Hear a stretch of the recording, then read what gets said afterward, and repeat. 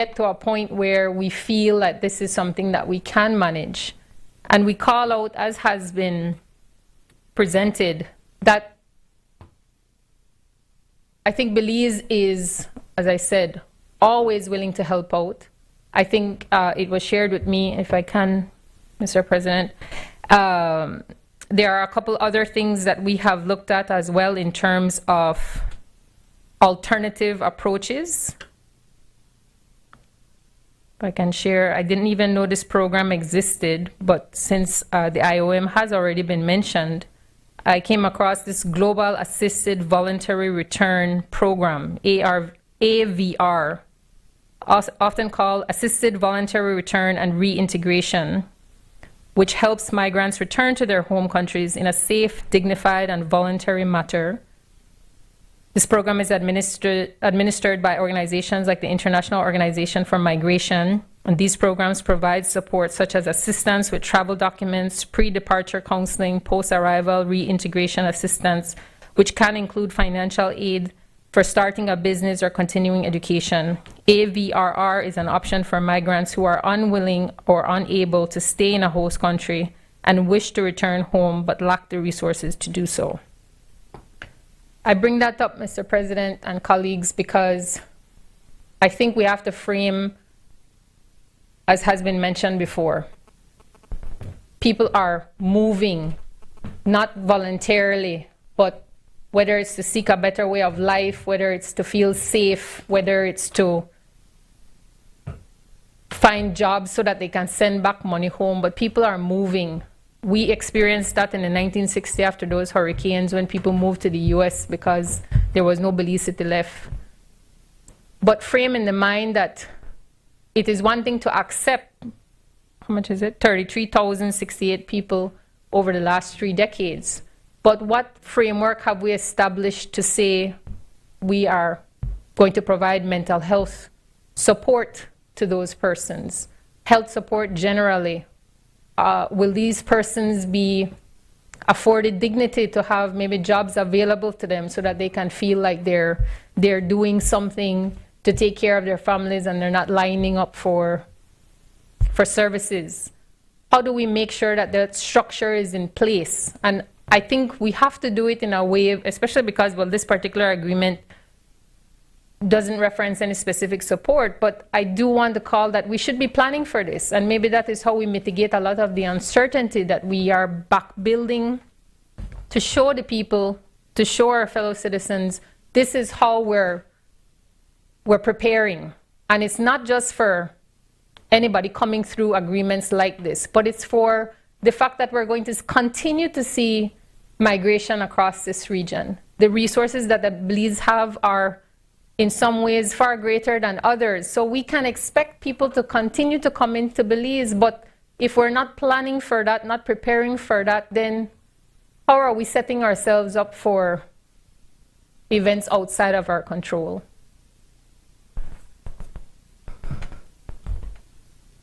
Because I stress, we had an opportunity. I understand that the negotiations were a long time coming, but we can still have those conversations now, Mr. President. We can still make sure that everybody knows, as has been said, why we're doing this, how we're going to do it, how we're going to answer, and that nobody feels that somehow this agreement is special. These 10 people will get all of this support, and then everybody else that's struggling. Because the hard part of this conversation, Mr. President, you go through some of the villages in this country that are primarily migrants that have come to Belize, Belizean children, and how are those communities being supported? Do they have literacy programs so that they can learn English as a second language? Do they have access to vocational training? How are we building those persons up to be the kind of citizens that we need in terms of our national development? How do we make sure that when we're accepting that we're building and we're investing in people to make sure that that is going to happen? And that is really the thrust of my presentation. How do we make sure that if it is that we're talking about 10 people, that Belize is preparing to make sure that anybody that comes here through these types of agreements, and I know that it's been referenced that we were pointed to other agreements like the Honduran agreement, but CDA Beamer did also share with us that agreements have been signed, but none have been implemented. So we may very well, depending on how fast we get our procedures going, if this is ratified, this might be the template for what to do or what not to do moving forward. But I do align with the earlier presentations that we have to be planning, we have to be making it from an informed position, because we're talking about people. And we have to make sure that we're factoring in the reality that sometimes, you know, you can't go back way or think, oh, oops, we made a mistake, and forget that there are people involved, there are emotions involved, there are families involved. How do we make sure that we are safeguarding ourselves to continue to play the humanitarian role we have always proudly, constructively embraced, while making sure that we are, like every other country is, defending our sovereignty? And I want to share, I had the privilege of being in a gallery in the UK, in the House of Commons, when the bill for the UK to sign their third-party agreement with Rwanda was being debated. And it was some of the same emotions, some of the same questions of what does this mean for humanitarian, being a humanitarian, and making sure that we were not sending people off. I don't even know if the plane took off that night, but it was like that sort of a debate where there was a plane already loaded and on the tarmac getting ready to leave. So how do we make sure that we're protecting ourselves? Because once they come here, somebody said it earlier, they will be ours. So how do we make sure that when we're receiving those persons, that we're ready to receive them, just as we would be when we're welcoming a loved one, to make sure they have their own space, they have their own room, they have the support, they have what they need to be what we need them to be as Belizeans. And we're talking about 10 today, but I don't know. It could be a larger number. So let's plan, and that's really the call. Can we plan? Why aren't we planning? Or if we are planning, can that be shared so that the rest of us can get on the same page and make sure that this is moving forward how we need to be moving forward?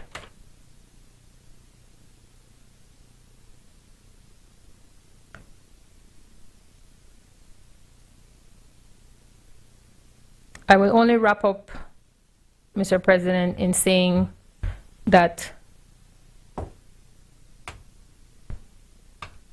we took the oath to uphold the Constitution, to serve as senators, to ask questions, and I would really hope that there would be lessons learned so that this parliamentary session, that all of us can be afforded the opportunity to be consulted, so that we can be engaged, so that we can be helpful in making sure that if this is in Belize's best interest, that we can be part of that. But that is the hope.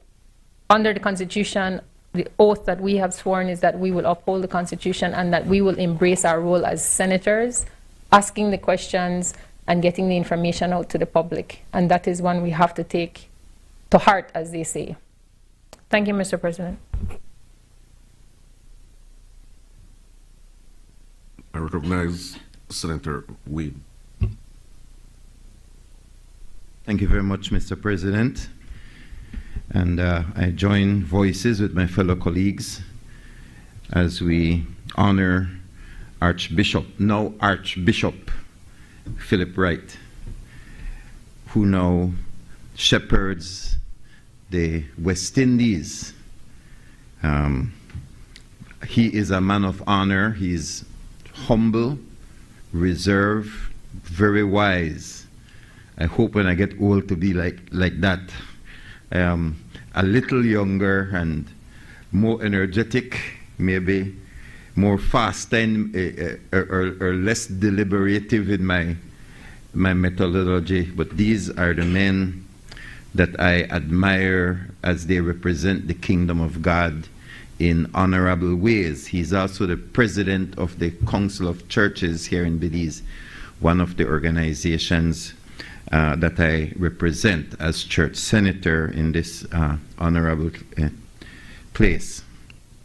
And I rise to support this agreement. And I do so because we must never forget that we legislate for and on behalf of the people of Belize, but in the best interests of all peoples, particularly those who, due to circumstances beyond their control, find themselves making decisions that they would not normally make, or that they didn't even believe they would have to make, and in places that they must be to take care of their families, to take care of their own lives, even though they would rather be home. I am not afraid or ashamed to state my support at the beginning of my comments rather than the end, or to speak in parables or both sides of an issue. I want to make it succinctly clear as representative of the church that we support. And the reason is because here in Belize, many churches, including the one that I represent, are a present help for people who find themselves out of their homes, away from friends, away from family, away from neighbors and systems that they know and understand, and have been forced to leave their country and enter another country that may love or hate them for whatever reason. And so the church is all over the world. We are a 2,000-year-old organization. We've seen it all. We've been present in it all. Sometimes the church makes good decisions, sometimes not. In wars and after wars, and in the mass migration of people. There is a passage of scripture which reminds us that in entertaining strangers, some have entertained angels unawares.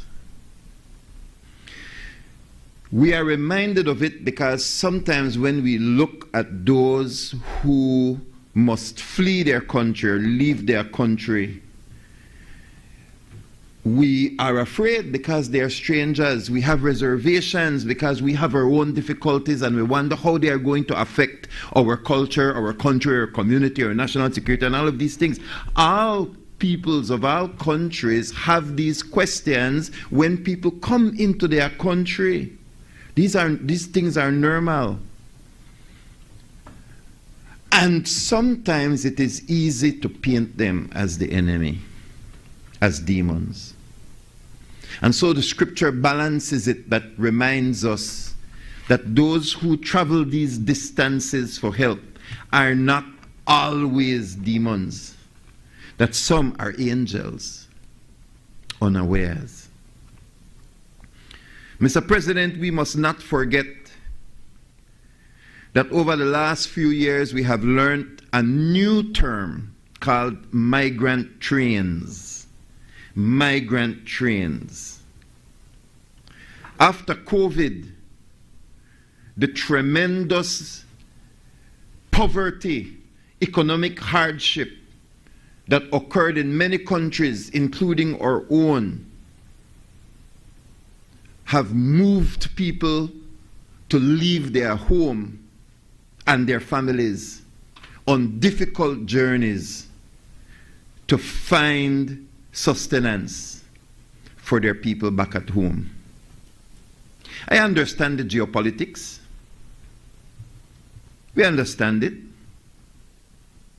We recognize that questions need to be answered and that our country needs to remain stable, even as we try to help and support other countries, whether they are rich or poor. All countries can be destabilized depending on the numbers of people that pour in through their borders. We recognize these geopolitical issues, but in the midst of it, the church must not take its eyes. Other people may afford to, but the church cannot take its eyes off the fact that we are dealing with people. With people. People that are moving. Most people prefer to be home to make a living and a life around systems and structures that they understand. And so, okay.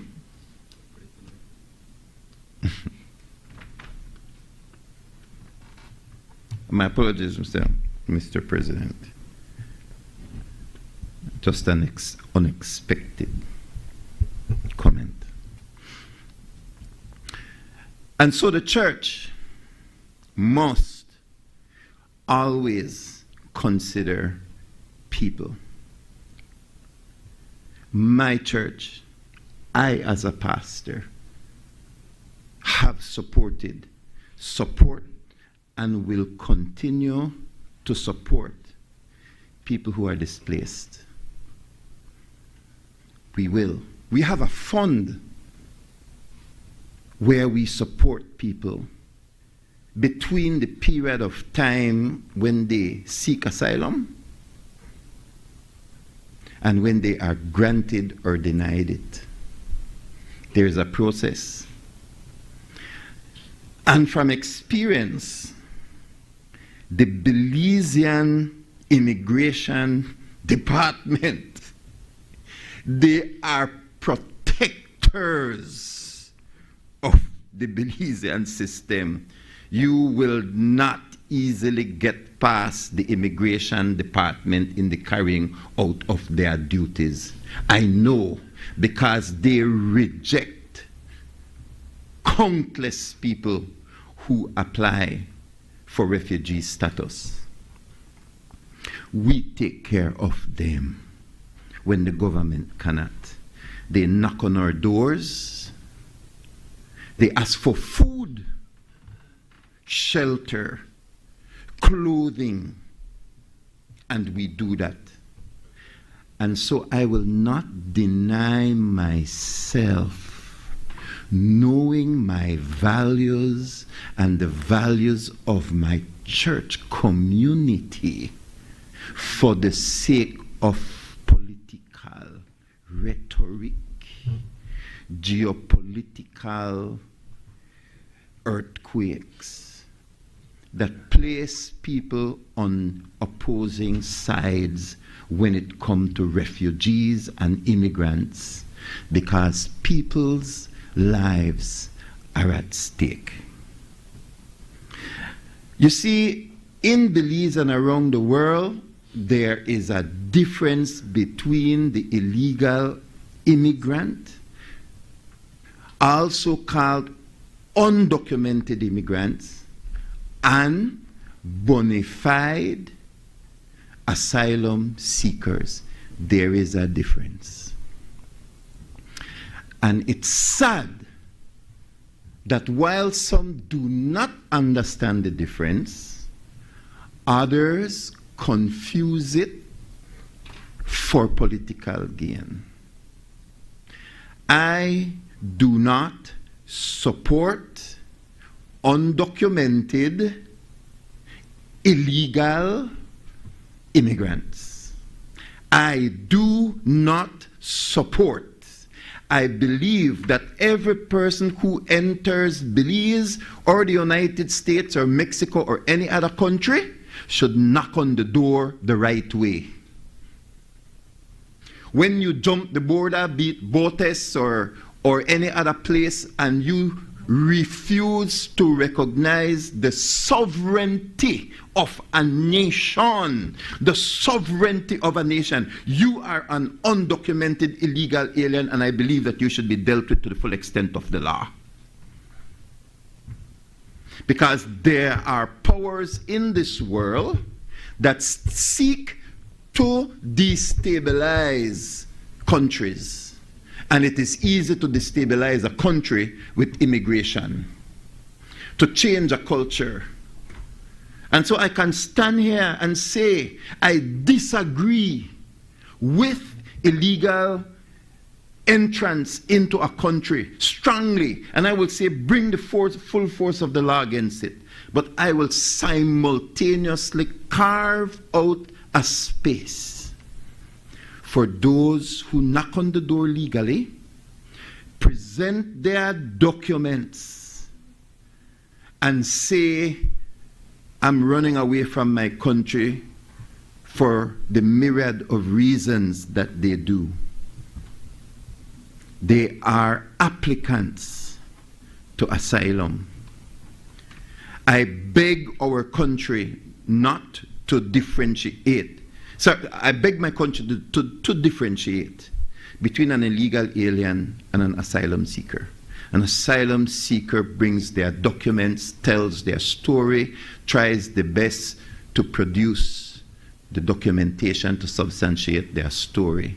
And they are processed and given an opportunity for their documents to be vetted, etc. I know the process. I live it as a pastor. Many pastors throughout the country, we do it because we care about people. Now there are those who come in the name of asylum seekers, but they do not qualify.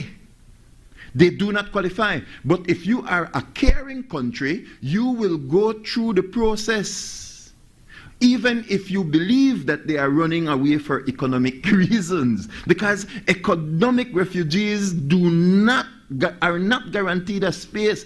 This is for people who are running away from their lives. For their lives. From their lives, they're running away from their lives, and they're running away for their lives.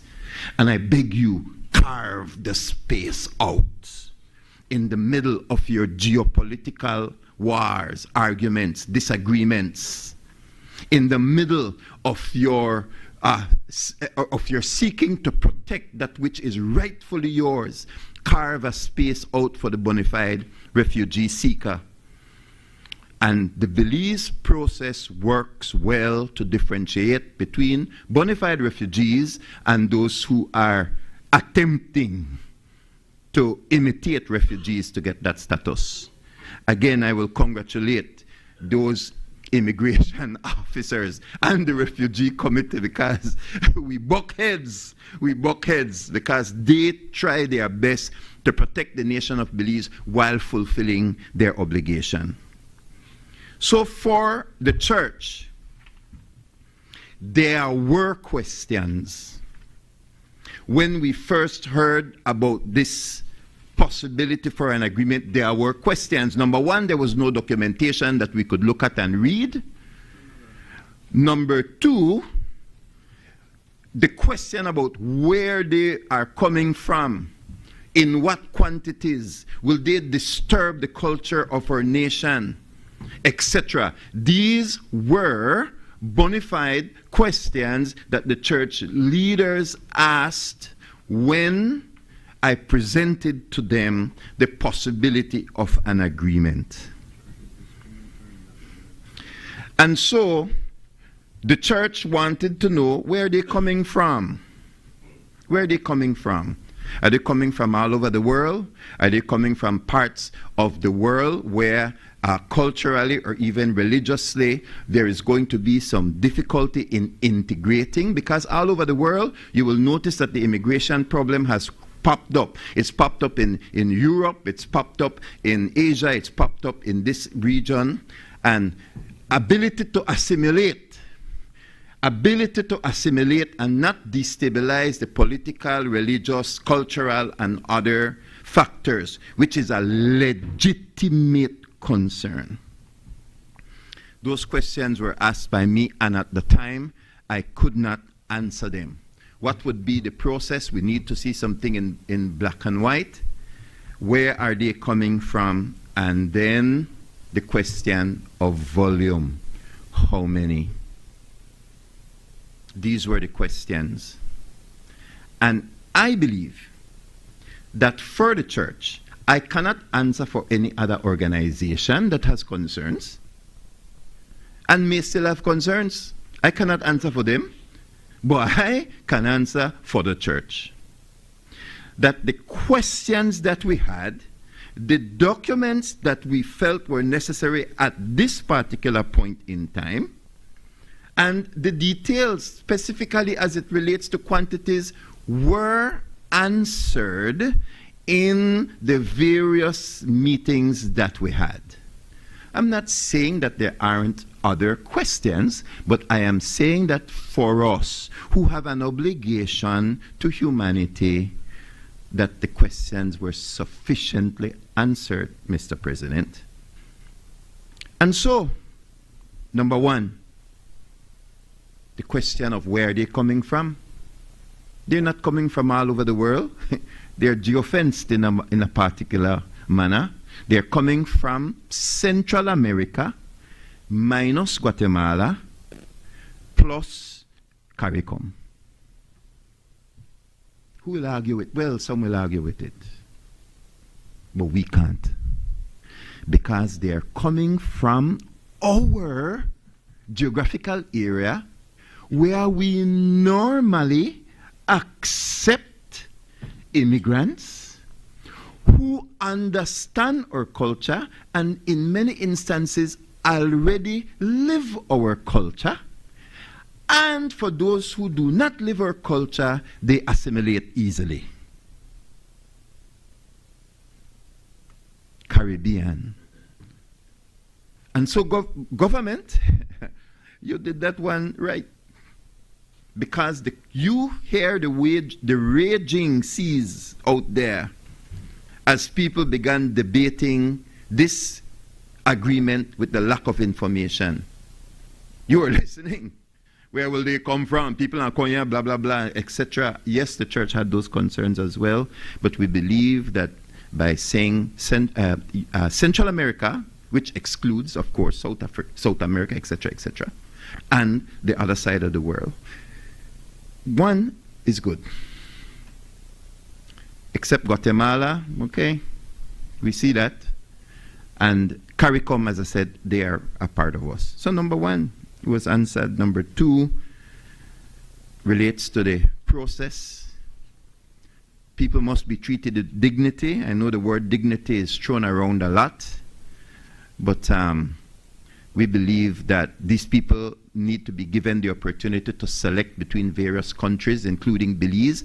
But I need to make it clear, first of all, that their first option is self-deportation. Because many of these people that are already in the United States, the numbers are about up to 15 million undocumented workers that America has to deal with right now. And if you go to my Facebook page, because I haven't shown any graphs, I posted a graph an hour ago that you could go and look at and see the immigration problem that the United States is now looking. Go see the data. They have to deal with up to 15 million. And so, when we take a look at the problem that America is having, can we be of assistance? Yes, depending on, one, they're given the opportunity to go back home. Many of them have gone back home and many are going back home. And then number two, can they make a choice to say, I would like to go to Belize or to go to this other place? So there is dignity. They're not just being thrown out of the country, but there are options that they can have. And the list is getting bigger of countries where they can go. If they cannot go back home or country, and several other countries are saying, okay, they can come here if they qualify. And then finally, the quantity. The quantity. When I heard it was 10 a year, For 2 years? That should have ended the debate, Mr. President. It should have. I imagine myself throwing up all the papers and all the questions that I had and with it just falling on the ground and said at 10 with the quarrel about. I imagine myself doing that, but I understand that being in the Senate and committee meetings, you really have to be careful of how you act, the decorum.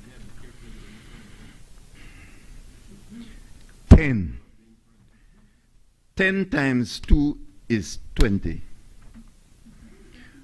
When I came out of the meeting, I began to pitch this idea to my colleagues. What do you think? It's all of the ones that were vehemently against the agreement, I've pitched it against them all. They go say, oh, it's 10? The same response that I had to the number, Mr. President, all of my people that I depend on to correct me when I'm wrong. You need those people in your life. They said it's only 10. Some of them say, I would do 50, I would do 100. I tell them, hey, hold on, I don't like those numbers. I can tell you, 100, I would be here telling you something different. Know that. But 10? Our country does not have the space for 10 families, individuals, to give them a new opportunity at life. And so I am satisfied. And I will say this, that the debate subsided nationally when the number was Mr. President, on a point of order. to the general public. What is the point of order? 36.1, content of the motion before this House. We are limited to speaking about the content of the motion in this House.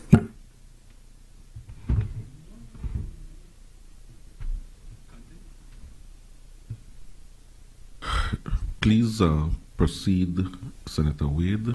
I note your point, Senator Denison.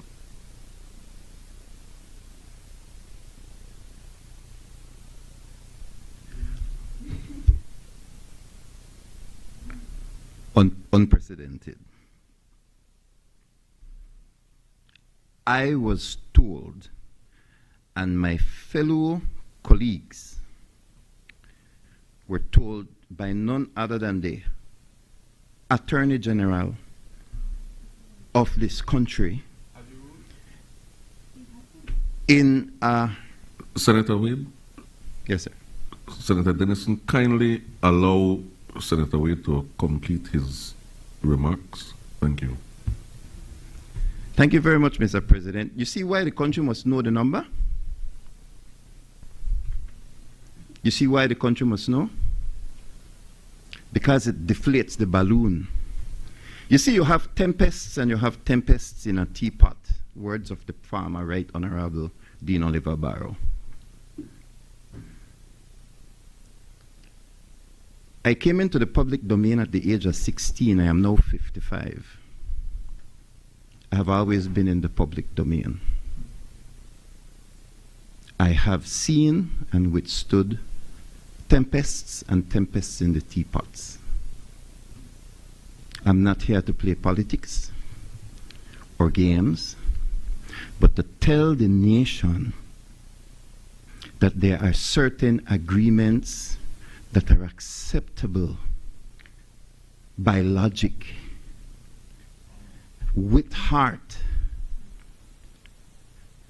that this agreement will allow up to 10 per year. I threw up my arms and I said, I believe the people of Belize can accept this. The church certainly does. And so, let me see. Dignity, yes. assimilatable? Yes. It is not the duty of the government to take care of refugee applicants and refugees. It is the duty of the citizenry. How do we know this? There are NGOs whose job it is to help. Also, the church, as I said, we provide food. And there are refugees that stamp that they are capable of working. And we find jobs for those who can. You see, the refugee struggles just like the Belizean citizen. Some of them will do well, some of them won't. Just like how Belizean citizens have to deal with the economy, refugees are the same way. And just as we help each other out, we also help bona fide refugees out. Now, for those who don't qualify, we send them home. Or if we believe that they can help to contribute to the nation of Belize, then we appeal to the government. We say, hey, can you please help this person, give them citizenship? Can you help in this way or that way when we see that they are assimilating? And so I close with this. We will continue to monitor the agreement, and we will continue to monitor how it is implemented. But I challenge the nation of Belize to let us open our arms, not to undocumented illegal aliens. We tell them, follow the process. But for those who follow the process and qualify, I encourage us to welcome them. My grandmother was a Honduran hunting for a nation. Belize became that nation, and so I am here. Thank you, Mr. President.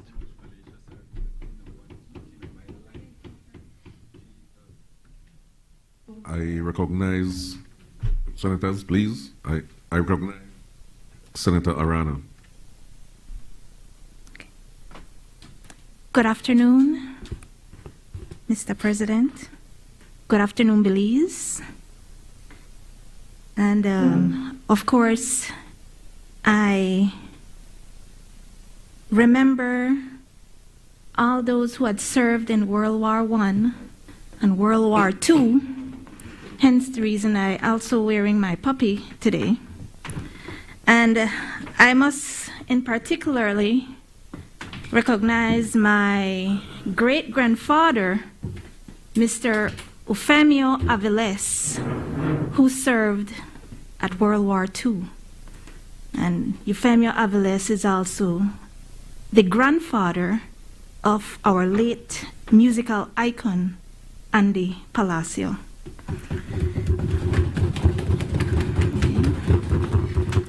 I also must say to my people, Biti Amidarug, good afternoon, permission to say that in Garifuna, and happy Garifuna Settlement Day in advance to all Garifuna people, all Garinago,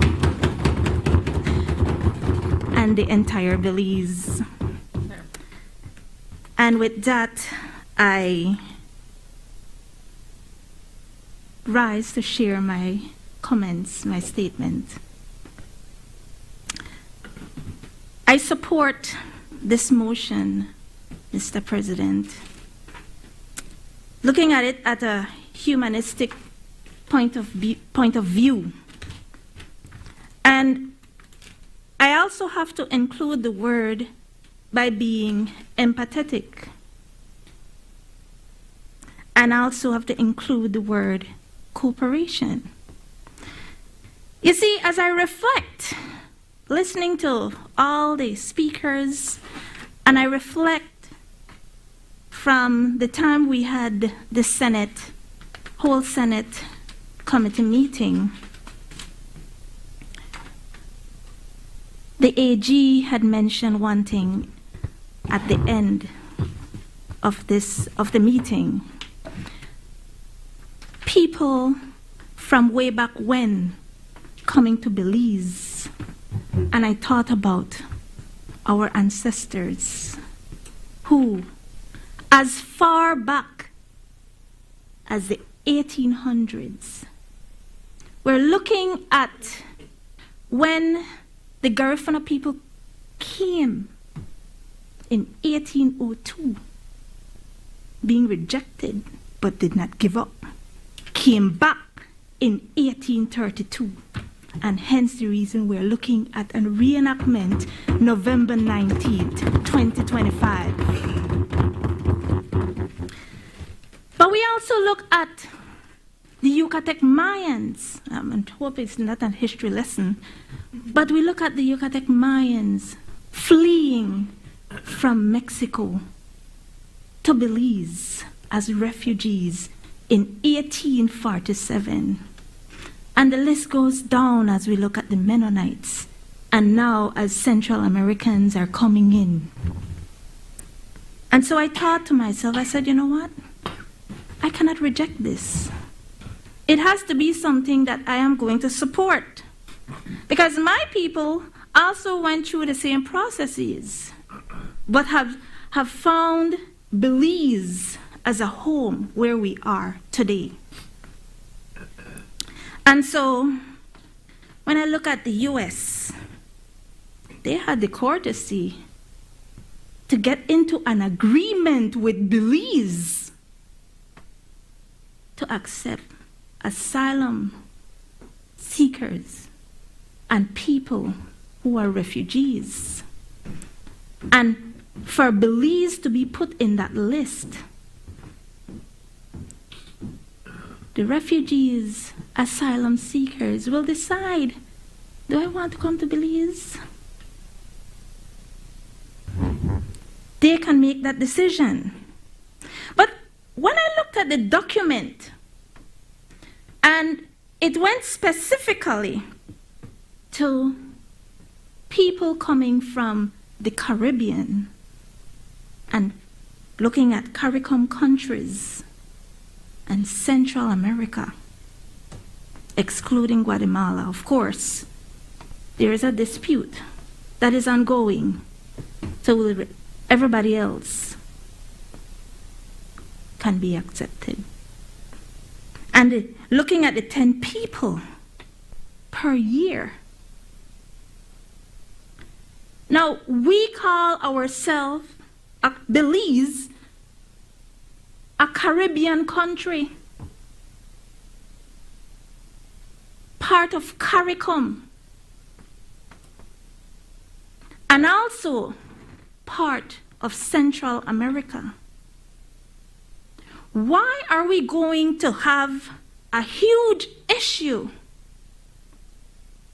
not accepting 10 people per year? Our own brothers and sisters of the Caribbean?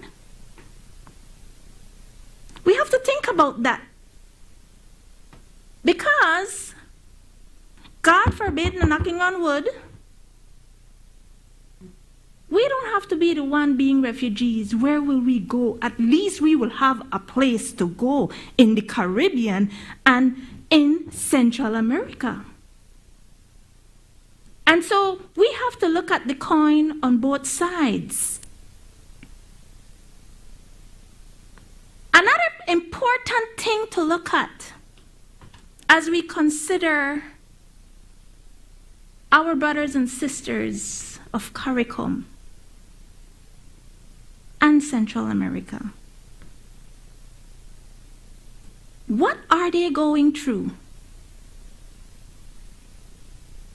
They are seeking a place where they can be safe, where there is peace. And I must say, Belize is still a safe place to be and as peaceful as it can be. Now, as I conclude, I believe anybody will want to choose this country for its serenity,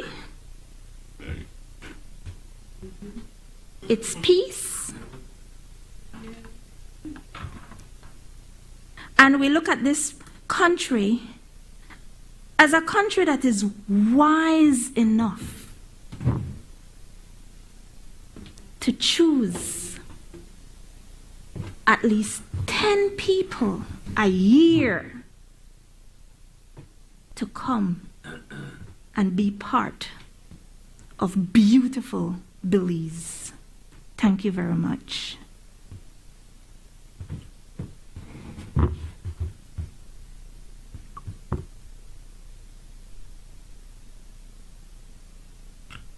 I recognize Senator Galvez.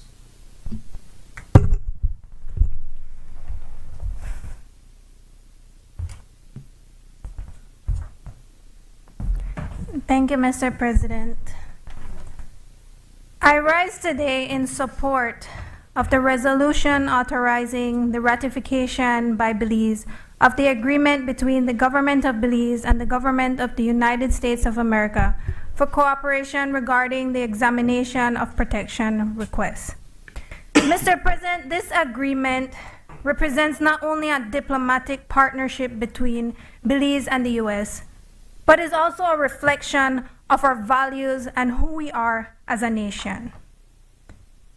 It's also fitting for me to think that as we observe Remembrance Day and pause to remember those who fought for freedom, that we also have this motion before us, because I reflect on how Belize, like many other countries, have been historically carved by people fleeing hardship, persecution, wars, and uncertainty in search of peace, much like those who one day may fall under this agreement. Belize also has long been recognized regionally as a leader in addressing migration and refugee challenges. Since our independence and in recent years, Belize has conducted several amnesty programs aimed at providing undocumented migrants in Belize with a clear path to legal status. And through this agreement, we are strengthening those values and reaffirming our commitment to the principles of migration and non-refoulement. The obligation not to return anyone to a place where they face persecution, but to offer them the opportunity to resettle and contribute to our national development. And to those who argue that this is not a Belize but a U.S. issue, the truth remains that whether one is the country of origin, the country of transit, or the country of refuge, the refugee crisis calls on all of us to uphold humanitarian values. And as a party to the 1951 UN Refugee Convention, this agreement does not impose, but it invites.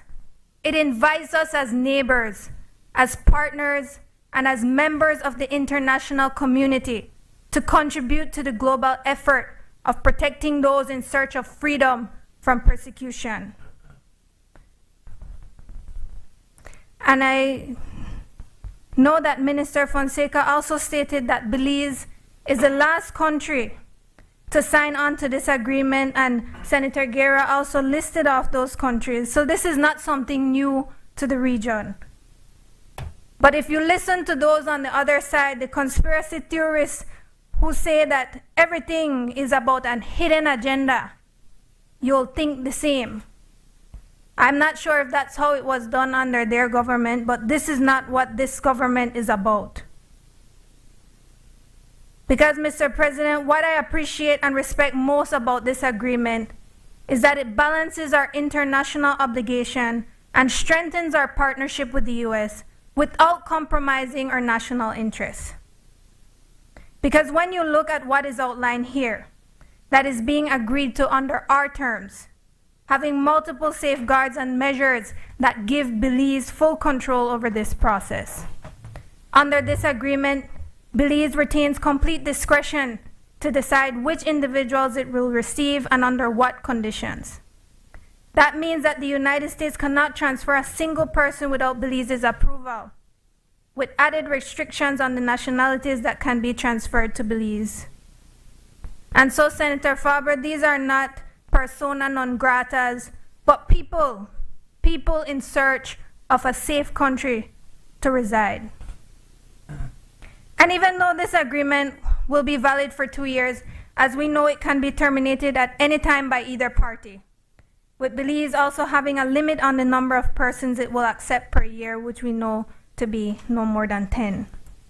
And even then, only those who have passed the background checks and met clear criteria, such as persons with skills valuable to our development, will be allowed to seek asylum in Belize. And I also heard Senator Zetina questioning about the signing of the agreement, and I'm not sure where he was when we had the Committee of the Whole Senate, because I know he was there, but that question was answered already by Ambassador Boland, that it is a standard procedure to sign the agreement before it comes before the Senate to be ratified, because signing the agreement is the start of the process for it to come before us. And Mr. President, one of the most encouraging aspects of this agreement is its potential to build Belize's capacity in migration and refugee response. Because at our government's request, the United States has committed to providing technical and financial assistance to help strengthen our local institutions, from training migration officers to strengthening our asylum systems. This support will not only help to manage this agreement, but will leave our institutions stronger, more coordinated, and better prepared in the event of future challenges.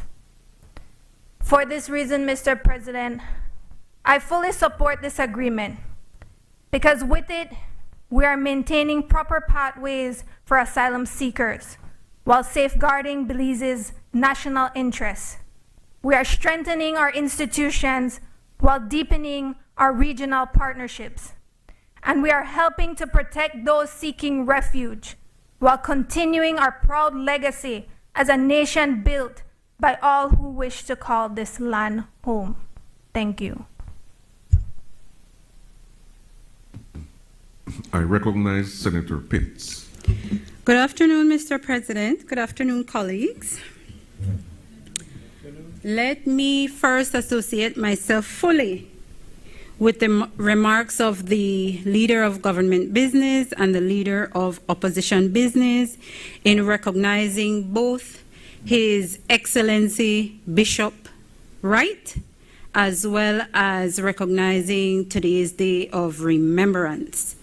And that I particularly join with because our landscape, one of our electoral divisions, is shaped by the memory of those of us in time past who lent their efforts to the war. Senator Galvez, that is the Mesopotamia division. I see you smiling, Senator Sylvester, I wonder. Mr. President, allow me.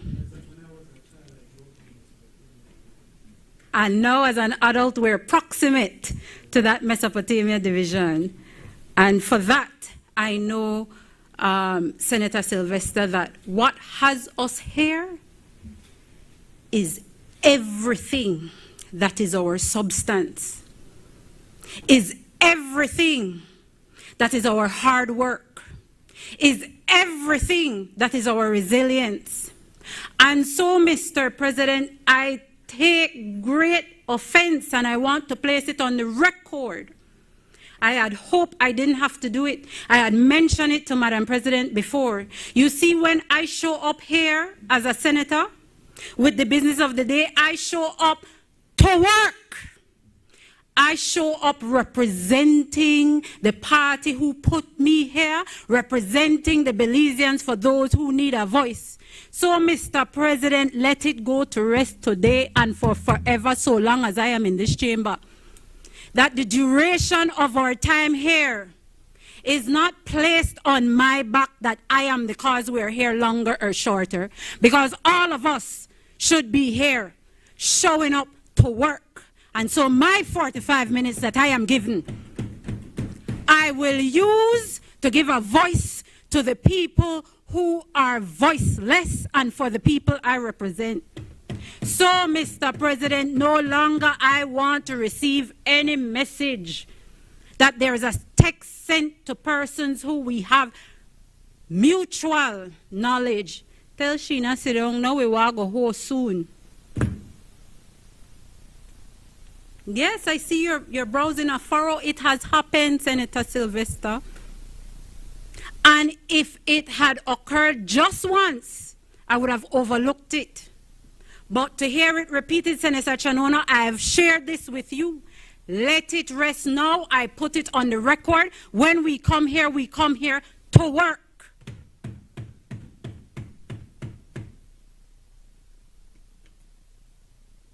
And there are those of you who this does not fall in your laps.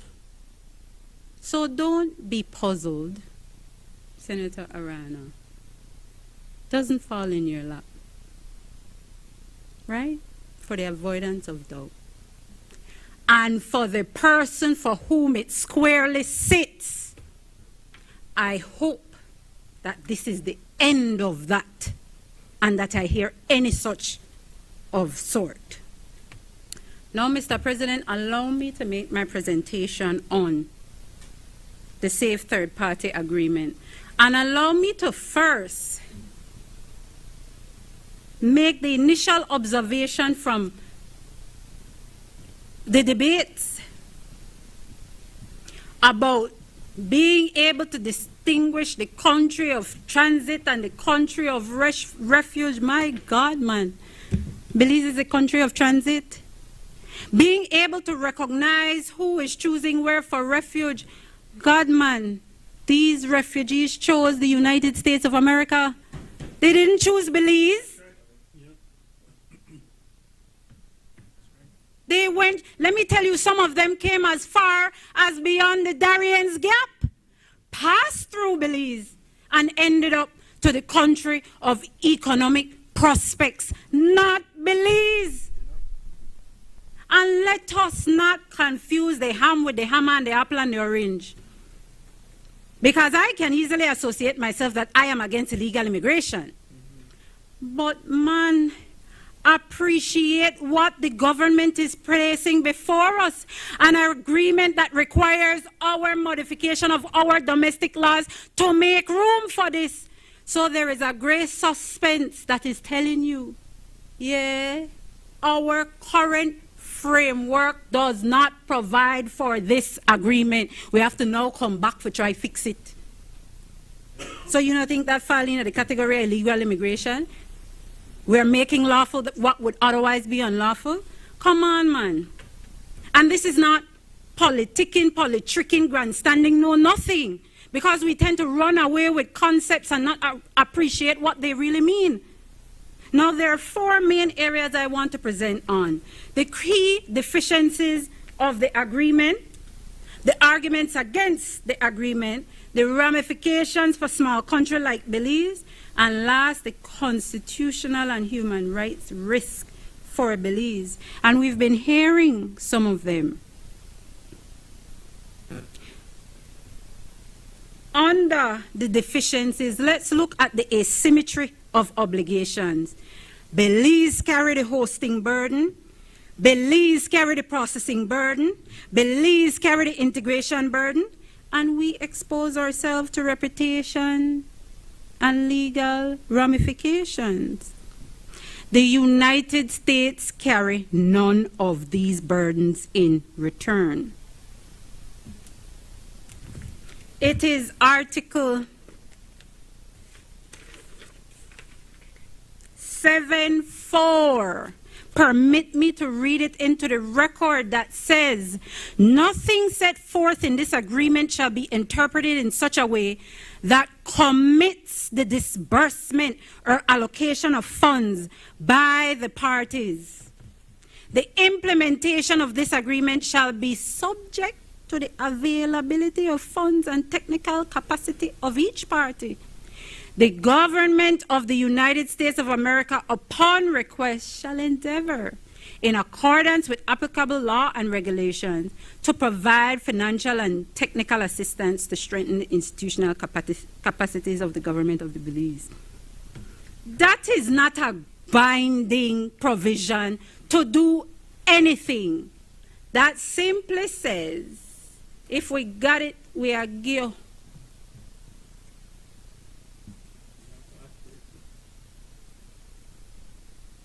We have to first absorb new costs, even if we don't get financial assistance.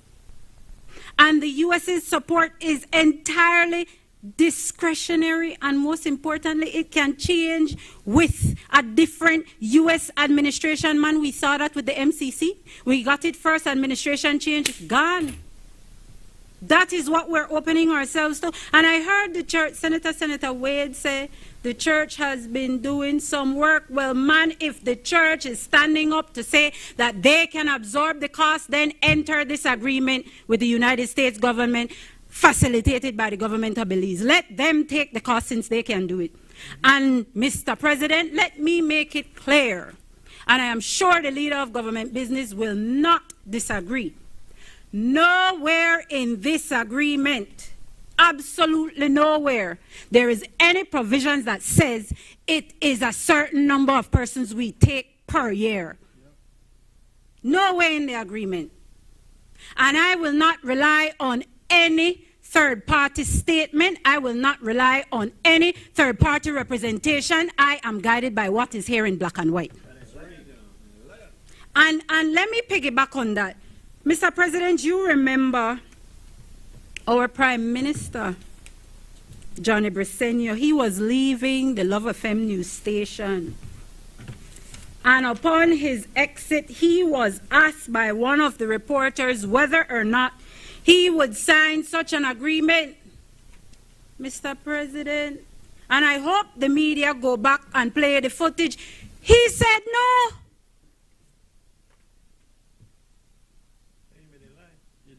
Your words, not mine. No, your words, not mine. I would say the truth does not reside in the bosom.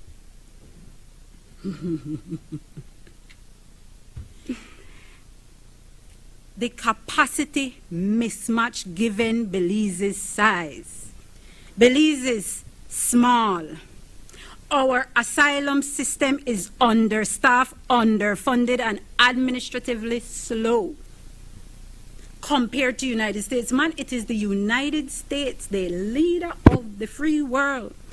Man, the only over here for we might they eat up and dead and they broke up, you know.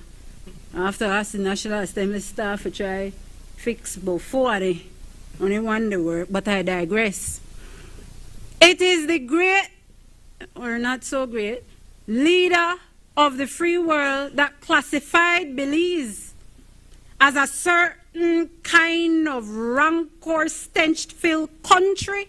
I don't want to accuse me on parliamentary language, but I sure want to remember that certain S word where it described it as, and that is same third world SH country it want put people on who did not choose Belize as the place for refuge.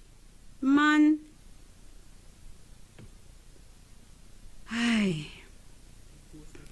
let's look at the inconsistency with the spirit of refugee protection. Refugee law presumes asylum seekers should be processed where they arrive or in the first country they transit willingly. My gosh, ladies and gentlemen, by that very principle of these international documents that we sign on, that is not the case here.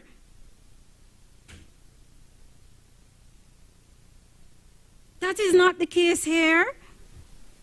And we've heard about the sovereignty concerns. And there is a so-called veto power to opt out of the agreement, that we retain the prerogative to say we no longer want to be bound by the agreement. That I can say I read. But what is the practical effect of a provision like that? Do we really have the prerogative and the freedom to say we opt out without any repercussions, without any pressures? We can't. We cannot. And if we proceed on the assumption that we can do so easily, it is because we are not understanding the landscape between the United States and its interaction with countries in this region, or the SH countries. Go as far back as the Monroe Doctrine, the corollary to the Monroe Doctrine, the big stick policy.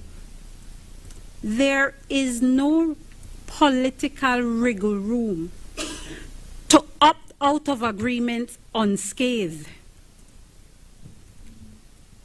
There is no long-term plan for integration.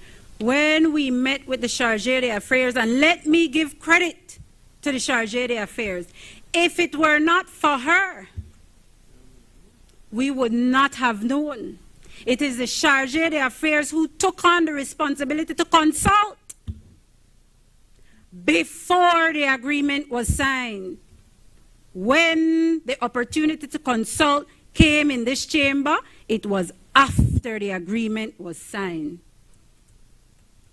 So I use this opportunity to thank the Chargé d'Affaires for reaching out and attempting consultation, mind you.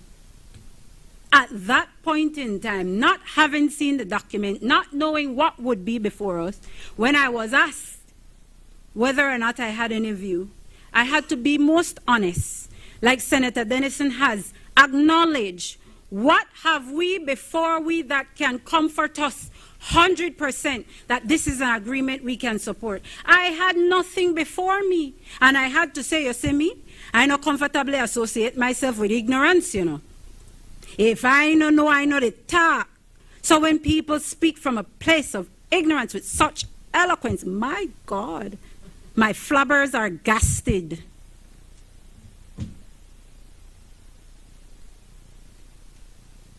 The Chargé of the Affairs said, it takes about 7 years to process one such application. There being no long-term integration plan, we can already see that we bear the burden through our domestic law, that we are saying, yes, send they are Belizean in 5 years, even before the asylum is processed. So, they want to be Belizean. And whether you want to hopscotch, whether the next league game, where you switch so and so, no matter what we want to do, the bottom line is, it is the responsibility of the government to meet the needs of its people. Senator Wade said that the Belizean, but how Belizean do it? Nobody pay tax. And what the government do with the tax? No use it for put back into the country. Someone make... I am not attacking anyone. This is a debate. This is a chamber for debate, and it is open and proper within the confines of debate for me to challenge what has been said before me.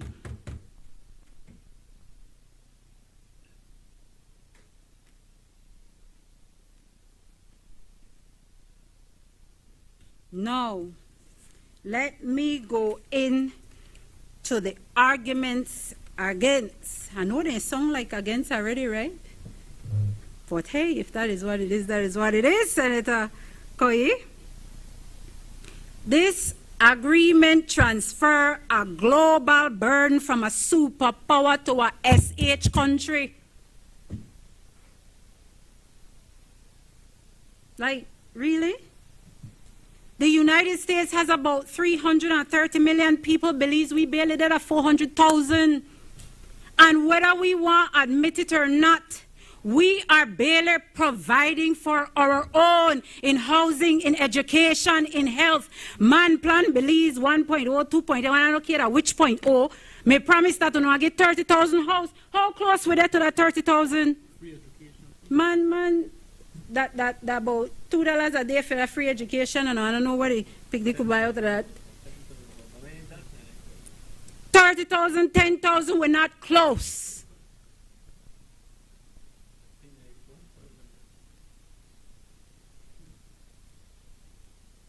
The U.S. boasts one of the world's largest economy. Man, Senator Kowe, I know you know. I know you know the reality about our economy. And I know you know the challenges we are yet to face in the year 2026. Man, the teachers, they still not getting good pay, you know.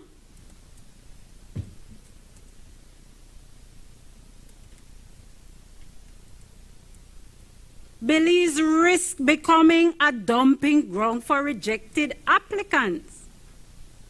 Even if the U.S. uses a vetting, the mechanism could be used to transfer difficult cases, high-need asylum seekers, individuals requiring long-term state support.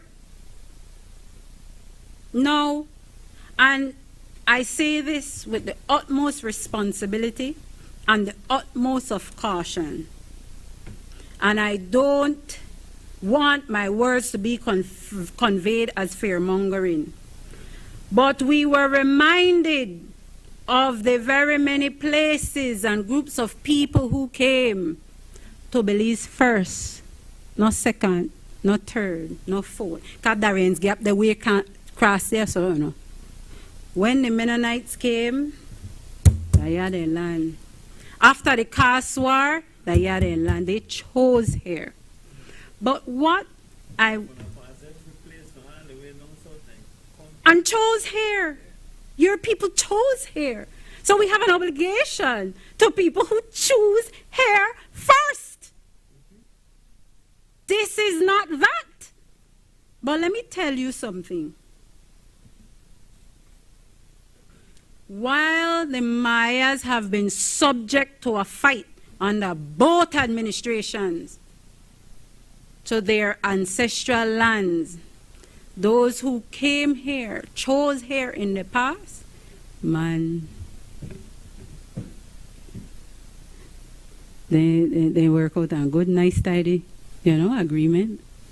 And I welcome my brothers and sisters, my fellow Belizeans from whatever nations.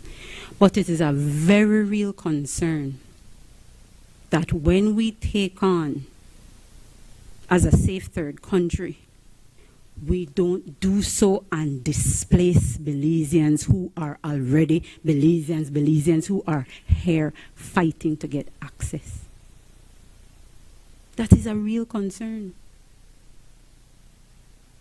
And we're catching it in the bud, not after, because what happened years ago already happened. I love my fellow Belizeans from north, south, east, and west. I have the opportunity now. I'm touring the country. I'll have you know. The campaign bid. I'm coming down south, my good Senator Arana. I hope you're going to lease a house for me, because that's what I like. And so I embrace all my fellow Belizeans. But when we can see from the inception a move that we are about to make can potentially displace, Senator Farber said, just one additional person burdens our pre-existing structure.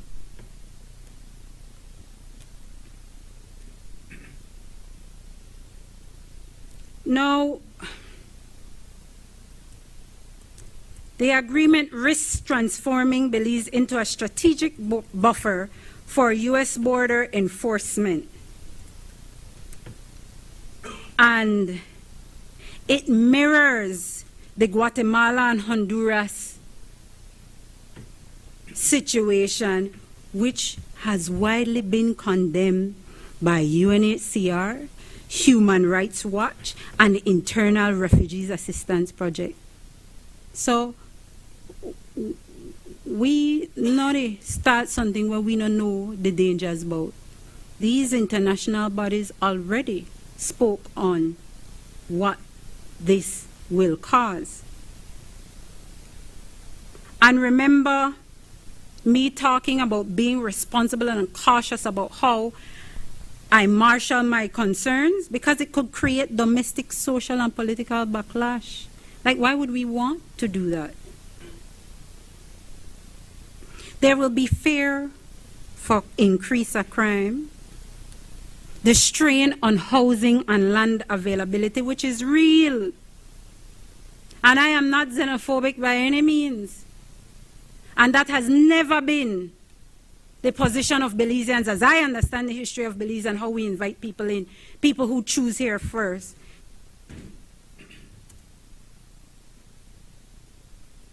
But what we have seen, I don't know if you're aware, Senator Arana, but there is a close correlation to how the refugee treatment translates into the polls. I'm not saying any further than that, because I'm hoping you understand what I'm saying. The ramifications for a small country like Belize, this will have a massive fiscal impact. Because until I am shown in black and white where we have signed and the Americans have signed on how many persons, mind you, let me tell you, Senator Arana, with the Chargé d'Affaires, questions were posed as to financial assistance, questions were posed as to number of people, questions were posed as to the timeline or whether or not this is a temporary situation. Questions were posed. And you know what is the resounding response? I don't know that yet. Can't tell her that. Not have that information. We haven't quite worked out the implementation framework. And I'm not making mockery of my dear lady, the Chargé d'Affaires. But I don't know that I, as a person, as a professional, could be comfortable knowing that I want to shove this spoon down your throat without knowing I got sugar behind for make you take this bitterness. Like, and it has been repeated many, many times. Oh, it is normally the practice to sign first and then we work out the details later. Senator Arana, I have decried that practice over and over. Bad practice does not make good law.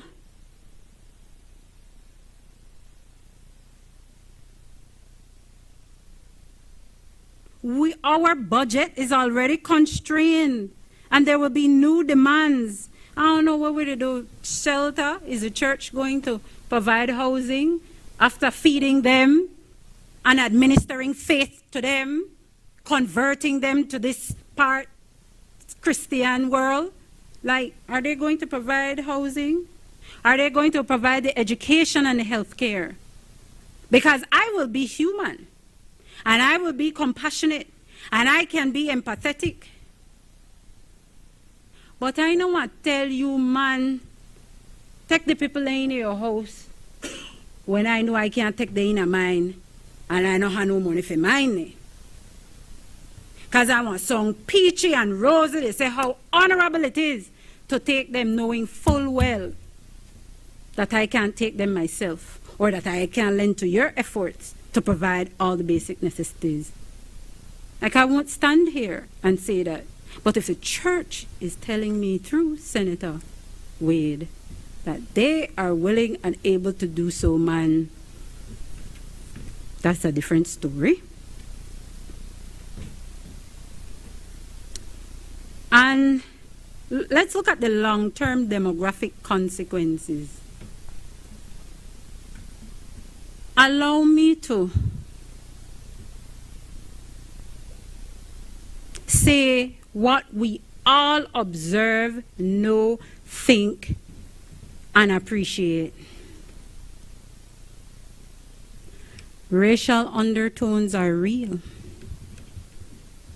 Saying that people will come from Central America, save Guatemala, and the Caribbean. We are not appreciating the constitutional ramifications of the selection process.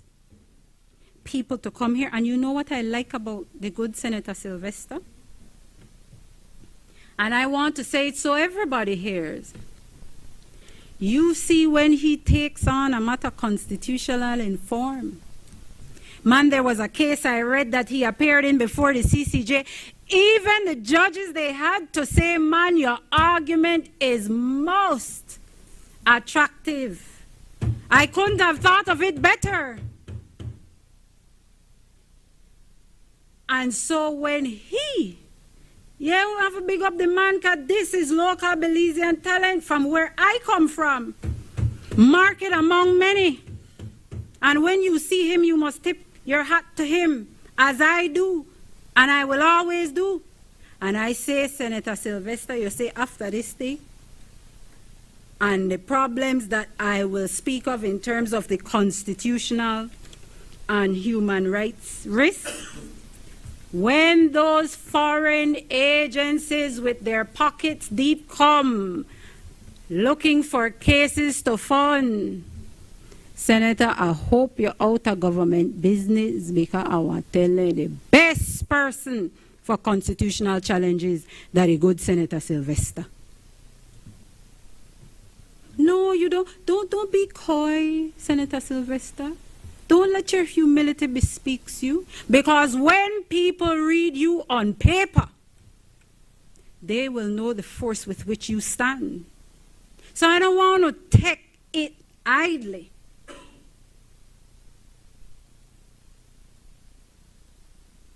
That there will be serious constitutional. Yeah, I need a.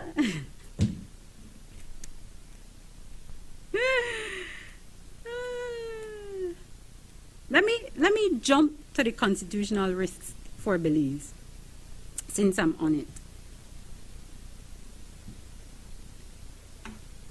We have constitutional protections of personal liberties. And you see, when people are here, it's our laws that are to be observed. And we have laws protecting arbitrary arrest and detention. Receiving transferees from the U.S. may require temporary detention processing. Are we able to handle that? It involves extended detention for security checks. This implementation framework that has not yet been worked out, what is it to say about that? Holding people in facilities could result in these challenges. And if we lack proper statutory safeguards, we begin to question the humaneness of these holding conditions. Remember when I talk about the demographics, the discrimination, Senator Sylvester, and unequal treatment. We are saying in this agreement that we're only accepting certain nationalities and we're excluding others based on racial, ethnic, or national origin, you know.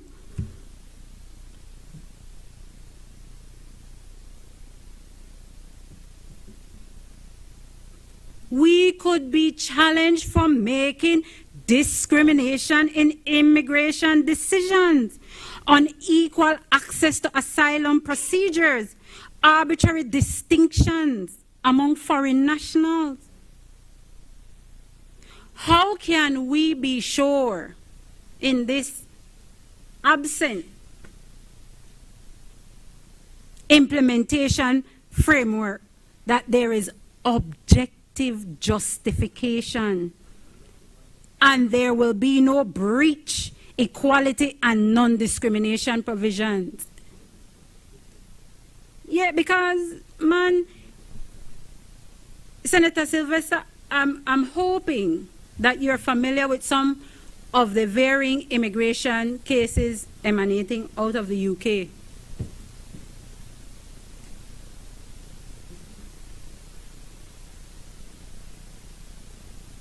I'm pleased. I know when you listen, I can also count on that you understand and not slow. No, I'm giving a compliment. Can I not do that? Yes. The procedural fairness and due process. Can we guarantee the fair hearing within a reasonable time? Can we guarantee access to legal representation? Matter of fact, we have immigration attorneys in this country. I mean, if this agreement call with money for immigration attorneys to train there, so please don't see it, right? Because I would like to provide services to ensure that there is dignity, to ensure that people are getting their fair access and equal protection. What about whether or not we have the appropriate number for interpretation services? Man, I remember one time doing a matter in the High Court and I may have struggled to find an interpreter.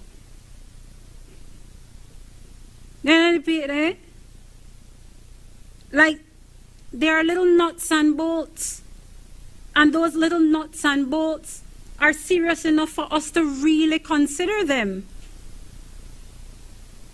What about right to appeal? I'm sure you will tell me, Senator Sylvester, that in our domestic landscape, should there be an adverse decision, that person is always open to go to the courts to challenge decisions.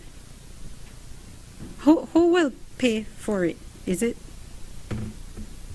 the Belizean taxpayers or the government, which I've established before are one and the same? But who does? And this is serious.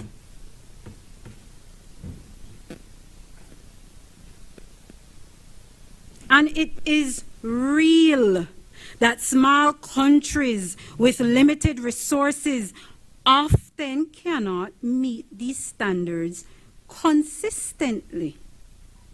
I'm not beating up my country, no. I said they're consistently. And I would not want failure to do so amongst a violation, a protracted legal case, and then only after that we try to fix it.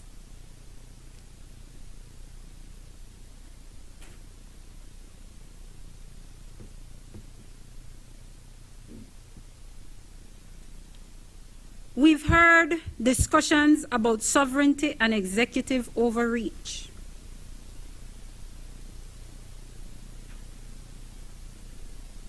What happens when we, or I should say if we become unable to refuse transfers due to diplomatic pressures?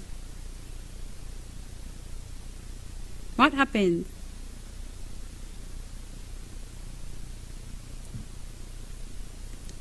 Let me move to the human rights risk. Because the agreement creates substantial human rights exposure. Because Belize, the citizen and the government, assumes the responsibility for the safety, welfare, and legal rights of people who never intended to seek asylum here. You hear what I said? They never intended to seek asylum here. Belize is not their country of first choice. And you know, I did a quick search. I wanted to find out how many countries signed this agreement. What were the considerations? What were the discussions? And no matter the search engine, I was met with diplomatic bureaucracy that could not disclose. But what I was able to discern, right? They don't tell you, they're there for your say. What I was able to discern, you see a country like Mexico, that strong, powerful female president, woman power, Senator Coy. She rejected the Safe Third Country Agreement. Instead, what she was able to do is an alternative to receive support from migration control measures.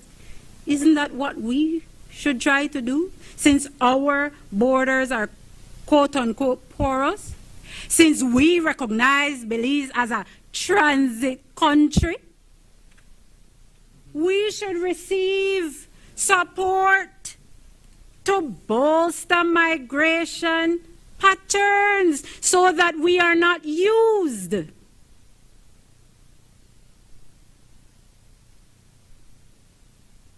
In terms of this burden sharing, Hungary refused it outright. Hungary said there is no burden sharing, we are not interested.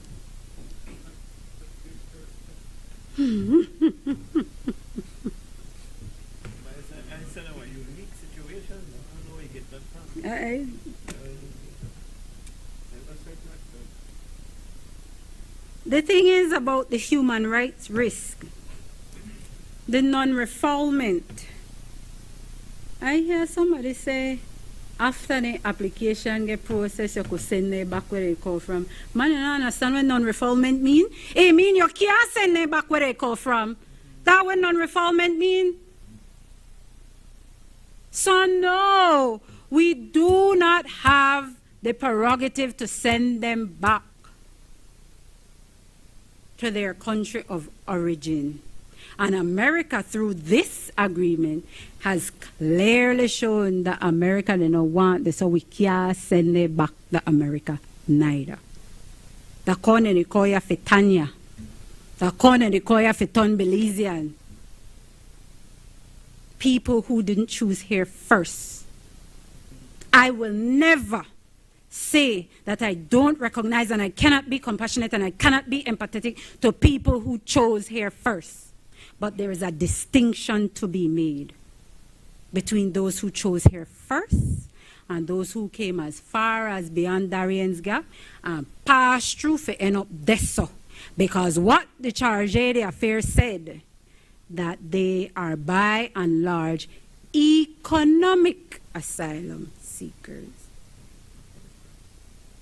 And so for we Lili SH country, we barely could meet provisions for our 400,000 people. You and me be invited into your logic that they people choose? No man, the America, that what they call themselves? The land of the free and the home of the brave? Where people can become millionaires overnight? Where you can get rich quick? And you don't know who get rich quick that believes. Then there's God. With the shape up a regulatory framework, but it can't wash so easy. I'd just like to remind you have 5 minutes remaining on your time. Thank you, Mr. President.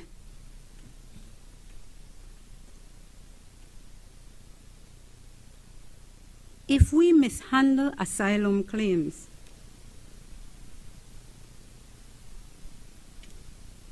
if we attempt to deport somebody improperly. Mind you, when you look at the statistics coming out of the Immigration Department,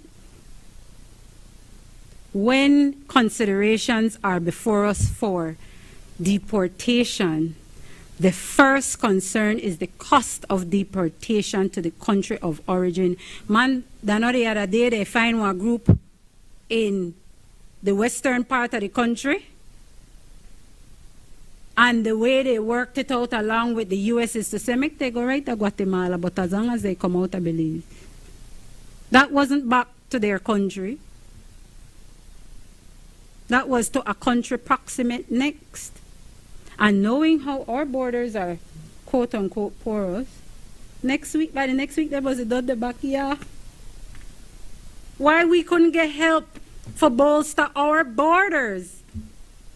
Why we couldn't get help for ensure that we are not an easy transit point? Why not look at an alternative like Mexico did for migration control measures? The failure to provide adequate reception conditions, exposure to claims of arbitrary detention. Well, in the agreement, I would have said threat to the best interest of the child, but the agreement specifically provides that there will be no transfer of minors. So that is not a consideration. Unaccompanied minors, it's unaccompanied, indeed. And we don't know in what form it could come. But they will come. We just know that it won't be unaccompanied. The lack of access to legal aid and representation. What about long-term statelessness risk? You have said, Senator Wade, you are against illegal, undocumented immigrants. When they come here, they are illegal. They will be undocumented. They will be stateless until our domestic laws applies to them and they become Belizean. Until we in the same chamber amend our domestic laws to make space for the reception of them. So I would like to conclude, Mr. President, that the pushback I have with this agreement is because together with it, there is no implementation framework as was conceded by the Chargé d'Affaires. My pushback against this agreement is the fact that we do not adequately provide for our own, and we are extending provision for others. Then I said, take care of those home first. My pushback against this agreement is the spin-off consequences and ramifications that we could face as a nation, because there are lots of third-party bodies who their business is garnering funds to challenge the undermining of the rule of law in countries. And none of us, I hope, can ever say that we do not subscribe to the rule of law.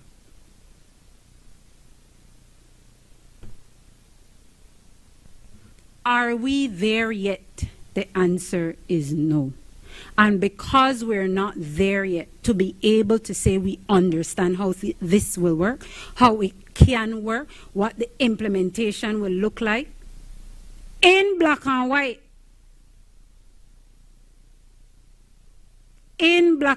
so that we can rely on it, it leaves me with no other conclusion that at this time, I cannot support this agreement. And I alert to you, Mr. President, that when these debates are concluded, because I know you have to finish, you have to join Senator Cowie and you will close. I'm signaling for a division. Thank you.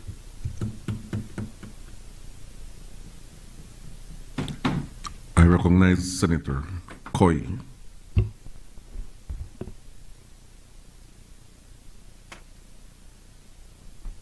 Thank you.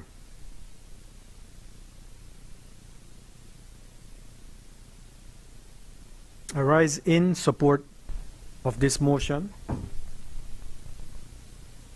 And I have but a few comments to make. But I have to start off by saying, with the negativity from across the aisle, it's not surprising that we, as a country, as an economy, suffered. We suffered over a decade of economic stagnancy, economic lethargy. The negativity does not engender any confidence in our country, in investing in our country, in being in our country. Thankfully, we no longer exist or serve under that past administration. We have an administration here that is filled with optimism, filled with positivity, and looks forward to a continued path of economic expansion and growth. Belize, as a country, as an economy, has benefited from this approach. We have an experience now where we approach, or in fact are, at very high levels of employment, very low levels of unemployment. We are at a point where, in fact, we need more people in Belize. We have jobs, we have created jobs, but we need more labor in this country. Establishing a path for refugees is something that we have done time and time again, whether political or economic refugees. Our Refugees legislation, our Refugees Act, emerges essentially from the conventions on the status of refugees. And when we look at that convention, I have to take a step back and recognize and join my senator colleagues in recognizing and acknowledging the two things. First, yes, I'm congratulating His Grace, Archbishop Philip Wright, but also recognizing Remembrance Day and the reason why we wear these poppies. I think Senator Farber spoke about quite eloquently on remembrance, and lest we forget. I remember that phrase, lest we forget. Lest we forget where this convention on the status of refugees came about. It came about on the aftermath of World War II. We remember those that have fought, those that have fallen in those world wars, in wars. And what they fought for, we remember that. But how quickly are we forgetting what was the aftermath of that world war? The millions displaced, and the reason for this convention on the status of refugees. In 1951, 6 years later, the UN Human Commission on Refugees was established even before the convention, with specifically that purpose. The convention is to address that challenge, those that have been politically persecuted. And the protocols and the further treaties that have followed from that have broadened, have developed that refugee convention, that treaty. What we have here today is a progression on that. What we have here today arises from an experience of another country, the United States of America. And yes, we are witness on television and otherwise as to what has transpired over the past several years in the USA concerning refugees. And whatever their experience is, that does not oblige us, or that does not entitle us to avoid our own obligations, our own duties. We have our obligations under the Convention on the Status of Refugees. That convention is incorporated into our law under that same Refugees Act. And that convention and that legislation and our constitution lays out, sets forth who we are, the people who we are, and what we stand for. We can look to the preamble to our Constitution to appreciate who the people of Belize and what the people of Belize are about. But we can also look at that same convention and get a little appreciation on the status of refugees and why we have signed on to those obligations and why we have signed on to this agreement. In its own preamble, it speaks to that the grant of asylum may place unduly heavy burdens on certain countries, and that a satisfactory solution of a problem of which the United Nations has recognized the international scope and nature cannot therefore be achieved without international cooperation. International cooperation. That is what this bilateral agreement represents.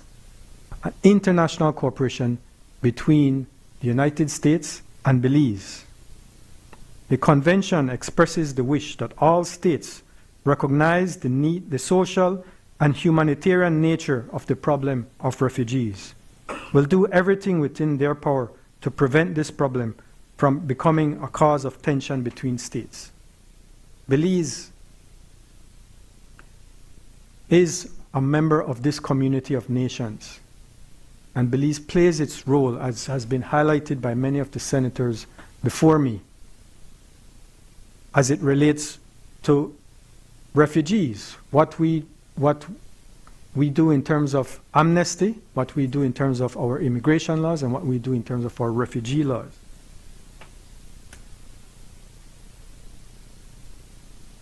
This bilateral agreement is 7 pages long. It has 7 articles. We've spent the better part of the day discussing this 7-page document. I can read it. I have 45 minutes. I could read the whole document within that 45 minutes. Because, as Senator Wade has said, this is what has been spoken about here today is no more than a tempest in a teapot. Sensational political rhetoric. Alarmism.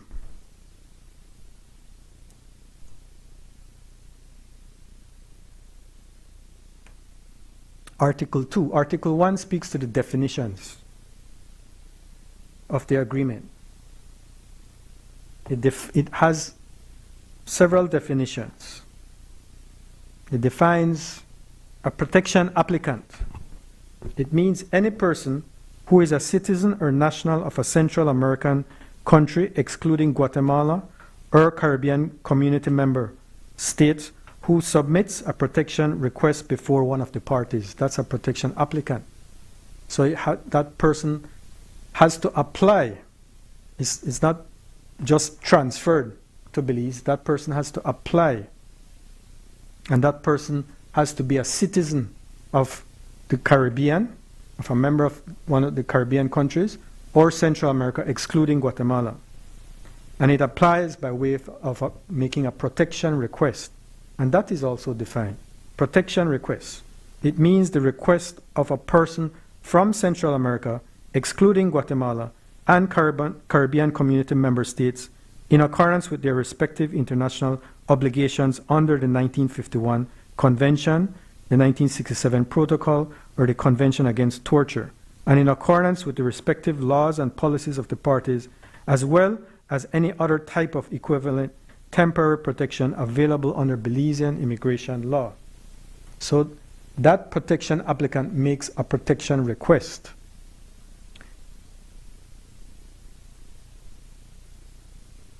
A further definition here is the protection determination system. That means the set of laws, policies, and administrative and judicial practices that each party uses to make a decision on the protection requests. Now we continue to Article 2. Paragraph 1. The government of the United States of America, in furtherance of the mutually beneficial cooperation between the parties and in its complete discretion, may propose to the government of Belize the transfer of protection applicants. Propose. It doesn't dictate, it proposes, it may propose. Paragraph 2. The government of Belize shall consider accepting in its complete discretion, in whole or in part, the transfer of protection applicants proposed by the government of the United States of America in accordance with this agreement. The government of Belize may consider, among other factors, the professional skills or criminal history of an individual proposed for transfer. That paragraph lays out the various conditions. 1, the government of Belize, in its complete discretion, it can decide yes or no. Consider, in its complete discretion, it considers whether to accept or not the transfer of a protection applicant. And a protection applicant is someone who has applied to Belize. Whether he had gone to the U.S. as his first choice, the fact of the matter is he applied to come to Belize. He was not directed or mandated to come to Belize. He applied to come to Belize. Proposed by the government of the United States. And the government of Belize, in its consideration, will look at various factors, of which the criminal history is an express factor for consideration, as well as the professional skills is an express factor for consideration. So there is already laid out a process in which the government of Belize has a discretion as to whether or not to accept an applicant who wants to come to Belize.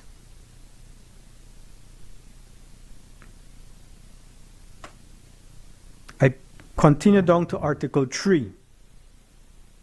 Both parties' actions under this agreement shall be in accordance with their obligations under the 1951 Convention, the 1967 Protocol, the Convention Against Torture, and any other respective international obligations, national constitutions, including the Constitution of Belize, laws, regulation, and immigration and visa policies of the parties, including consideration by the government of Belize of requests by protection applicants for asylum, refugee protection, or equivalent temporary protection. It is not speaking about detention, it is speaking about a voluntary application by a protection applicant. And in all that process, it must abide by international obligations and domestic laws, including the laws of Belize, Belize's constitution, as well as the laws of the United States. And I refer to the laws of the United States because it speaks to the process and the involvement of these bilateral agreements. So the U.S.'s International Immigration and Nationality Act provides that any alien who is physically present in the U.S. or who arrives in the U.S., whether or not at a designated port of arrival, may apply for asylum. This paragraph is disapplied in certain events. And one of those events is that paragraph shall not apply to an alien if the Attorney General determines that the alien may be removed pursuant to a bilateral or multilateral agreement to a country other than the country of the alien's nationality, in which 1. The alien's life or freedom would not be threatened on account of race, religion, nationality, membership in a particular social group, or political opinion.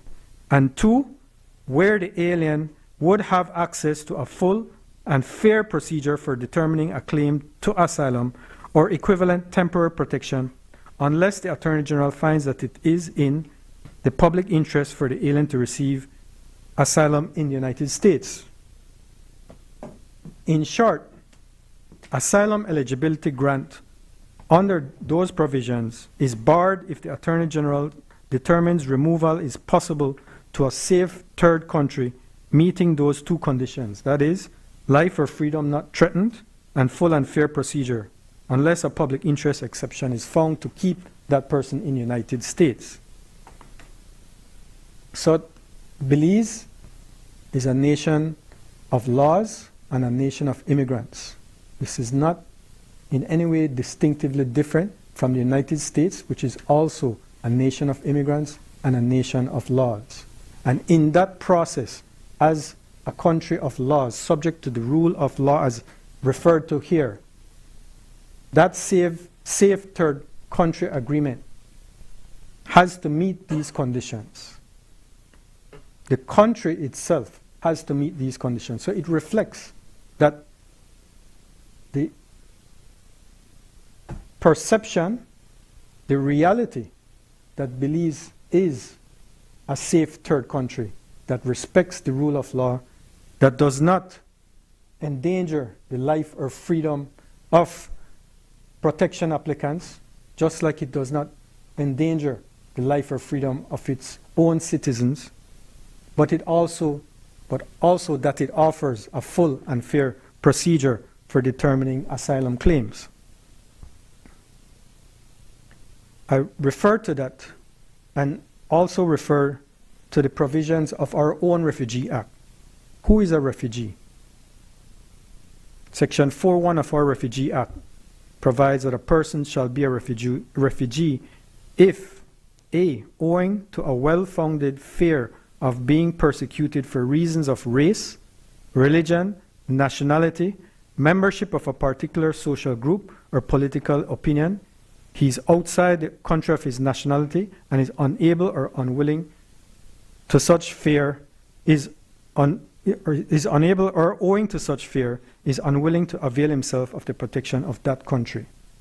That is a refugee. That is not in any way dissimilar to what is the treatment of aliens/refugees in the United States and under the Convention on Refugees. So we have that similarity in our laws. We have that treatment of, for want of a better word, political refugees. Refugees that are in fear of persecution by their government. We have the mechanism in our law for evaluation and assessment of asylum seekers, political asylum seekers. That is a mechanism that is spoken to, that is referred to in this third safe country agreement. But when we look at this third safe country agreement, what we get to appreciate when you understand the U.S. law a little better is that this third safe country agreement has to comply with the laws of the United States itself. And in those laws of the United States, they in large part mirror what are in our own refugee laws. So what we are looking at is the cooperation, that international cooperation, that is our objective, along with many members of the community of nations, that international cooperation to provide social and humanitarian care and rights. So when looking at this safe third country agreement then, what we are looking at is, in effect, a sharing of our values, a sharing of values between the United States and Belize. Article 4 speaks to exchange of information for the effective implementation of this agreement. Article 5 continues to ensure that protection applicants transferred to Belize by United States of America have access to a protection determination system, the government of Belize agrees not to return any person transferred to Belize by the government of the United States of America to their home country or country of former habitual residence until a final decision has been made regarding any protection request made to the government of Belize. So that takes us back to the process. What is that process?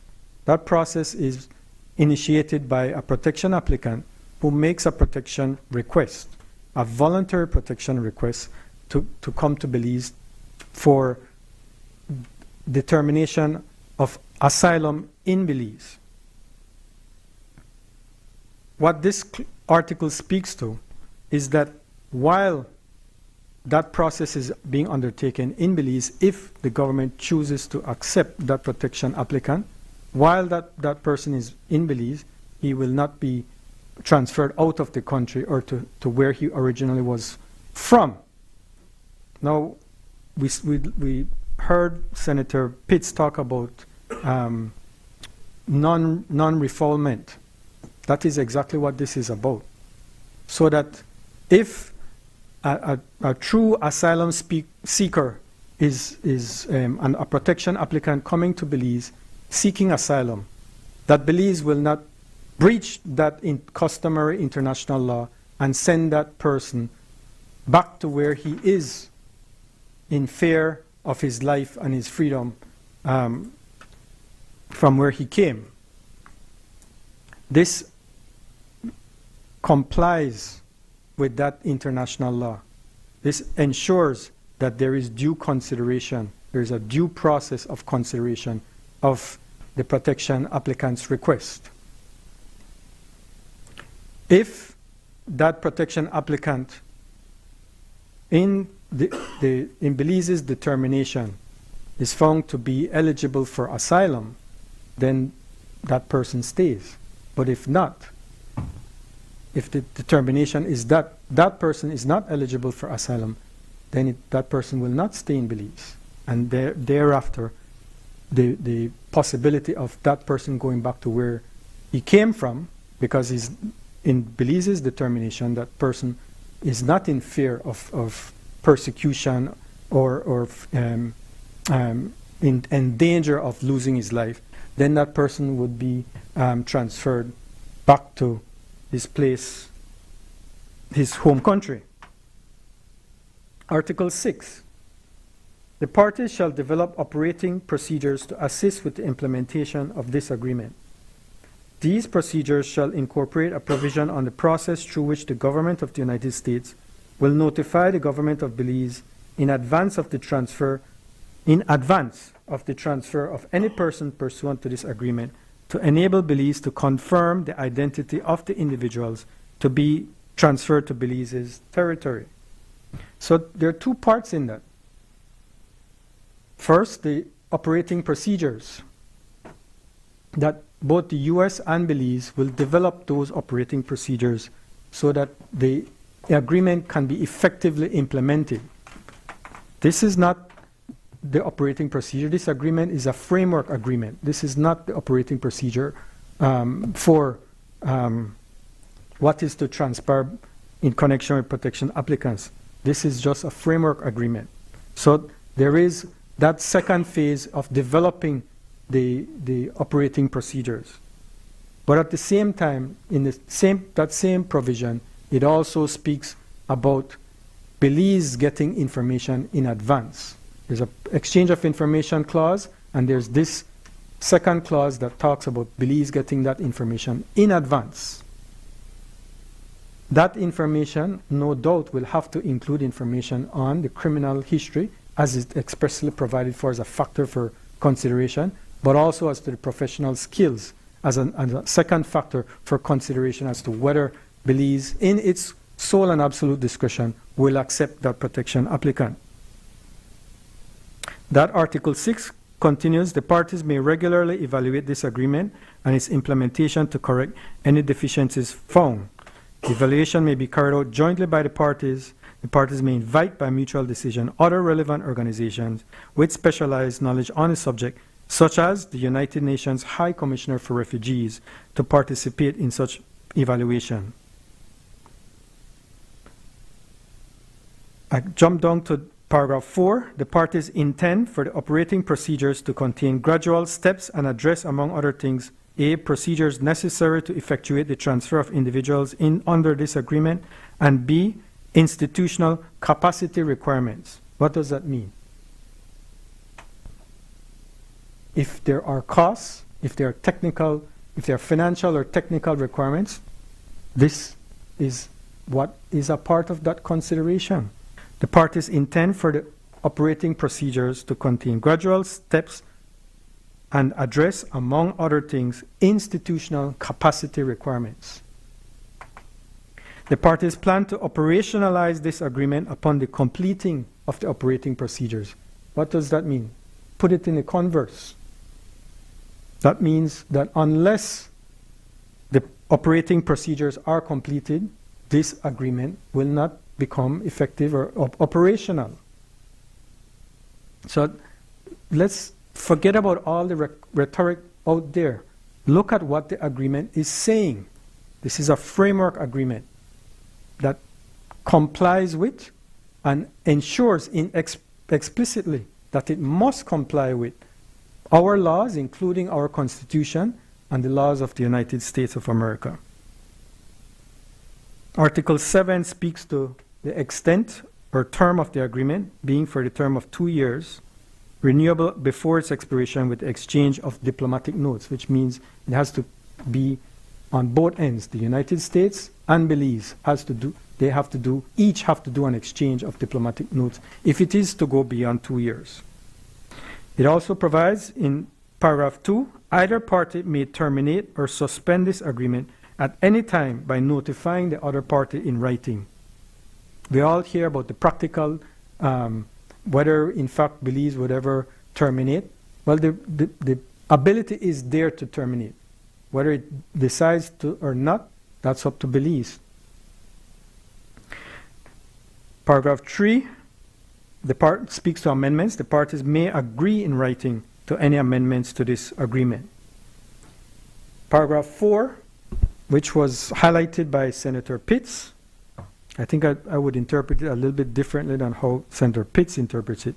But paragraph 4, the final paragraph in this agreement states, nothing set forth in this agreement shall be interpreted in such a way that commits the disbursement or allocation of funds by the parties.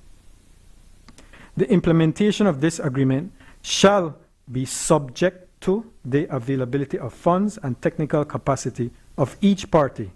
The government of the United States of America, upon request, shall endeavor, in accordance with applicable laws and regulations, to provide financial and technical assistance to strengthen the institutional capacities of the government of Belize. So it explicitly states that the implementation of this agreement shall be subject to the availability of funds and technical capacity of each party. So if Belize does not have available funds and technical capacity, then this agreement cannot be implemented.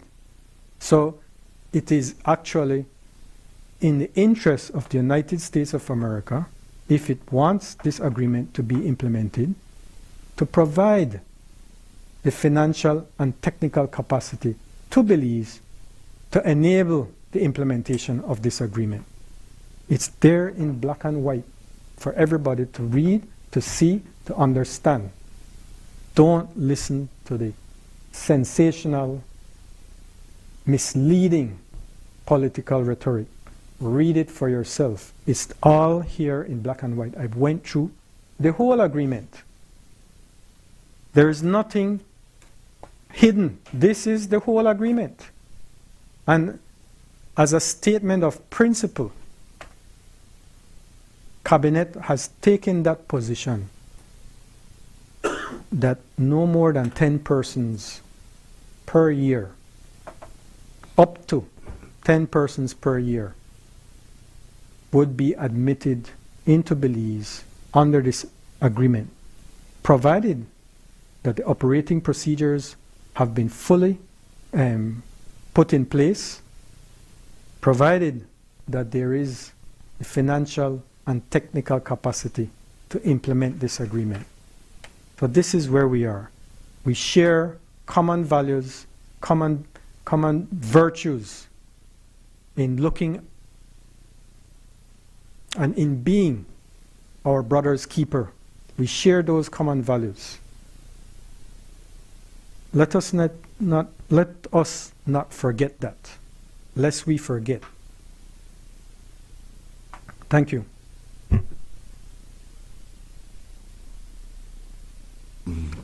I recognize the leader of government business.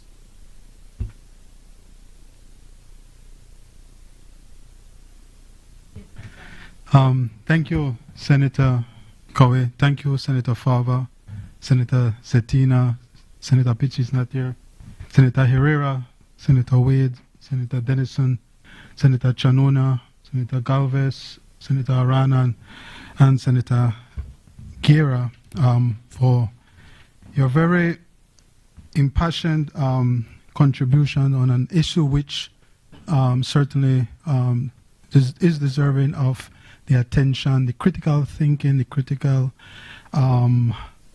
analysis, forensic and critical analysis by all senators.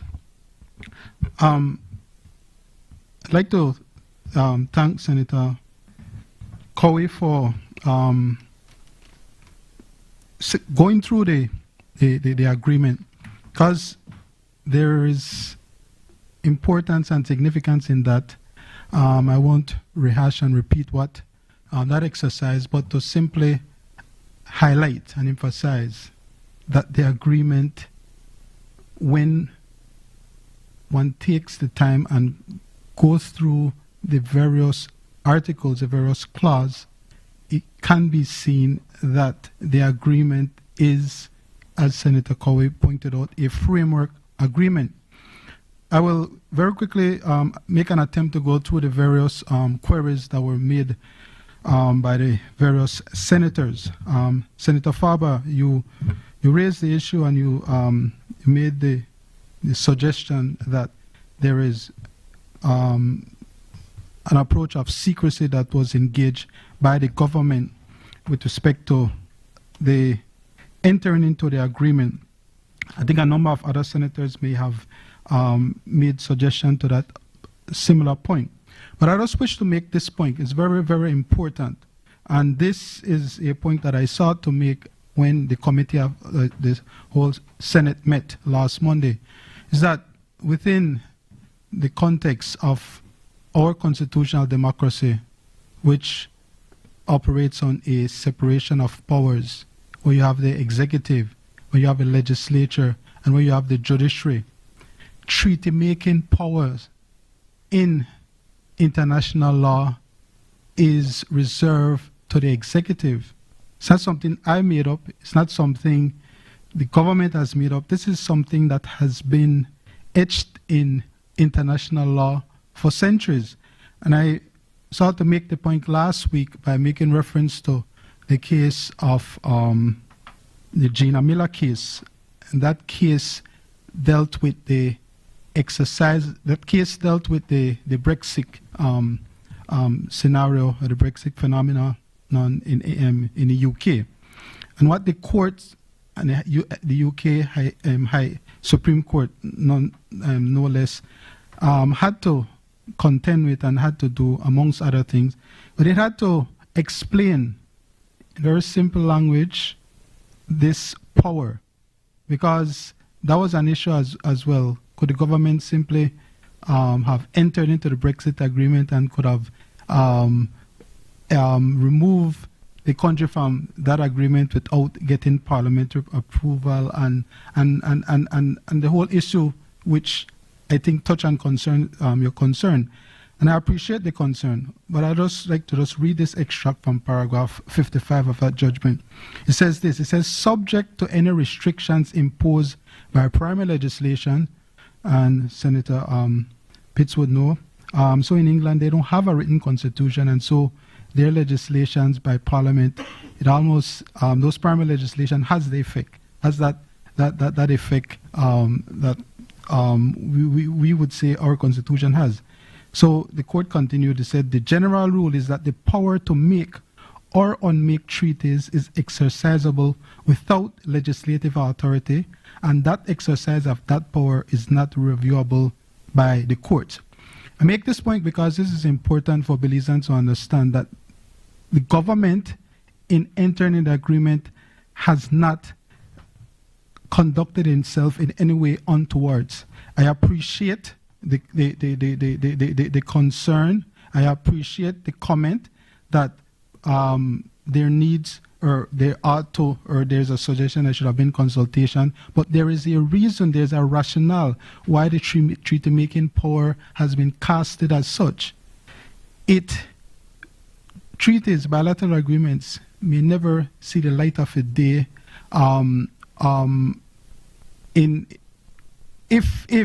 let me allow me to finish. Bilateral agreements are conducted and that they're arranged at the executive level.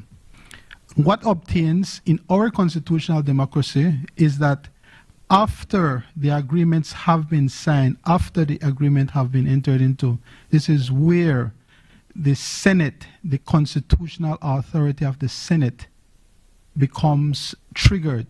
So it is through this process which we have engaged in today, which all senators, in discharge of your constitutional duties and obligation, you indeed have the obligation and the right to scrutinize, to examine the agreement.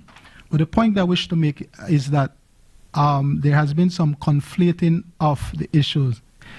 The agreement is a framework agreement, is a triggering of the process. Indeed, so that the terms of the agreement, which includes, for instance, as well, the standard operating procedures, those clearly cannot be crafted, or those clearly cannot be contemplated unless, first and foremost, the agreement unless the Senate authorizes its ratification. If the Senate doesn't authorize its ratification, that's the end of the matter. And so it is rather, and so, as I made the point earlier this morning, the Senate will have an opportunity to further examine and review and debate on this matter. Because, and as I pointed out earlier, there would need to be an amendment to the Refugees Act. That, Senator Pitts, is not because the definition, the quintessential definition of a refugee is at odds with what is contemplated in this agreement. That's not the reason. The reason is because of the provision, and I here don't want to be guilty of running afoul of his standing orders in terms of being premature in a debate. However, what I just wanted to point out in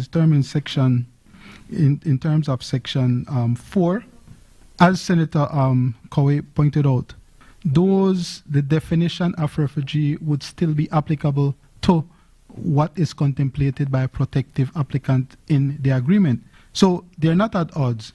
What, however, will be required is an amendment to Section 8.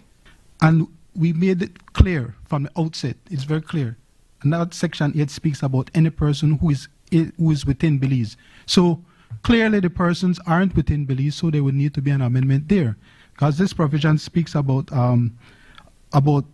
the refugee committee considering applications of those persons. But the point is this, is that the notion, the concept of a refugee, of an asylum seeker, of someone who is fleeing his or her country because of persecution, that is captured by Section 4, as Senator Cowie detailed, and it is also captured in the agreement. Moving on to some other points, and you'll forgive me, I may not be able to answer all your questions, but please, you will understand for time constraints I may not be able to do it. With respect to the issue of vetting, that's an issue which I think a number of of senators may have raised. That is how and what capacity Belize has to be able to be able to ensure that the persons who are sent, or persons who are proposed to be transferred, that they indeed do not have a criminal record, or they may be persons who have the particular professional skills which may be suited for the development needs of Belize.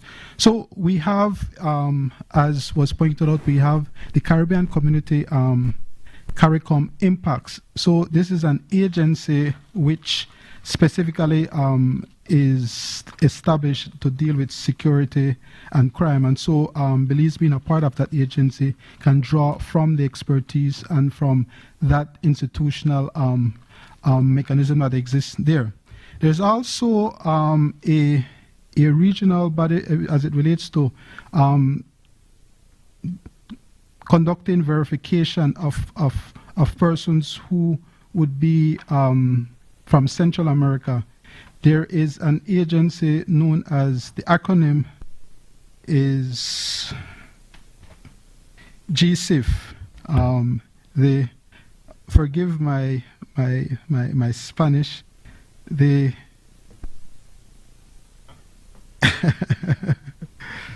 yes, so the Spanish is supposed to be Grupo Conjunto Inteligencia Fronteriza. I don't know if I got it correct, but this is an agency which provides Central American countries with help with respect to these matters. There's also Interpol, which Belize also relies on. And so I make this point to say that there is capacity to address the very important concern of how we'll be able to verify these things. I need to point out as well that we have a very, these are my words, I believe, and I certainly, and I echo the words which were shared by Senator Wade in respect to his praise of the Immigration Department. So we have a refugee department which has 14 officers, a director of refugee, then we have a legal protection officer, we have 3 registration or intake officer, and there are other sections in that department which include a senior social worker and a reviewing section. There's also administrative staff, administrative officer and coordinator and other persons. Say this to say that we have capacity to address the processing of 10 applicants annually. Senator Wade pointed out this earlier this morning. As part of the refugee status determination process, the refugee department is aided in that with respect to NGOs. So we have Help for Progress, we have Humana, People to People, for instance, and you also have UNHCR. The name of your entity would be, yes, Church of Nazarene. So there are NGOs who are invested in this process and who assist. Their impetus, obviously, is the common humanity and seeing how best they can assist in that regard. Moving along.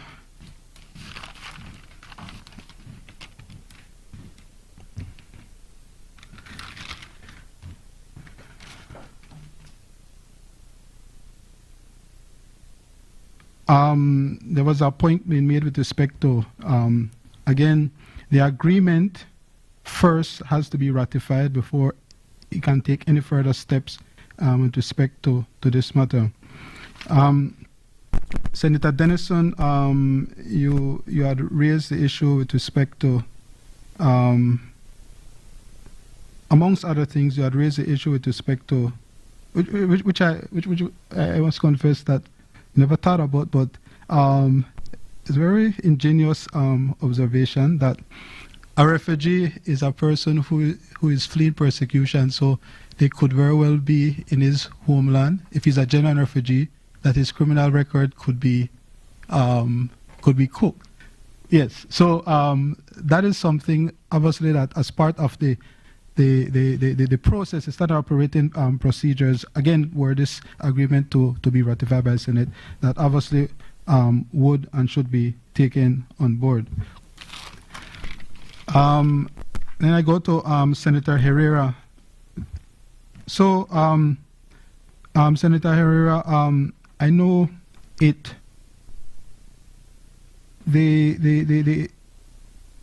Your observation, or poignant observation, salient, necessary to be made with respect to the number of persons who are comparative resources and situation with respect to migration and that of the U.S. However, what I would point out is that in terms of the agreement itself, that Article 2.2 gives Belize this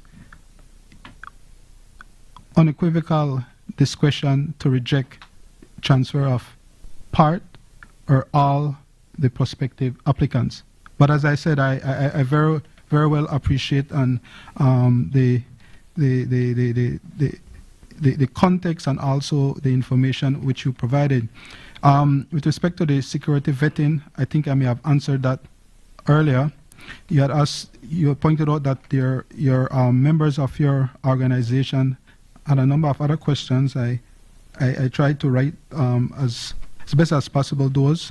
The financial cost, in terms of that, those would be addressing the operating procedures. And as Senator Coway had pointed out, I think it needs to be made plain, and it needs to be reiterated that implementation is subject to the availability of funds and the technical capacity.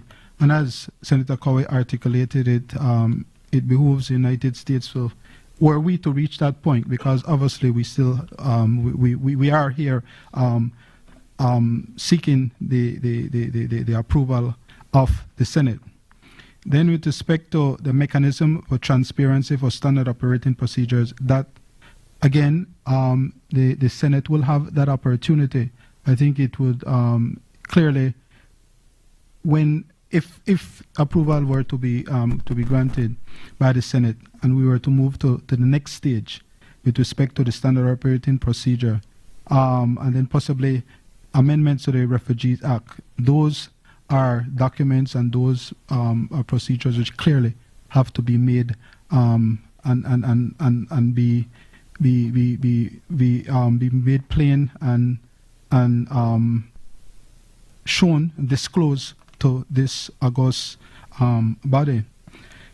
Staffing levels, the processing of the protection applicants, mechanisms for persons transferred to access resources. Those again, I think, would be addressed in the operating procedure, which are to be drafted. And you made Senator Herrera, you highlighted a very important matter this earlier in your presentation with respect to the fact that we haven't. Well, I don't think it was a definitive statement. It was a question whether Belize has made any statement or any comment with respect to the military build-up that we see the U.S. engaging in. And so I did reach out to the Ministry of Foreign Affairs, and what was shared with me is that a statement by CARICOM on the security build-up in the region was, in fact, that was disseminated about 2 weeks ago, and that statement reads, and just very briefly, heads of government of CARICOM met and discussed various issues on the regional agenda, including increased security build-up in the Caribbean and the potential impacts on member states. Save in respect of Trinidad and Tobago, who reserved its position, heads agreed on the following. And one, they reaffirm the principle of maintaining the Caribbean region as a zone of peace and the importance of dialogue and engagement towards the peaceful resolution of disputes and conflict. And CARICOM remains willing to assist towards that objective. I can share with senators.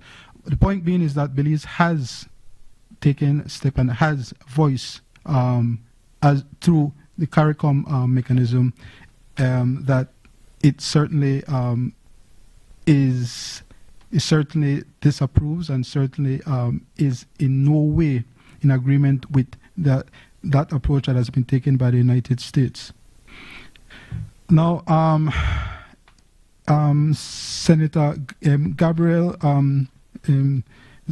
Senator Zatina, I think it's important to point out that I think I may have gone over this before. You raise concerns which I readily appreciate and understand, and in terms of the resources, again, the availability of funds and technical capacity of Belize the agreement will be subject, and the implementation of the agreement will be subject to that. And that, again, is to be found in Article 7.4. I explained earlier the treaty-making process and how the executive is engaged in that. This is very critical, and it was an issue which was raised, I think, by a number of other. I think Senator Pitts, you may have raised it as well. So, what happens if a person is not deemed to be a bona fide or a genuine asylum seeker? So, here's the thing. This happens, or this can happen, even if a person lands at the border and makes a declaration that he or she is an asylum seeker. What obtains is that the person has to go through the process, and if he or she is not deemed to be an authentic asylum seeker, that person, Senator Wade mentioned it, that person will be repatriated. And here's the thing, this is why we've chosen CARICOM and Central American countries as the countries where those persons are to be from. And the reason is simple. There's an existing mechanism where we could have persons be repatriated from CARICOM to CARICOM countries and to Central American countries with least financial strain on the country. In terms of Senator Chanona, I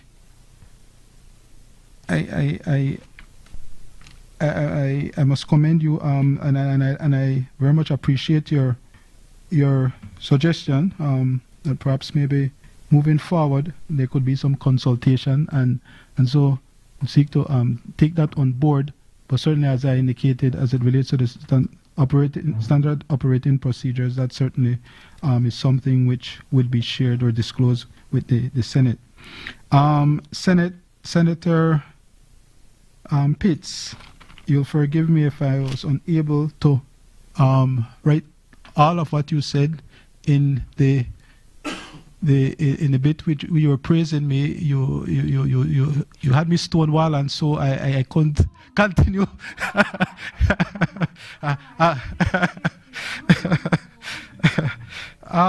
You said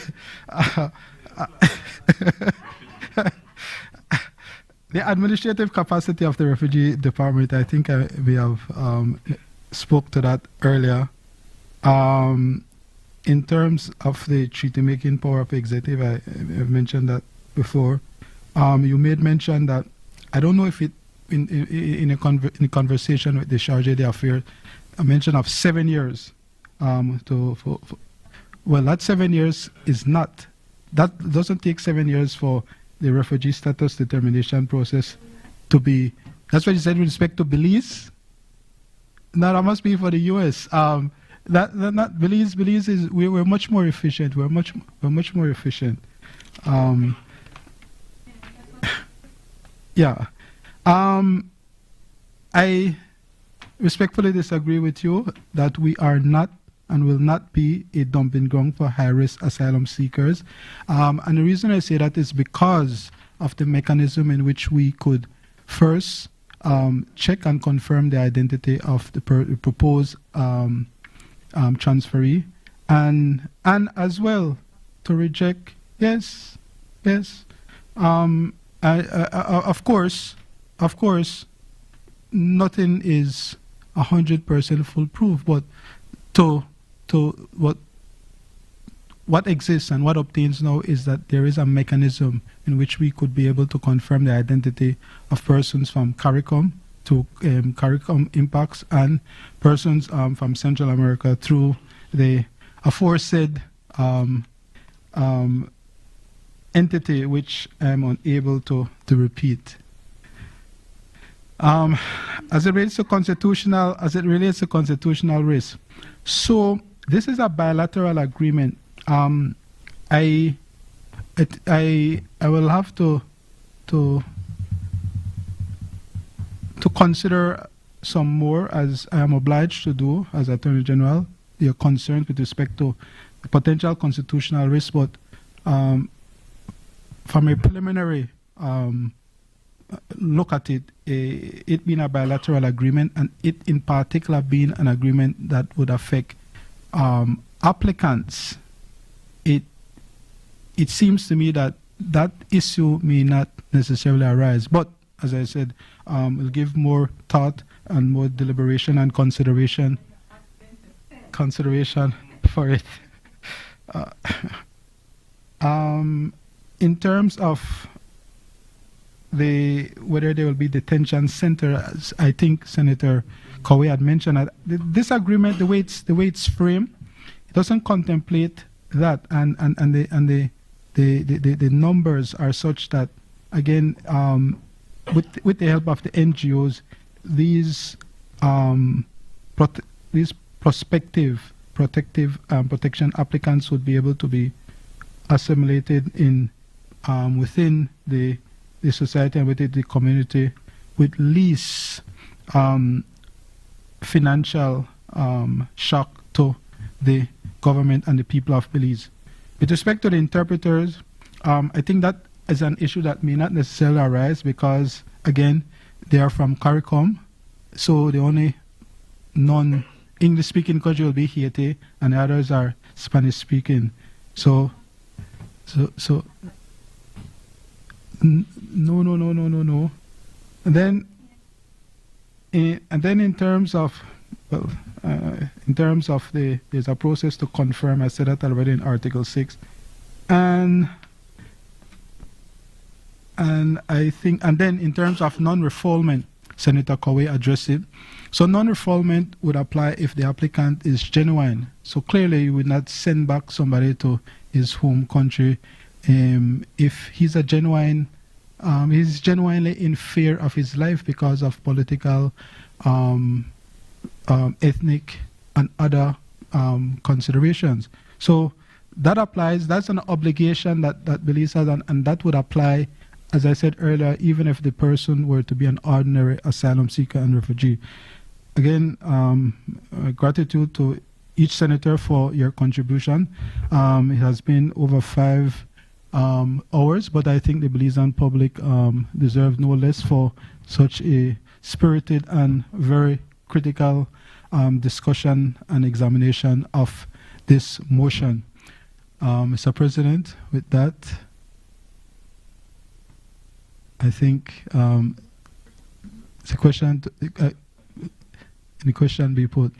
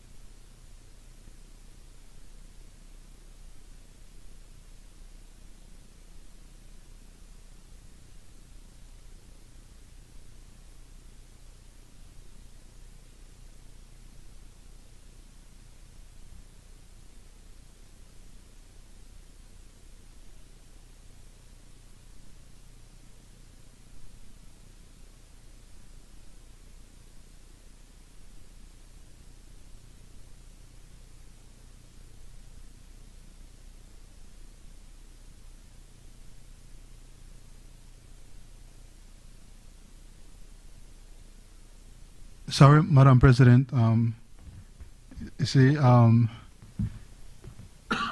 have an institution within an institution, Madam Clerk, properly guided me just now as it relates to what properly should now take place is that I should ask if, Madam President, if the motion can be referred to the Constitution and Foreign Affairs Committee for examination, consideration, and report. Honorable members, that motion is referred to the Constitution and Foreign Affairs Committee for examination, consideration, and report. Bills for second reading. I recognize the Leader of Government Business.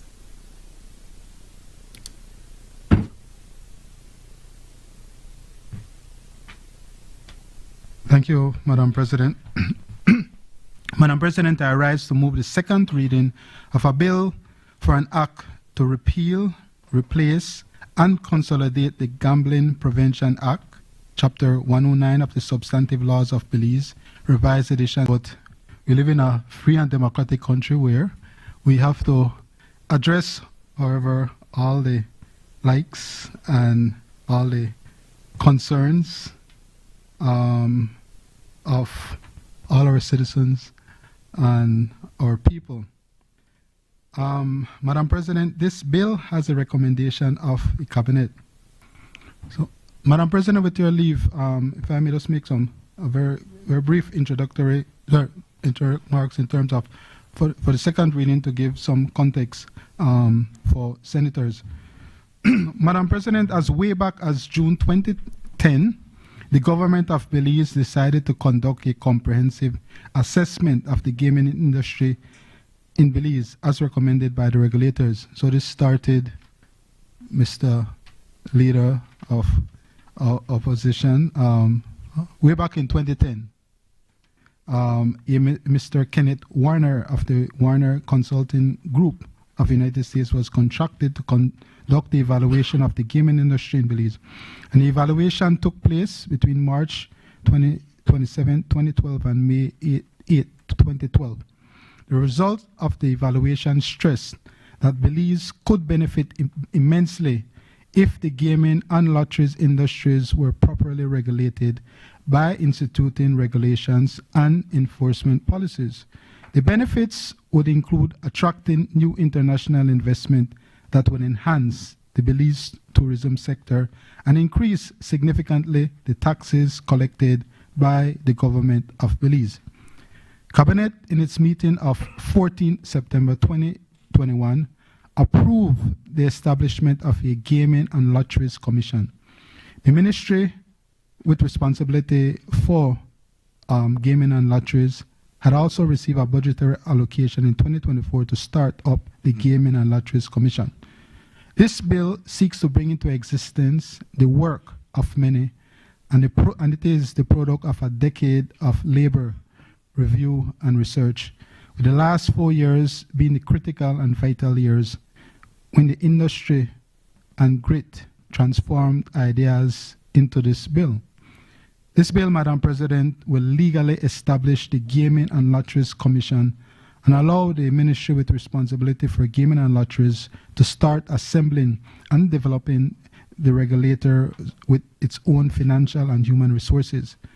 All existing acts and statutory instruments relevant to gaming lotteries will be amalgamated into one act to be called the Gaming and Lotteries Commission Act, or GLC for short. The primary relevant legislations which were read in the long title introducing the bill, which will be repealed, are the Gambling Prevention Act, Chapter 109 of the Laws of Belize, the Gaming Control Act, Chapter 152 of the Laws of Belize, the Computer Wagering Licensing Act, Chapter 149 of the Laws of Belize, and the Lotteries Control Act, Chapter 151 of the Laws of Belize.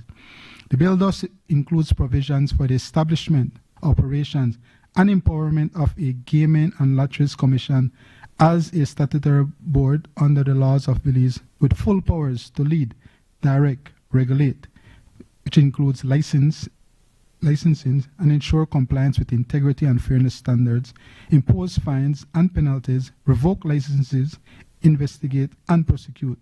And they will also be responsible for the monitoring, collection of fees and enforcement. The Gaming and Licensing Commission Act will also embrace, this is critically important, responsible gaming. So for those who may not necessarily embrace gaming, be assured that the legislation seeks to, however, have regulated responsible gaming. And this as a guiding, I know Senator Wade, it's not, so the Act will embrace responsible gaming as a guiding principle, including the recognition of social ills that may arise from the problem of gaming. That is squarely put out there, but again, it is being done in a way to address the fact that we live in a democratic country, people have choices, but at the same time, the government has a responsibility to ensure that this is done in a responsible way. New legislative framework is to address the electronic, digital nature of gaming and lotteries played in Belize to minimize enforcement challenges, including the need to legislate all necessary and essential standards for gaming operations consistent with international standards. It includes all provisions necessary to minimize any possibility of using gaming for money laundering and for financing of terrorism. Again, this is important. Sure, the stories abound with respect to gaming may have been in the past been used in such a way that it may have been able to escape our money laundering and other financing of terrorism apparatus. So this bill seeks to ensure that this possibility is minimized. It also embraces the planned and guided development of the gaming and lotteries sector to assist in the licensing process. The bill also contains provision for meaningful fees, licensing and penalties as appropriate to fund the regulation, training, enforcement, and operations of the Gaming and Lotteries Commission. This bill thus balances economic opportunity with social protection, ensuring that all Belizeans benefit from an industry that has long operated at the margins. On this side, Madam President, we commend the bill for consideration of senators, and we look forward for the full support of this upper chamber. Thank you, Madam President. I recognize Senator Patrick Farber. Thank you, Madam President. We say from the onset, Madam President, that we recognize good intention in the bill, but of course, as is the case with much of the legislation that comes to the Senate, the devil is in the details. Madam President, the noble intention of consolidating, repealing and consolidating existing legislation, and bringing them together, the Gambling Prevention Act, the Computer Wagering License Act, the Lotteries Control Act, the Gaming Control Act, all of these now being brought under the umbrella of the Gaming and Lotteries Commission, we think overall is a good move in theory. The stated intention by the government is that we need to modernize, we need to bring clarity, we need to be more efficient, and we need to bring order to this gaming sector that has evolved rapidly over the years. I know that certainly when I was growing up, all I knew about was the Sunday Lottery and the weekly, daily Bolido. And now there are many other different games of chance, lotteries, if you will. Mega Bingo, you have Pick 3, you have, you know, so there are quite a number of them, and so nobody can argue that things have developed rather quickly over the years, and I understand well why there would be the need to modernize and to clamp down on things. But, Madam President, we must ensure that modernization doesn't come at the expense of transparency, accountability, or fairness. And we do, again, acknowledge the need for reform in this regard.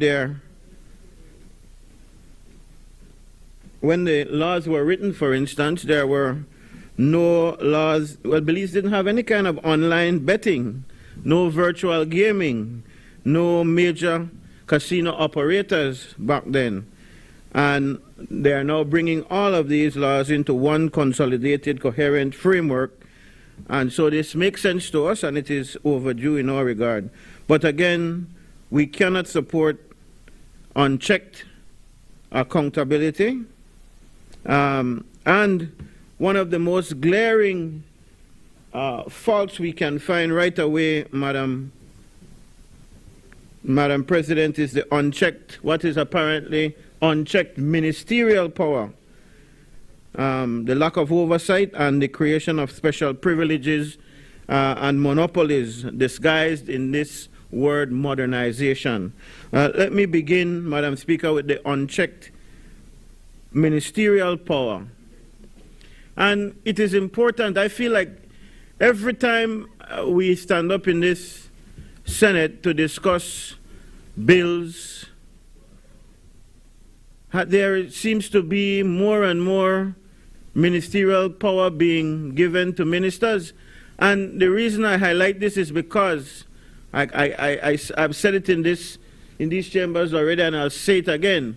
One of the big platforms, one of the big issues for the People's United Party in Plan Belize, when they suffered the entire House, in fact, in the very first House meeting after the ceremonial opening, a whole motion cataloging all that they will do on the Plan Belize and reading it into action, so to speak, in the House of Representatives. One of the big tenets of that was that they would reduce ministerial power, yet every time we come to these chambers, we hear of more and more ministerial power. It would seem to me, Madam President, that they feel that cutting down ministerial power is good, a good thing to say when you're in opposition, when the shoe is on the other foot, when you're promising, when you get to government, oh, we will take away all of this ministerial power, and then bam, once you become the government, the story changes. You want full control, you want full power, and so you give, via the legislation that you propose, more and more power to the ministers. Under Part 2 and Part 3 of the bill, Madam President, the new commission and its board of directors are to be appointed entirely by the minister responsible for gaming. Every key officer of that commission, the chairperson, from the chairperson to the executive director, falls under ministerial discretion. So the minister can change them at any time. The minister is the one who appoints them. This, Madam President, is an enormous concentration of power in one political office. If this commission is to be genuine in terms of regulating in an impartial and a professional and above political influence manner, then it cannot, Madam President, be structured as an extension of the minister's will.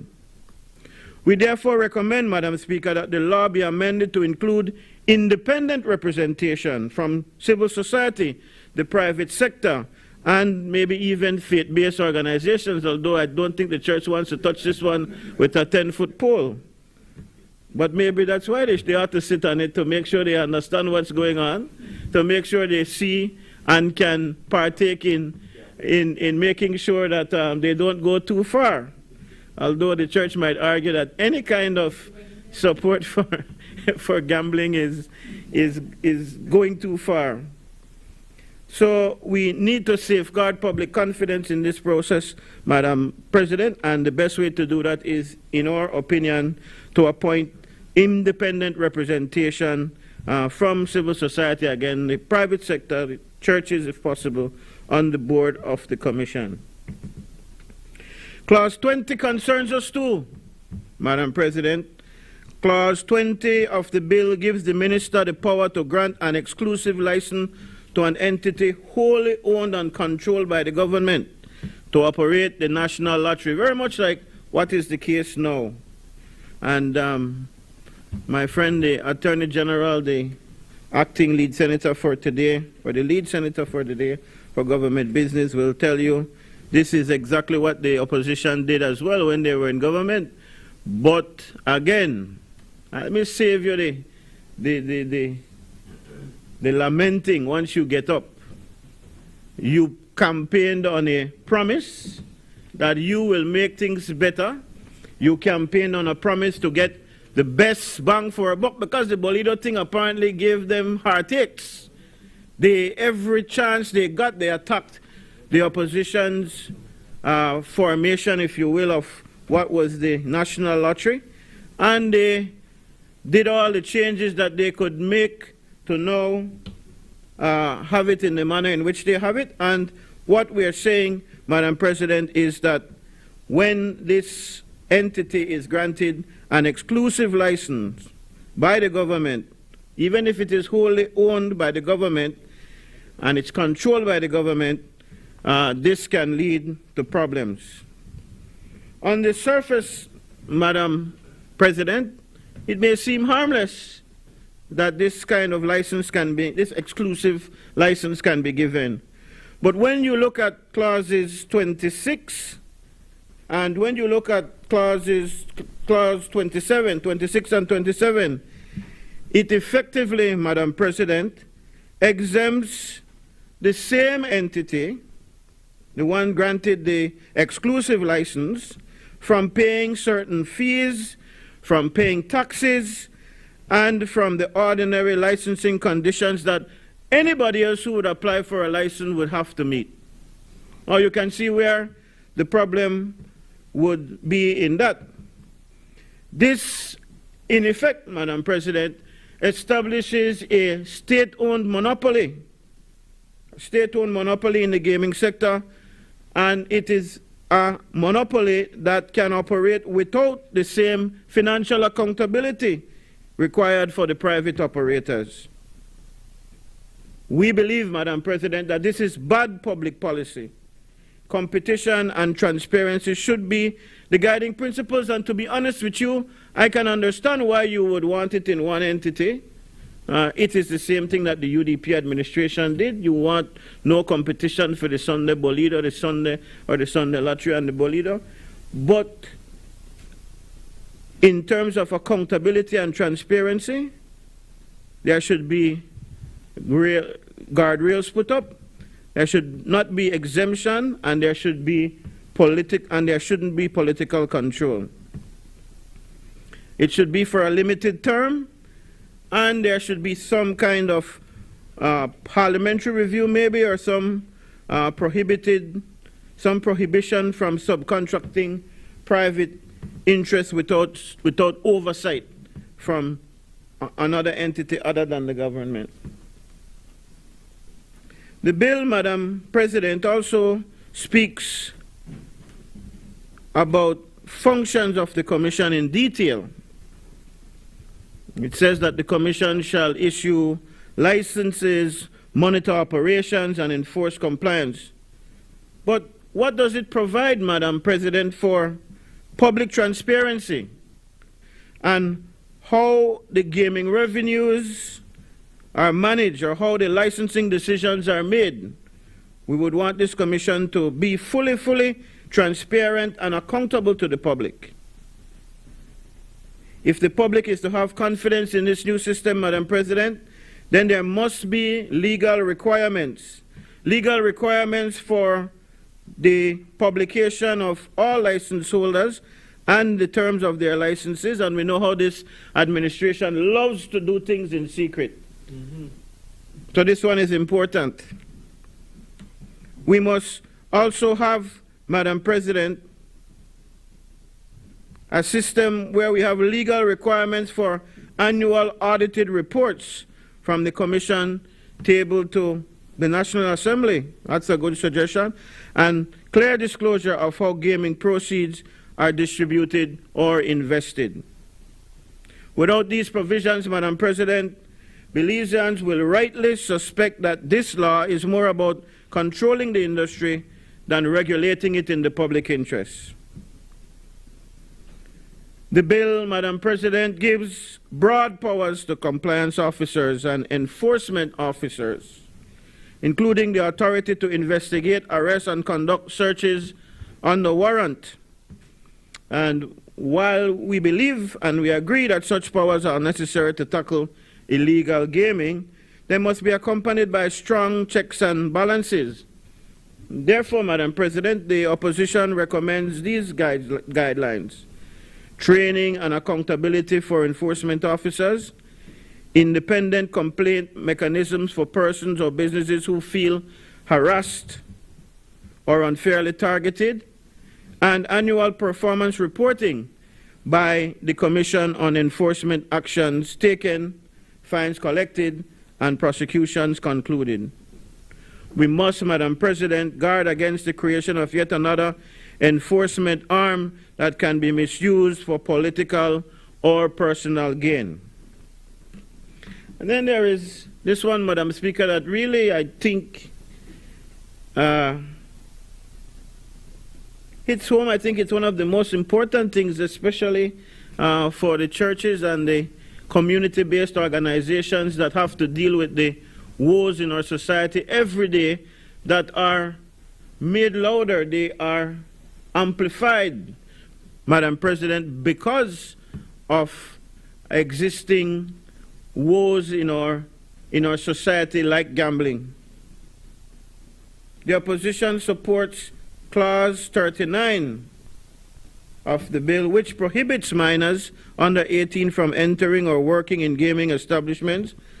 However, the bill fails to address the wider issue of problem gambling and its social consequences. You know, what comes to my mind immediately, and those who have been involved, the church especially, I'm sure Pastor Wade will remember, when the whole discussion about opening casinos was here in Belize, when they opened Princess Casino, for instance. The concern was that our local citizens would not go to the casino and engage in gambling. In fact, there was a point where it was championed that it would only be for the tourists who came, the cruise tourists who needed desperately some kind of activity, as if our Maya ruins and our jungles and our keys and beautiful swimming and snorkeling and diving destinations aren't enough attraction for them. They would come all the way here to beautiful Belize to sit in a casino and gamble. That was what was marketed. And I need not tell Belizeans, not here, not abroad, what has been the outcome of that kind of legislation. That kind of accommodation, if you will. Belizeans are the ones who use those tourists in them. And I see that another one has just opened its doors, moving deeper into Belize City, right at the foot of the new Halova Bridge. Don't necessarily, I'm not going as far as the church, you know, Madam President, to say that, well, we have to cut off all of the gambling. But I know the position of the church. I know that you can't even have a ruffling at some of these churches because they believe so. You know, I don't need Pastor Wade to get up or Senator Wade to get up and tell me that. We know the position of the churches, and I'm not sure that I'm quite there, but I am saying, let us put in place the proper guardrails so that we don't have our society further deteriorate as a result of gambling gone too far. Anybody can tell you in this society how many of our retired public servants, how many of our retired teachers have lost their entire pension or gratuity to gambling? How many of them can't pay their mortgages and so on at the end of the month because they have gambling is an illness, it's a sickness. And just like any other addiction, if you remove the environment, you stand a very good chance of not falling any deeper.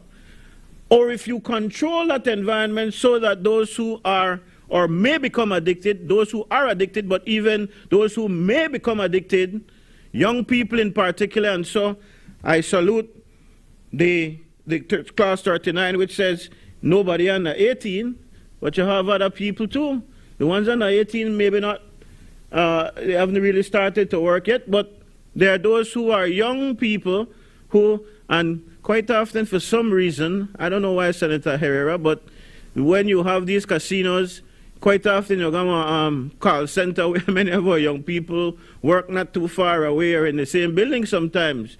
If you look at that stretch on the, what they call the strip there, we have 2 casinos or maybe more, and then we have some call centers. So the young people they pass up and down right there every day, paycheck in hand, that they get from the call centers. So we have to be very careful. Another very, very vulnerable portion of our society are our elderly people, because many of the times the younger people have, their work, they're employed, they're out, and they want their elderly persons to have something to do and go sit down at the casino. But if we are careful, and this is where we have an opportunity through this piece of legislation now to make sure that the guardrails are up, to make sure that there are requirements for those who operate these casinos, to make sure that the warnings are prominent, that they display the odds, for instance, because some people feel like you'll win, and you go there and you suffer from a false sense of winning, and you just seen people destroyed by this.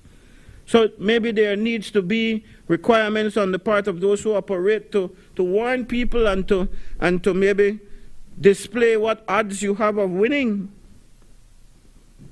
And of course, mandatory advertising standards to protect children and vulnerable persons. And I repeat again, in that category of vulnerable persons, in my view, in my observation, there is a serious vulnerability in our elderly people. If we look at what happens in other countries, gaming laws include these social safeguards. And Belize, my friends, should not be any exception. My friend, the leader of government business, the Attorney General, has said that this kind of research, if you will, and putting together of this type of legislation has been ongoing for many years, even from the time of the UDP administration, as far back as 2010, you said, AG. But I don't know, beyond getting the consultant in, what kind of consultation was done. Not so much to put out there again the question of whether or not we should have gambling. I think that is established. But maybe to give input to some of the stakeholders to help them to be the kind of watchdogs that our system need. Was the church consulted, for instance?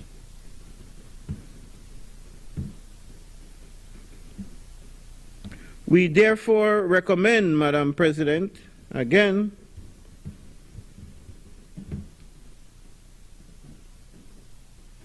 some amendments that can help to fix this.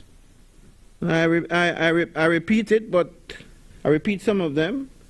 The independent oversight that I spoke earlier about. Reconstitute the commission, not do it like how this bill recommended. Include non-partisan representatives from civil society and the private sector. You know, that's a strategy that the UDP administration used very well over the years, putting things in the hands of the social partners. We don't give credit for that all the time, but it is true. You think back on the mess that was made at DFC and how the DFC has been allowed to run correctly now. If you think about the Social Security Board, if you think about many of the entities, even the makeup of the Senate. We like to go back in history and talk about the 13 years as well. Here are some very good things that the UDP did. It is a good recipe. It's a good recipe to keep things in check. It's a good thing to get a good sounding from the entire community when you have environmentalists and the churches and the businesses, the business community, everybody playing a role. It is good oversight. We must as well, and I will give credit. I believe when I was in the House, I saw, at least on one occasion, a report about the Bolido. Correct me if I'm wrong, AG. If none never come, then that is bad. But I believe I saw at least one. Not sure if it was an audited report or just a report on how things were going. And at least they tried to give the semblance that they want to be accountable, although that is one of them where I'm willing to bet that the devil in the details would show that. Anyway, before my friend gets up and say I'm imputing improper motive, Madam Speaker, let me not go there, but I not trust, to be honest. Limit as well, Madam President, the minister's power to issue exclusive licenses. That's something I think needs to be changed. And then I feel really that we should use a portion of those monies that the gamblers, the gambling institutions make to help to put up the guardrails, to help to give warnings, to help to prevent, to help to treat. That's another thing. I don't know of any entity or any support for persons in this country who suffer from the addiction of gambling. If you know, please tell me. I don't know. Or maybe it is that it is considered to be just another addiction, and so you go to a general practitioner who helps you with addiction. I don't know, but I have never heard of persons getting help for their gambling addiction in a way like that in Belize. And don't tell me we don't have the problem, because you could go to San Ignacio right now. What the hotel name? San Ignacio Hotel. Tonight, and you can see the people, and you know them, because they're there every night. Every night that a one-armed bandit slapping the machine, hoping for luck. You could go to Princess, you could go to the new one at the bridge, and you will see them. I didn't realize it was a casino at that site. I thought it was just a hotel until I saw the many different vehicles there packed up at night time, and I had to ask, what in the giveaway? Casino? And so we do have people with that very serious problem of addiction, and one way how we can make a difference right now in this legislation is to insist that some of the proceeds that come from gambling in this country is put back to help those who are addicted. We have to protect our citizens from being overtaken by gambling and lottery. But not only the people who go to casino, no, Madam Speaker, you have people who spend a ridiculous amount of money every day and double, triple when they spend during the week combined on Sunday. I don't know how some people win too. Some people win big. They ain't got the system down. They ain't got their dream book. They ain't got their, how they calculate what the numbers they are going to buy, what combination of 4 numbers, 2 from one age and or 1 from when they're dead and 1 from when somebody else born. They make it up and some people win. But I'm willing to bet that more people lose than those who win. And the society takes advantage of the fact that our people are gambling people. Even some of the churchgoers, they will leave the church early. They are cut out of their service early, Pastor Wade, because they have to catch the Bolito man before the Bolito play that. So don't tell me them. And again, we have a great opportunity here to make sure that we put up the guardrails and to make sure that our people don't fall further into this trap. I spoke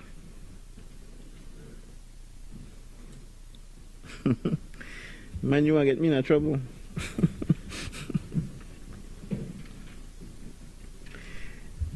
We spoke as well, Madam President, about the regulation that allows for the state-owned company to get an exclusive license. It is, and private operators don't get that same exemption.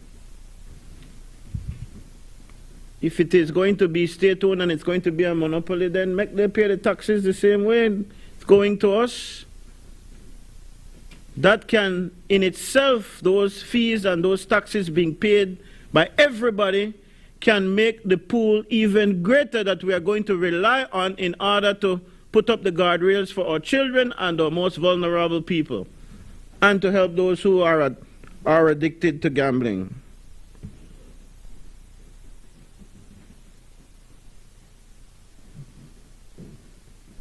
And as we have seen, the developments come fast and quick in online gaming.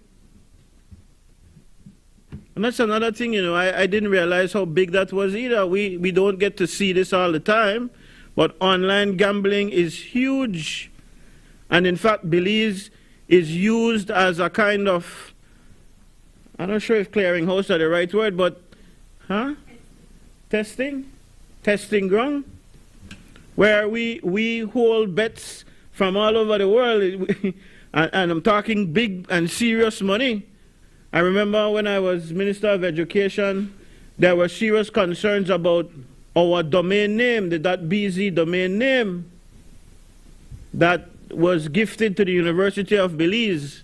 That's a story we need to follow up on too, because I'm not sure Belize gets its right share from that the BZ domain name. That's a whole other question.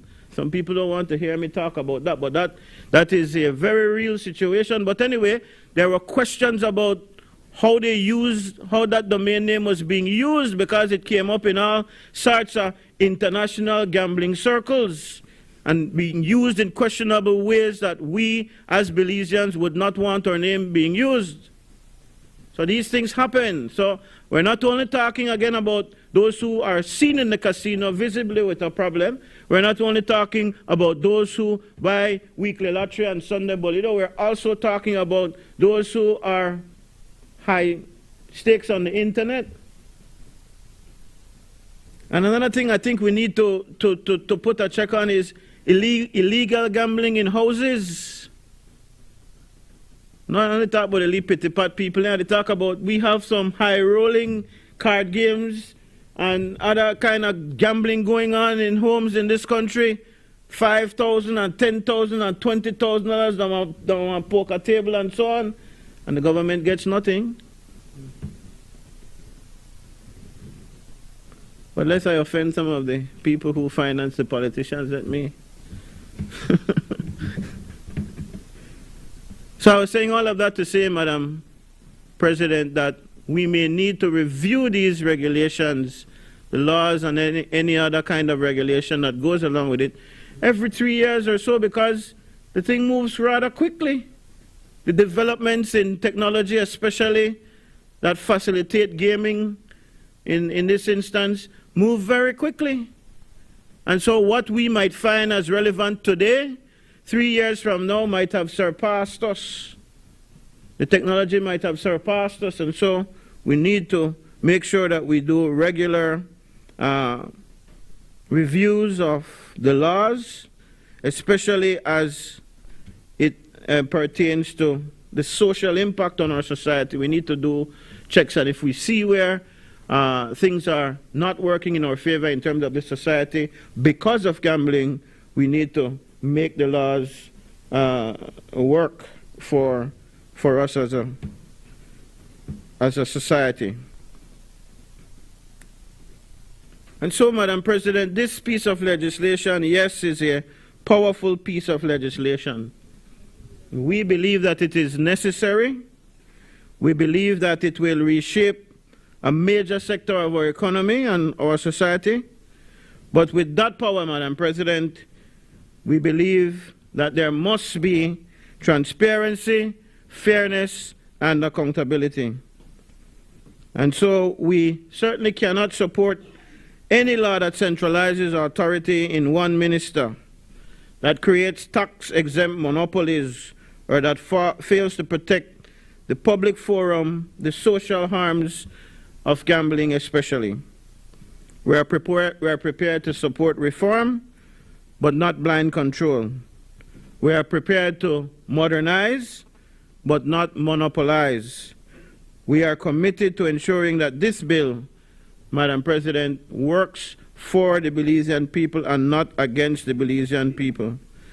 And so we recommend the changes, and if those changes would be listened to, if our leader of government business today would follow suit to a regular leader of government business who quite often listens to the recommendations made by the Senate, and we are able to make better laws as a result, then we will find ourselves in a place where we can support the legislation with the intent, of course, to truly modernize and make the gambling laws in this country transparent and accountable. I thank you, Madam Chair. Madam President.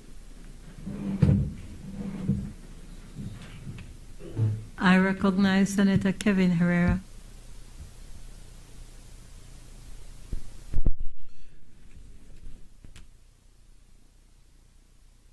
Thank you. Thank you, Madam President. Madam President, my comments on the bill will be brief. I generally support the concept of regulating gaming and lotteries in Belize, Madam President, and so the concept of that, I agree with, but I do have some observations, more from a financial standpoint. Madam President, the excuse me.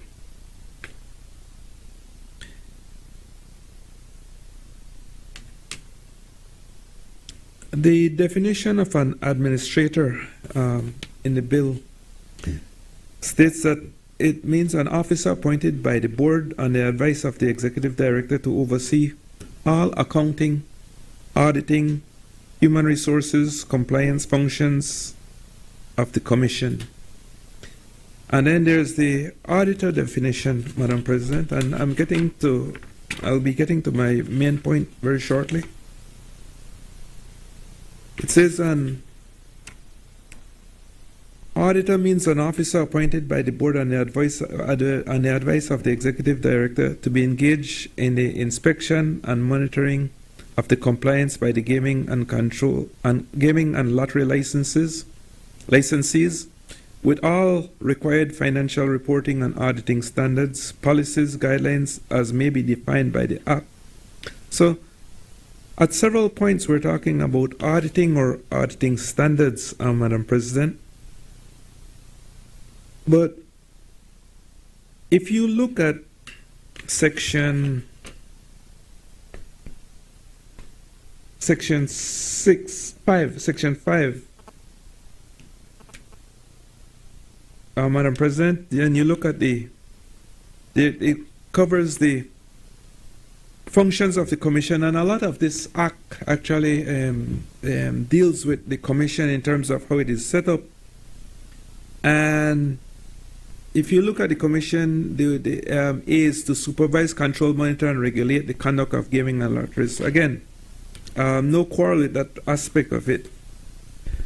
But in sections 13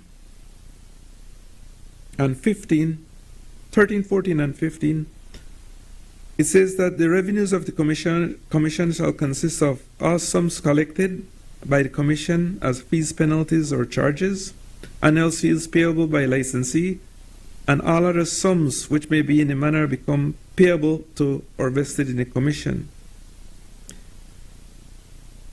And then in 15, Madam President, it says the commission shall keep proper books of accounts of its income and other receipts and expenditures during each financial year, and shall also cause a statement of its accounts for each financial year to be prepared within 3 months after the end of that year in prescribed form, which conforms to the best commercial and accounting standards. Now, Madam President, this act talks about the preparation of accounts, but it doesn't mention at all anything about having those accounts audited, even though it is supposed to collect, as I just went over, collect all these fees and licenses and from those involved in gaming or lotteries. And so, that part of it puzzled me, and so I looked at I took the time to look at the Public Utilities Commission Act. And in that, under section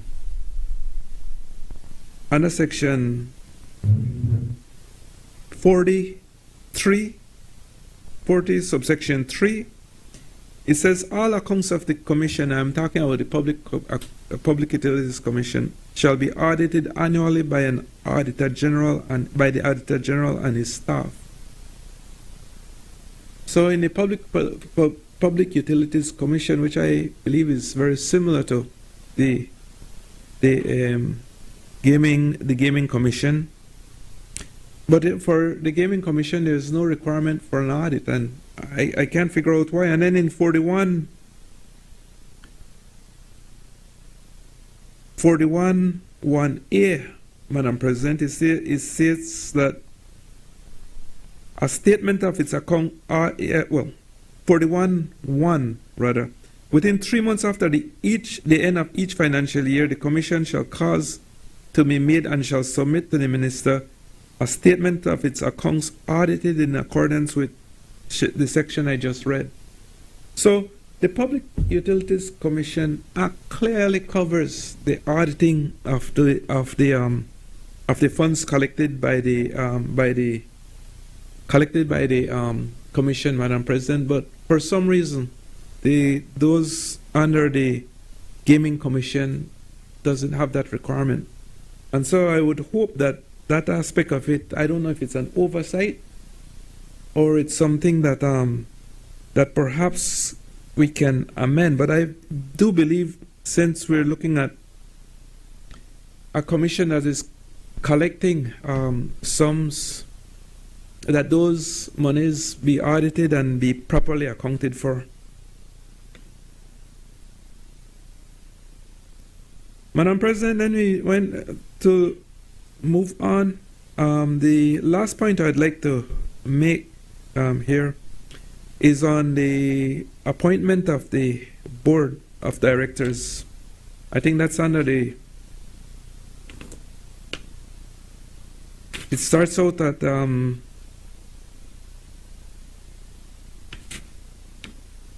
section starts out at? 1 second. Yeah, section 6, and then it's covered under the first schedule.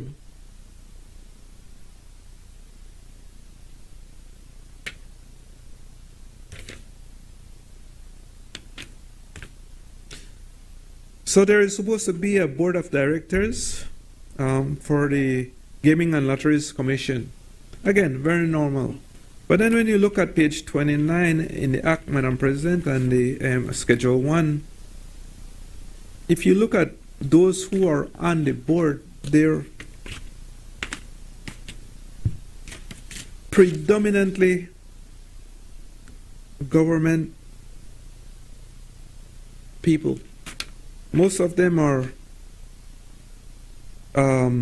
from various ministries. We have the ministry responsible, the chief executive officer of the Ministry of Gaming and Lotteries. There is a representative from the Ministry of Finance. There is a representative from the ministry responsible for national planning. A representative from an institution responsible for financial crimes, or a representative from the ministry responsible for police.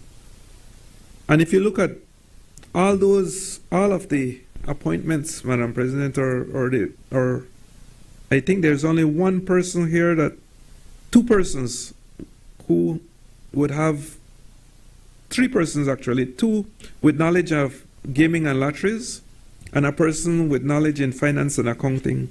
But other than those, all the other members of that board, Madam President, would be persons who are associated with the government. Again, I think that it's important that there's some balance in there, because it's, I believe that, other groups, perhaps even maybe some groups who would be very critical of some of the activities on the gaming and lotteries, Madam President, would be able to bring a perspective, or at least bring some level of consciousness in some of these areas to the debate.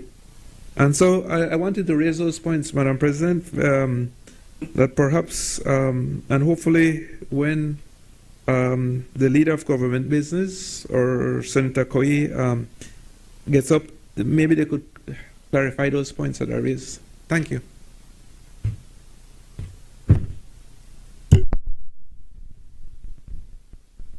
I recognize Senator Janelle Janona. Thank you, Madam President. I too will be brief in my remarks. I think we can all agree that culturally we do have I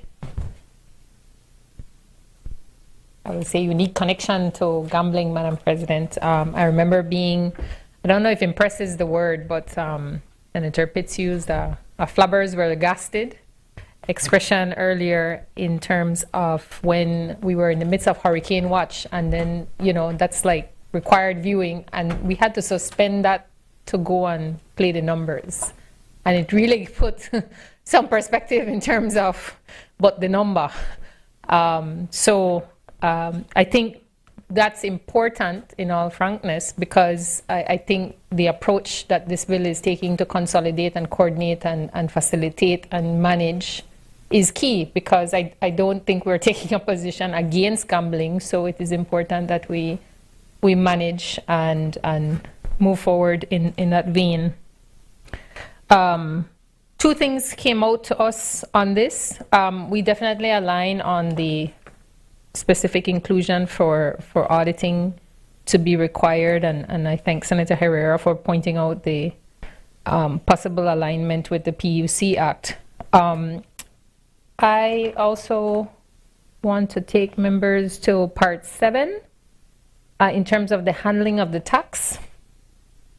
The references at 28 and 29, we thought it might be important, particularly given the recent tax reform that's taken place, as well as the requirement for registrations for MPOs and NGOs, that there be a specific reference or some alignment in terms of to be used exclusively for the purposes of supporting health, education, and sports initiatives by registered nonprofits and non-governmental organizations, just to make sure that there was that further extension of I don't want to say gatekeeping, Madam President, but just that transparency and accountability in terms of who is benefiting from the fund. And then I didn't see, and forgive me if I missed it, we saw recently where I think some of our local journalists, or a local journalist was awarded in terms of the story about this gambling facility in San Pedro. And there was this whole situation around that. But what really took our focus as well was with this illegal ATM, something about cash, US dollars being dispensed at this ATM at a gambling facility. And it raised for us that perhaps along with this, in terms of the operation and the management, that there need to be some dedicated, and I think Lead Senator Fava referenced this, in terms of just monitoring and supervision of these activities, because I remember that story making a dent in terms of just pointing out that if all of these things are happening in plain sight, then what message does that send to the community? And just to make sure that we're aware of what that is and who's doing what where, of course, without compromising anybody's right to have fun. And that's where we'll conclude, Madam President, in that I think everyone can appreciate that, you know, we need outlets for people to de-stress and unwind. And if, you know, gambling is their excitement or even their vice, we do want to call out that I think it has to be something that we also frame with having a supporting environment ready and available for when fun becomes addiction. Because that is a very real, as Senator Fava again pointed out, real situation, and some folks don't even realize when it's gotten to that point. And I know, for instance, even in terms of advertising, that several US states look at how we, and I reference them because they're one of the most common, I've seen a lot of ads from them where, you know, in even promoting these online games, in promoting casinos and other types of establishments, there is a disclaimer, or at least a reminder, that if you need help with addiction, there is a hotline to call, there are services to access, there are things that places that you can get support to. So just to call that out in terms of national framing of making sure that if that's needed, again, I don't know if that's been explored, but certainly if we use the reference of data available in other countries, then that is also something that we would advocate should accompany in the same way, in the vein, Madam President, that it has been documented as being an illness. So it's not the choice is lost there. The addiction becomes an illness, becomes a disease, becomes something that you can't, quote unquote, control. So that we would want to make sure that that does not further cause any deterioration in any way, shape, or form. Thank you, Madam President. I recognize Senator Hector Guerra. Madam President, I wish to be brief. I'll address 4 points, some of which arose from from Senator Fava's contribution this afternoon.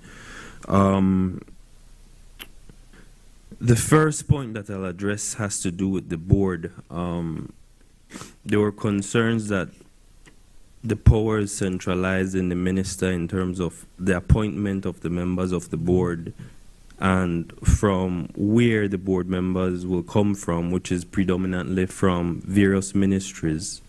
But for completion, I'd want to add that for the benefit of the Belizean people, that their checks and balances, Schedule 1 provides that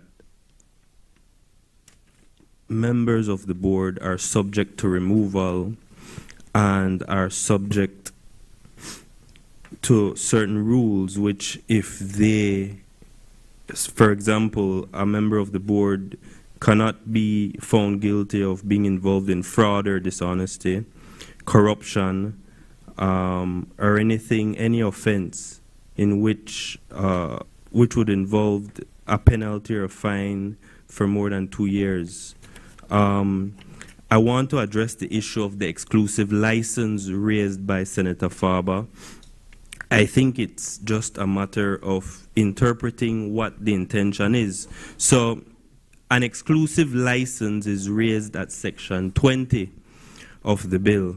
And what it's envisioning, Senator Farber, and to the Belizean public, is that there are certain lotteries. So we know the Bolido, the lottery, the jackpot, as the public knows.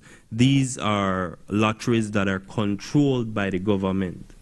Predominantly for years have been controlled by the government. We have, under this government, acquired these lotteries. And so the intention is, for the purpose of those lotteries which this act calls government lotteries, there will be an entity that already exists and that is wholly owned by the government.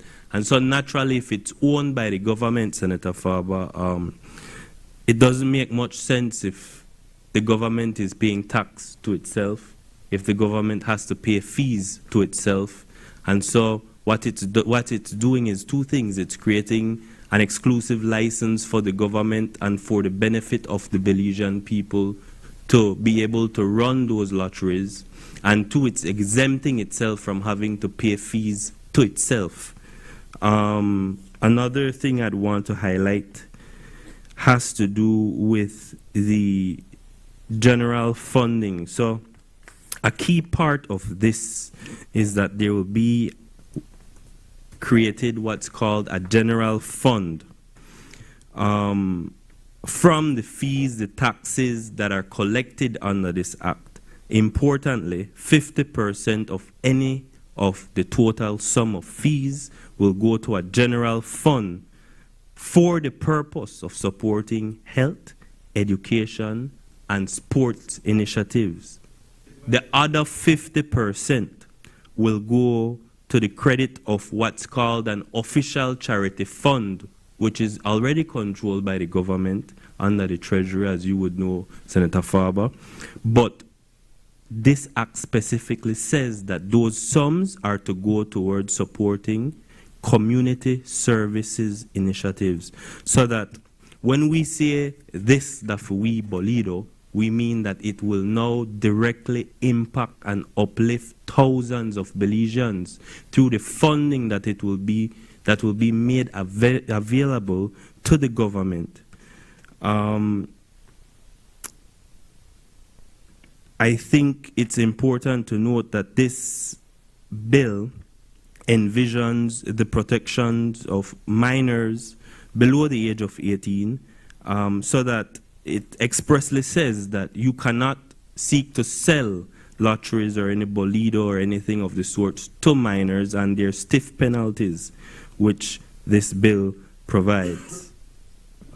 I think those are my contributions on this bill, Madam President. Thank you. I recognize Senator Lewis Way. Thank you, Madam President. And I want to start off by agreeing with the comments made by the Senator for the opposition as it relates to this bill. In fact, I think the Archbishop that we have praised earlier in today's proceedings would be super proud of the way you handled the aspects of this bill, especially as it relates to the moral implications. I am not prepared to support this bill the way it is currently written. As a matter of fact, I believe that there are organizations that should have been consulted, including the church, in the drafting of this bill. And I was surprised how fast it reached the Senate. In fact, I had to ask, when did it pass through the lower house? When were there committee meetings? Was there any kind of consultation in the putting together of this particular bill? And I continue to state that we legislate on behalf of the people of Belize.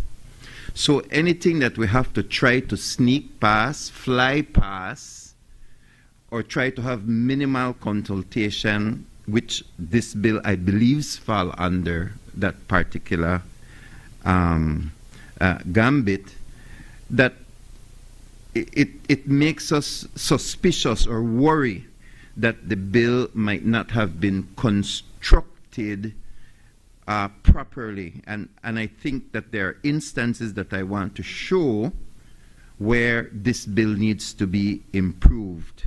Indeed, it is difficult to get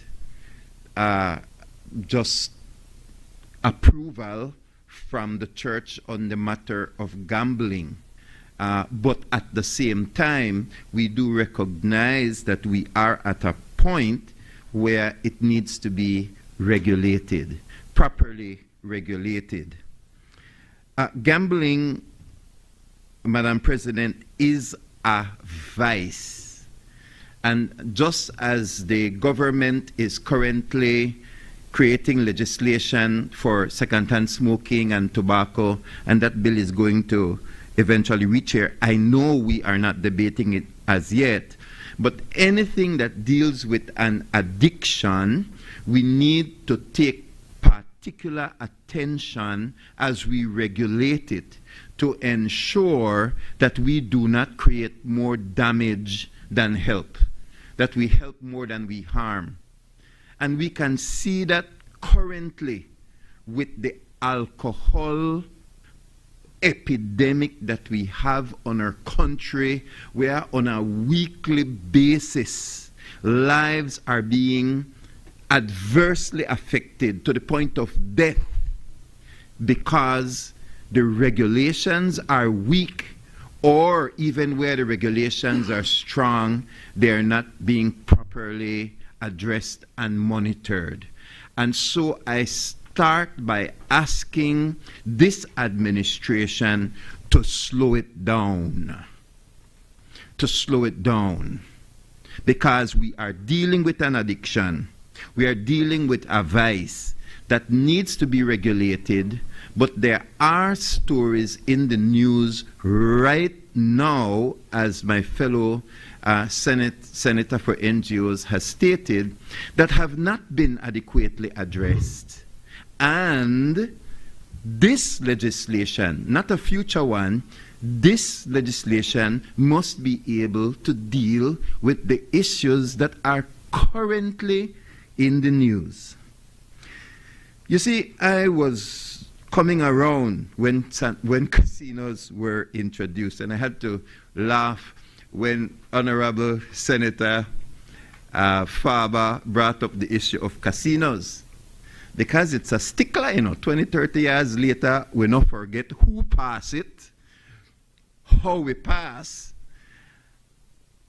and the lies or mistruths that were said to make it palatable. Because maybe some of you are young, but I kind of old enough to remember, indeed, that gambling, as it relates to the legislation and the internationalization, putting it on a big stage, casinos, was extremely problematic for the nation of Belize, and particularly so for the church. And the answer was, no man, no man. This is not for the Belizean people. This is not for the ordinary Belizeans. We poor. This, we know it is a problem, this will be for the tourists.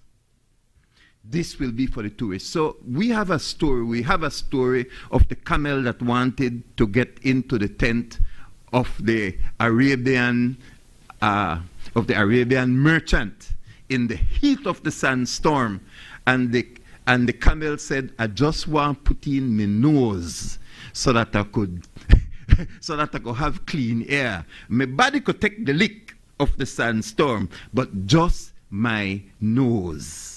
And so the kind-hearted merchant said, just your nose, camel. Well, the story continues by saying that it became the neck, the shoulder, and before long, the merchant was out of the tent and the camel was in. And so I am glad that I am now old enough and present in the Senate when this gambling and lotteries control bill returns to us, because I want to say we were lied to, because casinos today are robbing Belizeans of hard-earned money, keeping most of them poor. And I look at the word fair play in this bill, and I laughed, because I want to know in writing how this bill will create fair play in the gambling industry, where all of the machines are cornered towards the house. And then how will you have exclusive licenses and still have fair play? And I looked up the word exclusive in the bill, and it's not there, because I want to know, as it pertains to this bill, what does the word exclusive mean? And fair play and exclusive don't go together. Yes. And so, Madam President, I want to recommend that we ensure that before this bill leaves this honorable Senate, that some of these issues are properly addressed. Because we know who become wealthy and we know who become poor in gambling establishments. And I think that's the reason why the government is in it and is trying to continue to fence off an area for itself.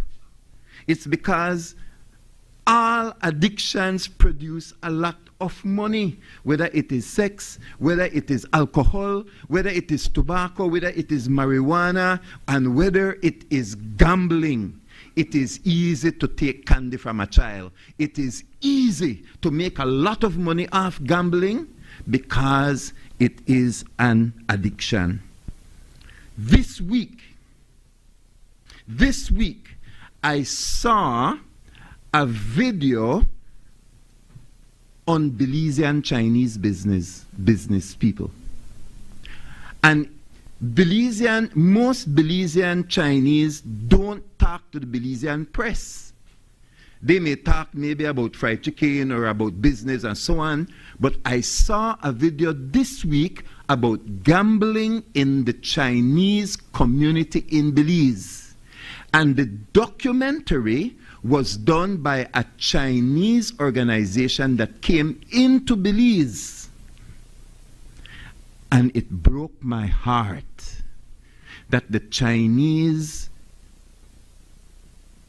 primarily the mothers or the wives, they allowed the cameras to go in. You see, we see from outside looking in, buying the fried chicken. We have the bars that bar us out.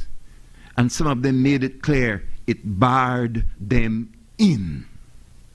And that their husbands were working hard during the week, but that most of the money they made was lost to gambling. The Chinese businesswomen were saying that about what was taking place. And I was shocked, because it is seldom that we get the opportunity to peer behind the bars and to hear the personal stories of many of the Chinese. You see, we see some of the big buildings going up, but for every winner, there are many losers. And so I am asking us to slow this legislation down. Give our people the time to go through it and solve some of these issues that are necessary.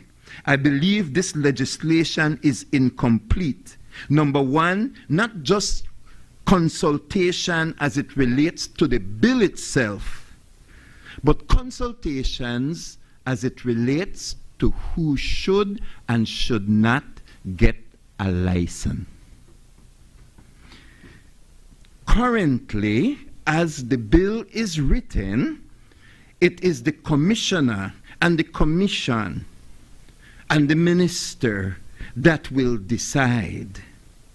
No, there needs to be consultation with the general public, particularly in those communities that do not want gambling. There needs to be, just like how you have liquor licenses that are not issued around schools, around playgrounds, around churches, etc. I would like to see that this bill creates those kinds of no gambling zones. As I said, the Pandora's box is open, and yes, it's true that we cannot close it back, but I believe there are things that can be done to reduce the impact, the negative impacts on gambling.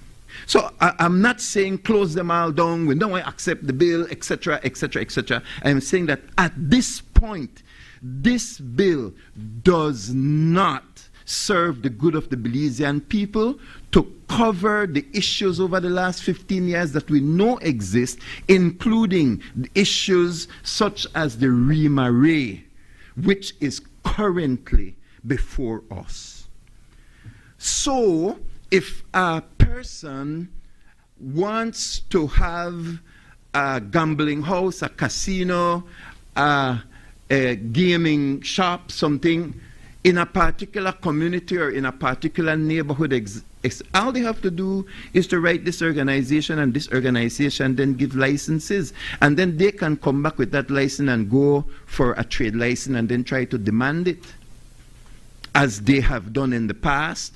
And in certain cases, they try to give them golf cart, if you've been following the story.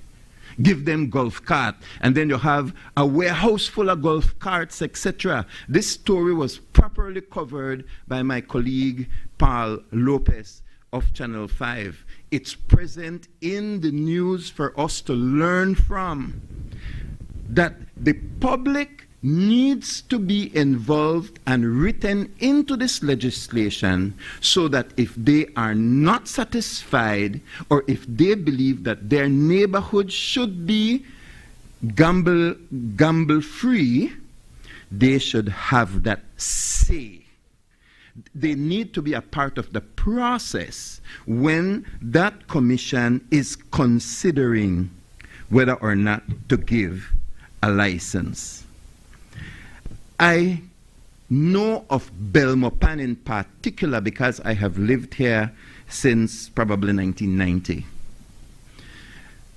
Most of the people in Belmopan consider their city to be a gamble-free city. We don't want casinos in Belmopan. We fight for it. We have demonstrated before. We have agitated to the mayors, various mayors that come in. And it's always an issue, because those who get the license or have the license, they actually have the finances to attempt to make huge donations to make it palatable. Many of these gambling in entrepreneurs, or those who want to open these types of business, they come and are not afraid to put cash on the table saying, give us a trade license. And I took this bill and I sent it to a former mayor of our city, knowing that mayor after mayor have had to fight keeping Belmopan a gambling-free zone. And he has written substantially on the matter, though he was only given a couple of hours. And I would like to submit his notes to the committee. These are people, I believe, that should have been consulted before this bill came to this honorable Senate. There are people that will not just shut it down, even people who are believers in the church, because there are some differences in perspective on the matter, on what levels. There are differences. So there are always people that are willing to help, even in the church, to clean up the matter or to make it have a smaller negative effect when it comes to the issue of gambling. I want to speak a little bit about this exclusive license, because it does say in section 20 that notwithstanding the provisions of this act, the minister may grant an exclusive license to operate, manage, and administer the government lottery to any entity that is wholly owned and controlled by the government. And then it says, in the form approved by the commission. In the form approved by the commission. And so then, if the minister is going to give exclusive license in the form approved by the commission, then I go to the commission section to see what is that form that the commission is going to accept, give an exclusive license to. And then it's not there. It is not there. However, it then continues later on in 27, notwithstanding anything to the contrary contained in this act or any other law, an entity that is granted an exclusive license by the commission, see, it doesn't say no by the minister, but by the commission, under this act shall be exempt from requirements under the Income and Tax Act. And I heard a comment regarding that as it relates to tax. But Section B also excludes it from the Finance and Reform Act. The Finance and Audit Reform Act, it is excluded. So to have an exclusive license and then to be given further not exclusive, but exclusion now, in the Finance and Audit Act Section 17(2) specifically, which deals with tendering, gives it an exclusion. And then Section 26, which is before 27, gives a list of positions, of sections to which, again, it will be excluded. Section 17, 18, 21, 22, 23, 28, 29, and 49. And I didn't even have to go look for 49. As I was reading, I came upon 49 and I said, I wonder if this gets excluded too. And when I went back, 49 was there indeed. So I believe this legislation is weak. I believe that there was not proper consultation. I believe the church has tremendous additional input that we would like to contribute to this bill. I think you owe it to us, 20 years late, but we'll take it.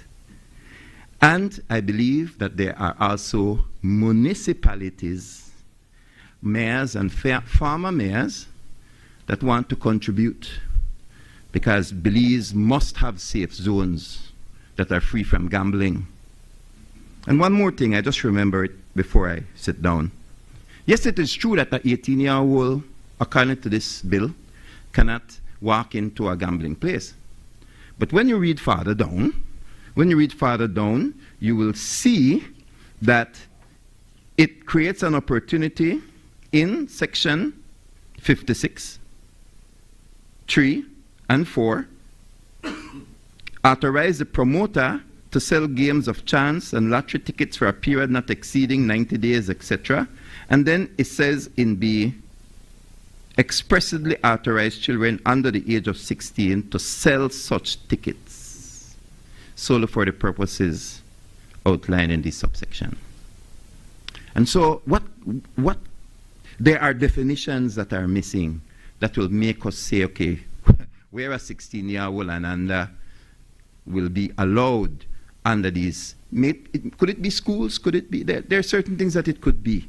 But I'm saying, tighten up this legislation. I am saying, we're not putting Pandora back into the box.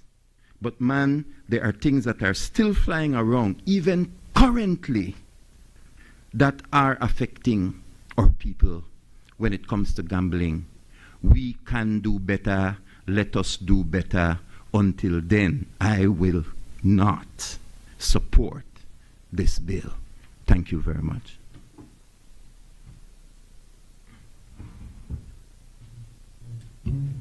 I recognize Senator Sheena Pitts.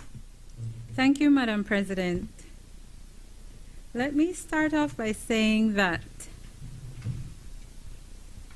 where there are good, attractive, and worth the while bills or areas of bills, I can't spend my 45 minutes to sing the praises, Senator Cowie. And so it is the responsibility of the government senators to do that. And so, failing the criticism that I am only negative, I'm here to do the work that invites you all to see some deficiencies and gaps. But let me just say that I recognize that this bill represents the consolidation of 4 pieces of legislation, and it recognizes that there are some gaps that ought to have been addressed in one central piece of legislation. And so I welcome that. I would join with Senator Farber, most recently Senator Wade, that with our observations, it is an earnest invitation and attempt to make the bill better. Now, I will not base arguments on morality or where it touch on concern one aspect, because what I heard, what I was grateful to have heard, is Senator Wade saying that consultation was poor or incomplete, his group was left out, and that funnily enough, the observations I had with the Safe Third Country Agreement are now the concerns he adopts and applies to this bill. And I say, my, look how we switch foot and switch shoes conveniently, because I would like to think, Madam President, and I invite you to conclude, that if I am to be invited into your varying premises on this bill and determine whether or not they are sound, they can't be sound for one and not all, especially if they are sound. But that aside,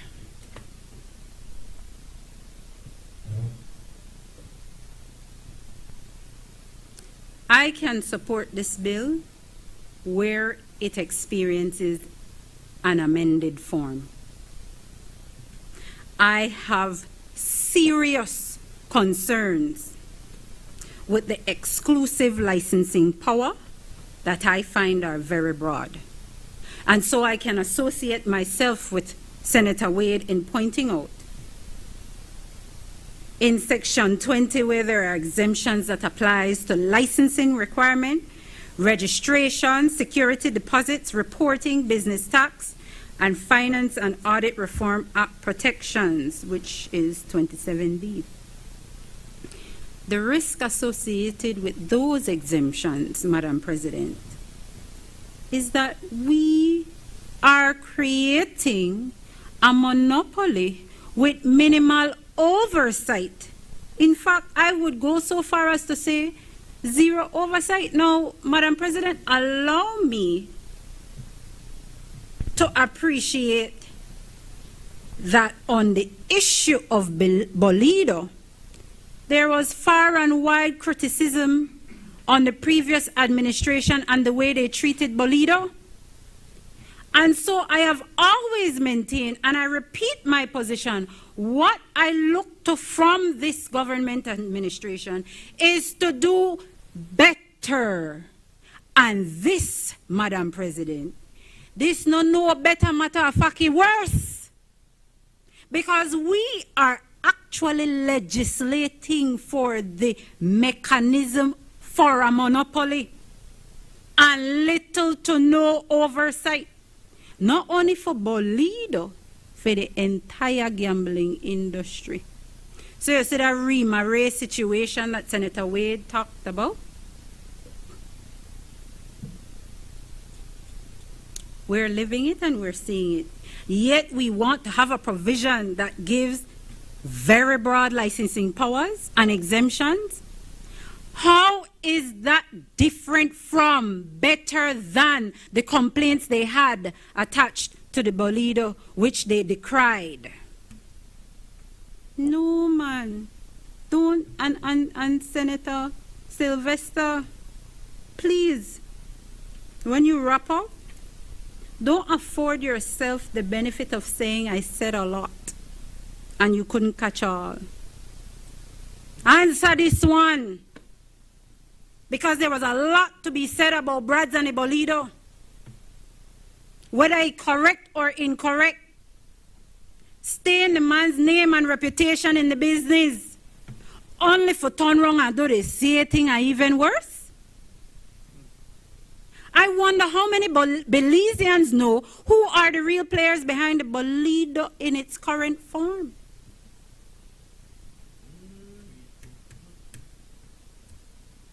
Send a quickly text message or leave WhatsApp and make them give you the answer so when you're wrapping up you can tell us. The transparency is limited under public finance laws. There is reduced competition and innovation. Too much discretionary power without sufficient safeguards. Now there is a creation of an enforcement officer under Section 10, I believe, and 45. These people are not police with powers of arrest, but they can effect arrests. They can enter premises with force under warrant, seize property and detain persons. My goodness. That is what we're really doing in a legislation like this, knowing that that will have legal ramifications. So, but that one is an easy fix, I think. You can't give, and you ought not give, you shouldn't want to give enforcement officers the powers of arrest, detention, and seizure. Without strict training and oversight, this raises civil liberties and human rights concerns. And we wouldn't want that. So I invite you, gentlemen and ladies on the other side, to consider making some changes to that. Now, I am sure I heard the issue of tax being addressed and it not being specified in the bill. And this is how the bill leaves tax rates that the minister may prescribe. What kind of foolishness is this? That we will leave to a minister complete ministerial discretion to prescribe taxes. How are we to buy in to regulating this industry on the premise that what we receive will go to the sin taxes? That's how they call it, the sin tax. But we have ministerial discretion that will determine whether or not, or will determine tax rates. No, I think you could get better saleability if we address that. Don't tell us that regulations are coming later. It should not. Senator Wade, we should not look for a legal framework and implementation framework later of the Safe Third Country. Same way the regulation should come now with this, it should come with that. Because that invites buy-in. Because I do support the consolidation and the fixing of these legislation into one central thing. Man, you had so many different legislation that deal with different aspects of the thing. So this is really commendable. But man, we can't talk out of two sides, or we ought not talk out of two sides of our mouths. And the thing is about the ministerial discretion on tax rate. What kind of predictability for the industry can that lend itself to? What kind of legislative control can that lend itself to? What kind of assurance against arbitrary tax changes can that lend itself to? Unlike what has been pointed out and placed in its proper context, it is an invitation for us to ask that how Rima Ray had a whole building a so-so golf cart. That how he gets so far, you said, Mayor, I don't know. I just want to know, just like how I want to know who thief Budna, I want to know how Rima Ray could have that building filled with so much golf cart. Overnight. Who facilitate the thing? How is it, Rima Ray? With all this, and you know, Madam President, I have an anti-money laundering, terrorist financing background. And so I said to myself, Senator Chanona, this again, my flabbers are gasted. How he get past? Or she.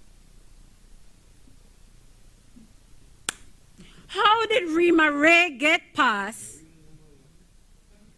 I mean, we have to be politically correct, right? How did Rima Ray get past what ought to have been regulatory controls? Man, I watched him being arrested in Florida. It was Florida, right? In Florida with a bag full of money. Over $250,000 US. To which he couldn't properly explain the source of the funds. And you know what the police say? I think you're a good guy, you know. But I can tell you, I know you're the lie. Stop lie.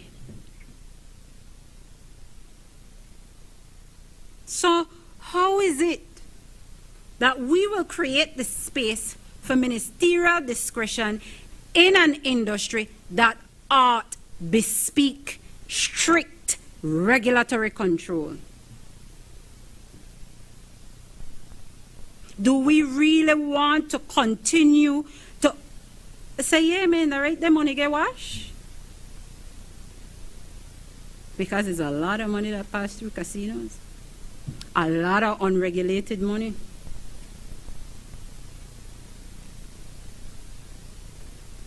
And you've heard Senator Farber speak about, and Senator Wade, as far as I've allowed myself to follow, no dedicated provision for problem gambling, treatment, or harm reduction. So we provide for responsible gambling. No funding for addiction treatment. Let me explain addiction this way. When scans of the brain are done with persons who are addicted, the same area of the brain that responds to drug responds to cheese consumption. So if you like cheese, you're no different an addict than a gambler, than a drug addict.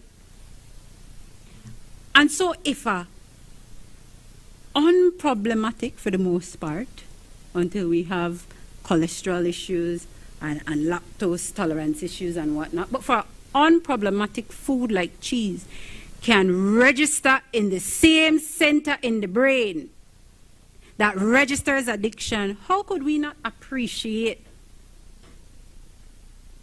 that in tandem with offering an addictive activity should come with a responsibility to address?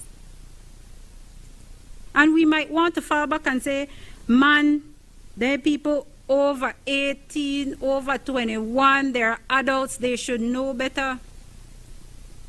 But unless and until you have seen persons at the mercy of their addiction, no different than crackhead, bet the dollar they know they don't have in the gambling houses, go borrow for gamble. Gamble a light bill, gamble a house rent.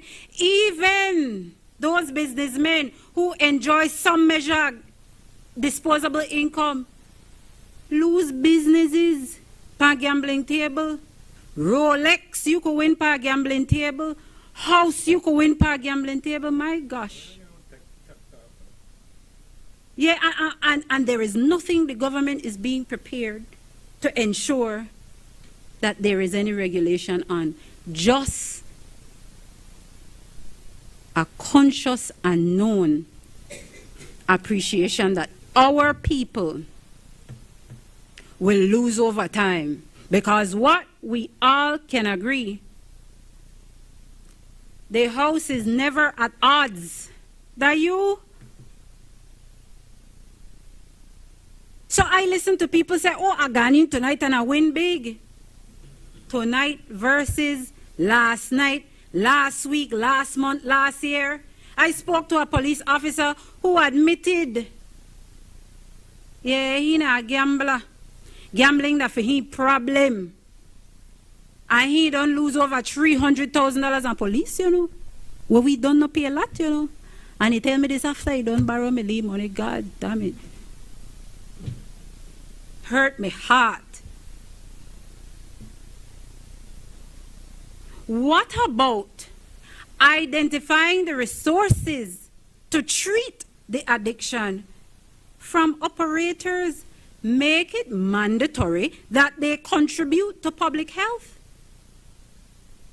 You want to benefit from the destruction of Belizean, man, pay towards the help and treatment of them. Limit advertising. Me no want to see one commercial, one flyer, one nothing on TV where they tell me about no casino. Now some will say, man, this is an open market. There is a business for advertisement and that sort of thing. And yes, I would agree that you ought not trespass that free space. You must not punish the television station or the newspaper or whatnot, but man, let's not all profiteer off the destruction of our people. Limit it. Because when you see their commercials or flyers to casino, man, that light up, you know, attractive, inviting. I mean, for those of us who are not given to gambling, it matters not.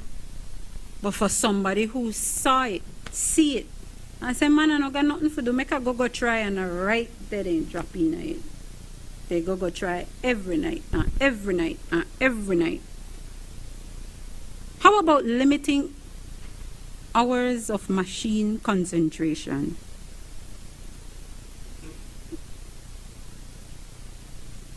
Or even self-exclusion systems. There was one time the Princess Hotel and Casino.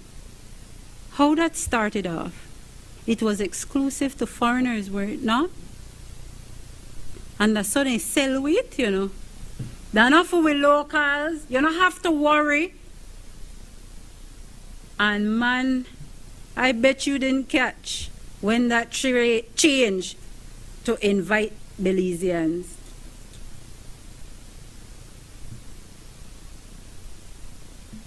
There must be a way Now, I spoke about ministerial discretion. There is also ministerial powers over licensing, which are extensive. The commission handles licensing, but the minister retains power to grant exclusive licenses, approve regulations, and appoint board members. This concentration per one minister, man, I don't have to spell it out, you know. Because it could lead me to invite myself into conclusions about how Rima Ray got that far, none of which captured in this bill. And so the concentration in one minister, it leads to both perceived as well as actual political inference. If you say it the other way where everybody understands the corruption, an avenue for corruption. And I'm not imputing on any one person, but I'm saying, man, you're creating the landscape for it to happen. The leniency for exclusive licensee creates uneven playing field. Section 26 exempts the exclusive government lottery operator from application requirements, fees, security deposits, reporting, gaming tax, lottery tax. Man, the way you take it away from Brad's for, if that the way you come back and do in a legislation. How is this new regime different, better than, and meant to target the very criticisms you identify and attach to a very respectable, I find, businessman? So was it all just because you want bury one UDP businessman for put on PUP businessman in place? Like, is that what we're really doing? Because the framework as is being established now, Madam President, is no different or better than to cure the very deficiency that had been identified, if there was one. And so one thing the bill has allowed us to see exactly where the gaps are and exactly what is wrong and how it should be fixed. So I invite you, leader of government business, that there are areas we can work towards to try to tighten up, man. And I invite the government for us to look to these areas to tighten up, because the bill does some good. But in order for us to buy in, let's not leave things for policy and regulations. Let's not worry later about the implementation framework.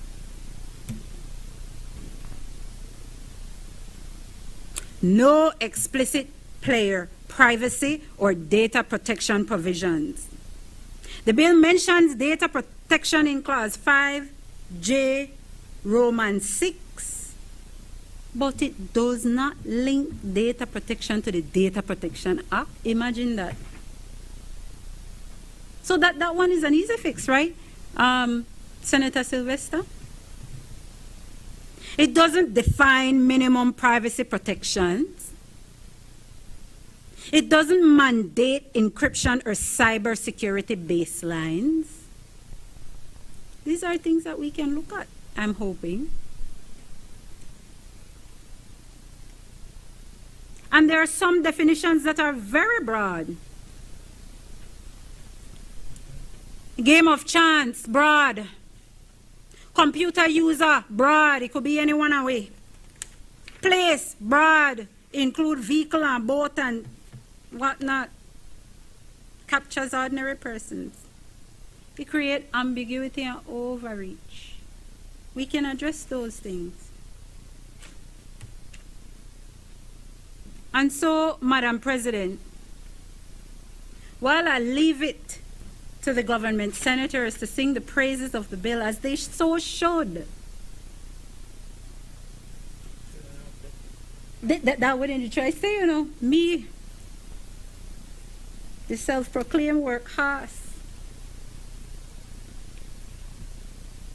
Let's look at the areas that could make the bill stronger. Let's take it under serious advisement, because at the very base of the work we do here is that the wider public, the people of Belize, they benefit. And I don't see how there should or could be any pushback if we're here saying that there are areas that makes this bill open to corruption, open to abuse, open to loss of revenue. Because the one thing the bill should do is not lose revenue. And this bill, because of the ministerial discretion, because of the exemptions, is losing revenue. The same revenue we're relying on to go into health. So are we really setting up a framework for syntax? Make we sit down and try and make it better. Thank you, Madam President.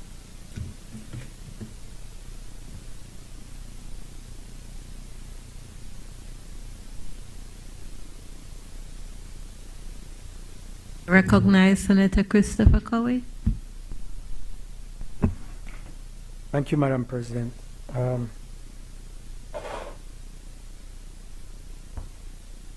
to the virtues,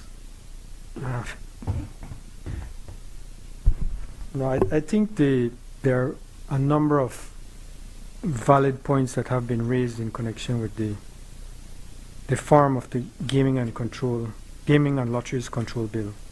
At its essence, this bill is, as reflected in the Objects Clause, to repeal, replace, and consolidate several pieces of legislation. And that's what it sets out to do. And in large part, it takes from the various pieces of legislation that it refers to and that it looks to replace.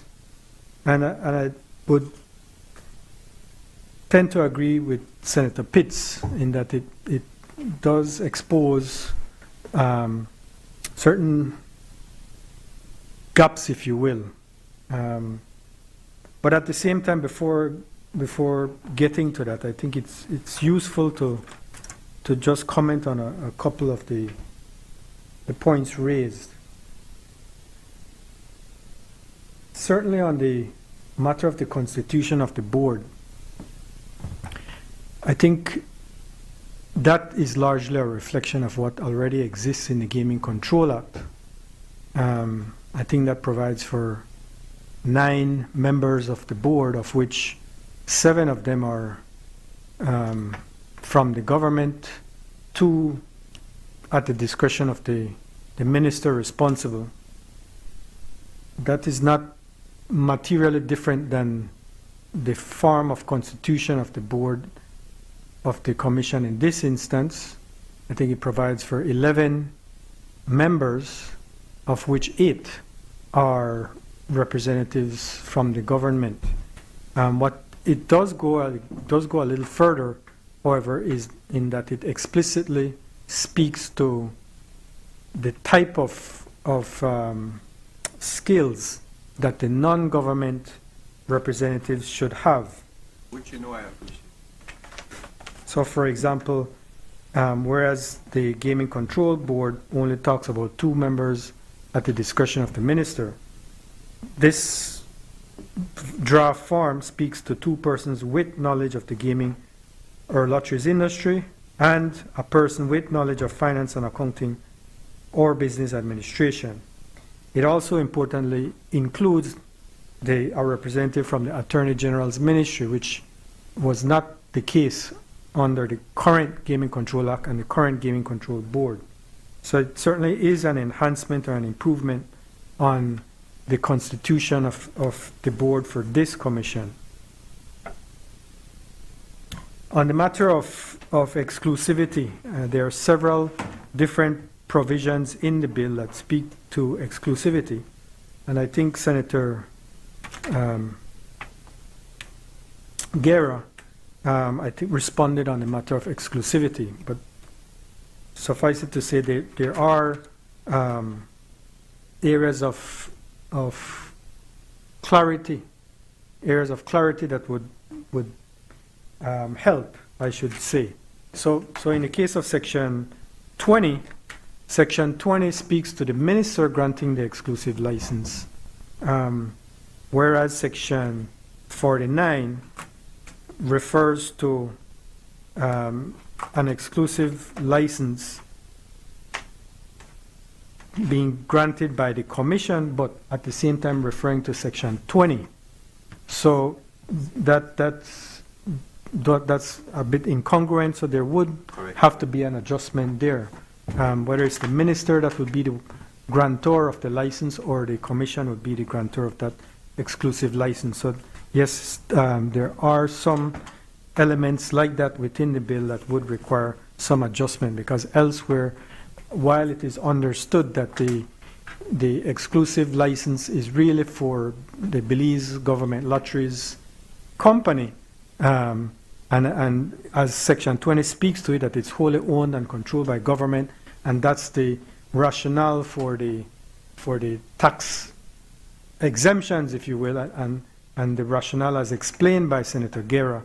There are some of those provisions that create some level of ambiguity that need to be clarified. I'm not sure if those would be satisfied by clarifying or amendments as clerical errors, or whether further adjustments or more substantive adjustments would be needed. But definitely there is some level of incongruence between a couple of the provisions. In the case of external audit, yes, there is a provision for keeping proper books and accounts, as Senator Herrera mentioned, but not specifically about audit. That there is an interpretation that can be taken on Section 15, but it could be better clarified at the same time. But in the case of Section 15, it does talk about what is to be the statement of accounts for each financial year to be prepared within 3 months after the end of that year in a prescribed form, which conforms to the best commercial and accounting standards. When we refer to prescribed, that typically, or by virtue of the Interpretation Act, would necessarily imply by regulations. So the extent of and type of accounts or record of accounts to be kept could potentially be laid out more extensively in regulations, and that could provide that those accounts may need to be audited. Similarly, in the case of, I think it's Section 5, where is it? 49.5. I think it's 49.5. It's Senator Pitts pointed out the non-applicability of this Section 49 for an entity that has an exclusive license by virtue of Section 26. Now, to the extent that that would have excluded that Section 49.5, then it immediately exposes even an exclusive licensee from, like Belize Government Lotteries, to an audit by the Auditor General. So again, some of these provisions, if a little better clarified, could achieve a lot of the concerns that have been raised today. On the matter of tax, I think two comments to be raised there. One, in terms of the minister prescribing the rate of tax. Again, that is really almost a cut and paste of what exists now under the Gaming Control Act, and I think the Lotteries Control Act on both the gaming tax and the lotteries tax, that the minister may prescribe. Now, to the extent that the minister may prescribe, it doesn't end there, because again, once it's a prescribing of the rate, that means that has to be done by regulation, by an order or SI. And in doing that, if you look at section 52.5, those regulations would be subject to negative resolution, which would mean that it would have to be laid on the table of the House. In any event, it would be the effective equivalent of a money bill. So it wouldn't. I think that would satisfy that concern and that approach, that the legislature is actually involved in that process. So that would address the concern in terms of the minister prescribing the rate of tax. And it is not, once again, limited to only the gaming control and the lotteries control legislation. That is in fact also I believe in the Income and Business Tax Act provisions like that, as well as in the Customs and Excise Duties Act as well.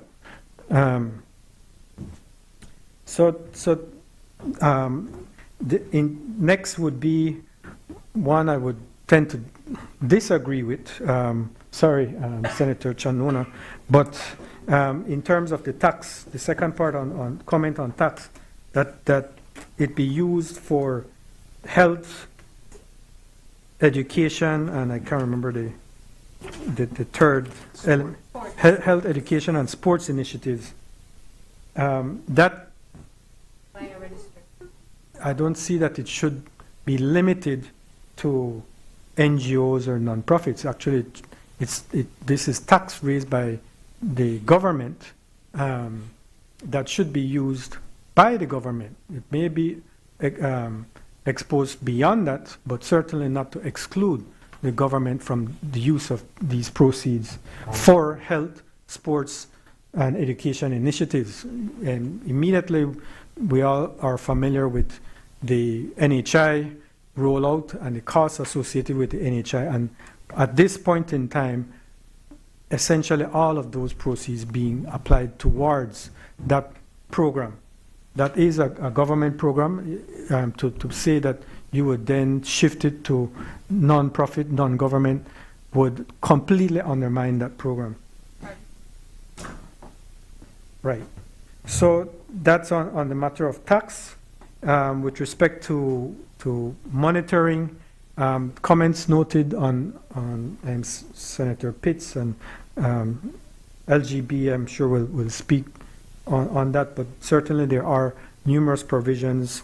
The functions and duties of the commission include monitoring and compliance as basic functions, but it also contemplates the establishment of compliance officers, enforcement officers, the different provisions that deal with violation tickets, provisions that for the making of regulations that deal with compliance and enforcement. So there are extensive provisions in this bill that speak to monitoring and compliance.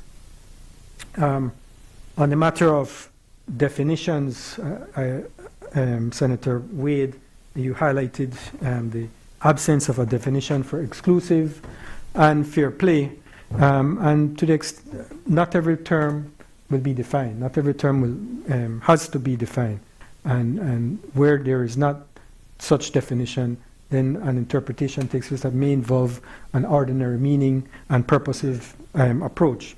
So that's where words that are not defined, they still have a meaning, and there will be an interpretation of that meaning. Like, for example, in the case of exclusive, that would mean to the exclusion of anybody else, including the person that grants that license. So I think those are the comments I can make at this point in time. There are a number of valid points that have been raised.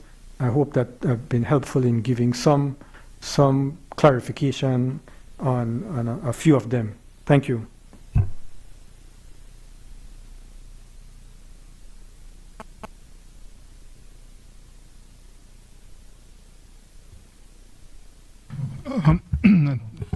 Thank you, Senators, for your contribution on this bill. On this side, as Senator Cowie has acknowledged, that there are indeed some matters and some aspects of the bill that we really need to take on board the recommendations and the comments of the various senators. In that respect, Madam President, what I would propose is that rather than putting the question, is that if this matter could be referred to the committee, and that at the committee stage, then those targeted recommendations, they could be addressed. I know that there were some comments that were made generally, but certainly at the committee stage, the hope is that an intent would be that there are specific provisions which recommendations for the amendment could be made.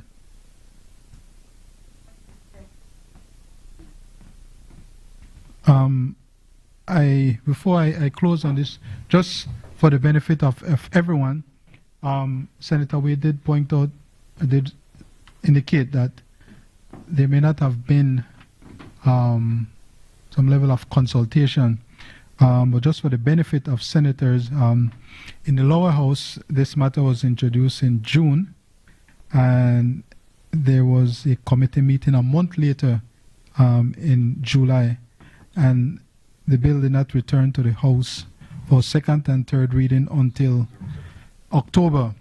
And my understanding is that only one person attended the House meeting. Just to say that there has been almost a 4-month period since the bill was first introduced. And there was, yes. So I just need to point that out now.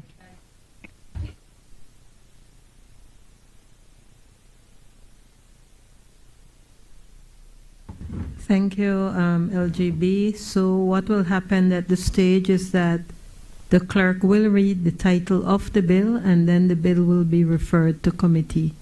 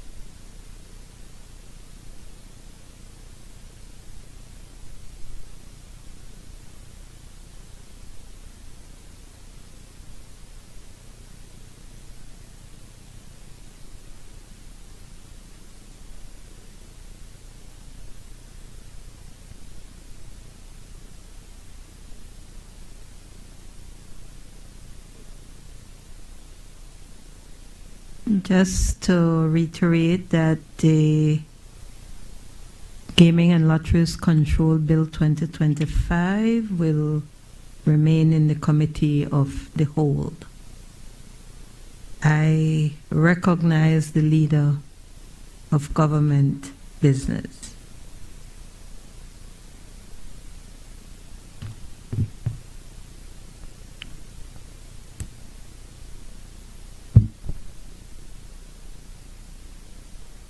Thank you, Madam President.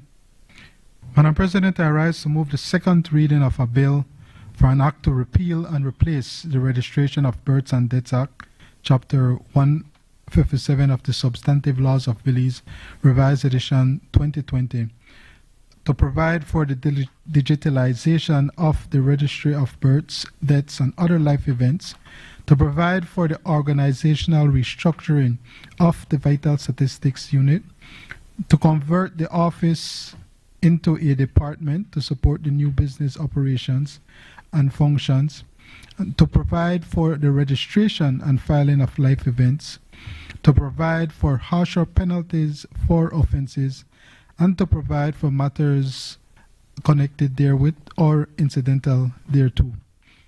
Madam President, this bill also has the support of Cabinet. Madam President, if I may, with your leave, just to outline the scope and intent of this bill, by way of background, to highlight to senators and to the Belizean public that a well-functioning civil registry is a necessary and essential in ensuring an individual's right to a legal identity. It provides a foundation for an identity management system that facilitates citizens' access to critical public services, including healthcare, education, and employment. And Madam President, the Vital Statistics Unit, which is established under the registration of births and death, is the agency primarily responsible for upkeep and safeguarding the country's register of all life events. And by life events, these include births, deaths, marriages, divorces, and adoptions. And in so doing, VSU engages key stakeholders such as the Ministry of Health and Wellness, marriage officers, court officers, the Statistical Institute of Belize, and all citizens in Belize and abroad. The Vital Statistics Unit offers its services in 8 areas, spanning all districts in Belize. Madam President, in 2022, the Attorney General's Ministry and the then Ministry of Public Utilities, Energy, Logistics, and E-Governance, they officially launched the Strengthening of the Civil Registry Project, which had as its core object the modernization and improving of the service delivery at the Vital Statistics Unit. The transformation of the VSU is fundamental to this government's Plan Belize medium-term development strategy. And this medium-term strategy speaks to increasing government efficiency and performance by providing services at minimum cost, time, and bureaucracy for citizens. It is no secret, Madam President and Senators, that it is a ready and it is a common complaint that the ordinary citizens are unable to access a number of government services because of the aforesaid issues with respect to bureaucracy. This transformation has also been identified as a national priority, as it is key to executing the vision of the National Digital Agenda, which is to build trust in government services by providing reliable, inclusive, safe, and efficient digital solutions for all. Madam President, coming out of the strengthening of this civil registry project, a number of challenges and deficiencies were identified, which I'm sure senators and indeed Belizeans who may be listening are aware. One, for instance, citizens not being able to promptly obtain the necessary legal documentation, such as birth registration and certification. And of course, this limits their access to other services, such as education, social services, that benefits, voting records, and employment. There's also it became clear that due to costs and time efficiencies, citizens forego registrations until necessary, and this, Madam President, led and has led to many instances of what is referred to as late birth registration. And when this is done, it actually ends up costing the citizen more because there are additional costs for the late processing fees. And as well, it has consequential effect on the citizens' access to other basic services such as health and education. This led, Madam President, to the overall conclusion of the need to have an organizational restructuring at the Vital Statistics Unit. It also led to the need to reform the legal framework of the VSU to account for this organizational restructuring and the implementation of an electronic database system to usher in a new online service delivery model to be known as the Civil Registry and Vital Statistics. Madam President, this is what this bill does. It ushers in this new organizational structuring of the VSU and the digitalization of the registry of births, deaths, and other life events, and the implementation of the new electronic register.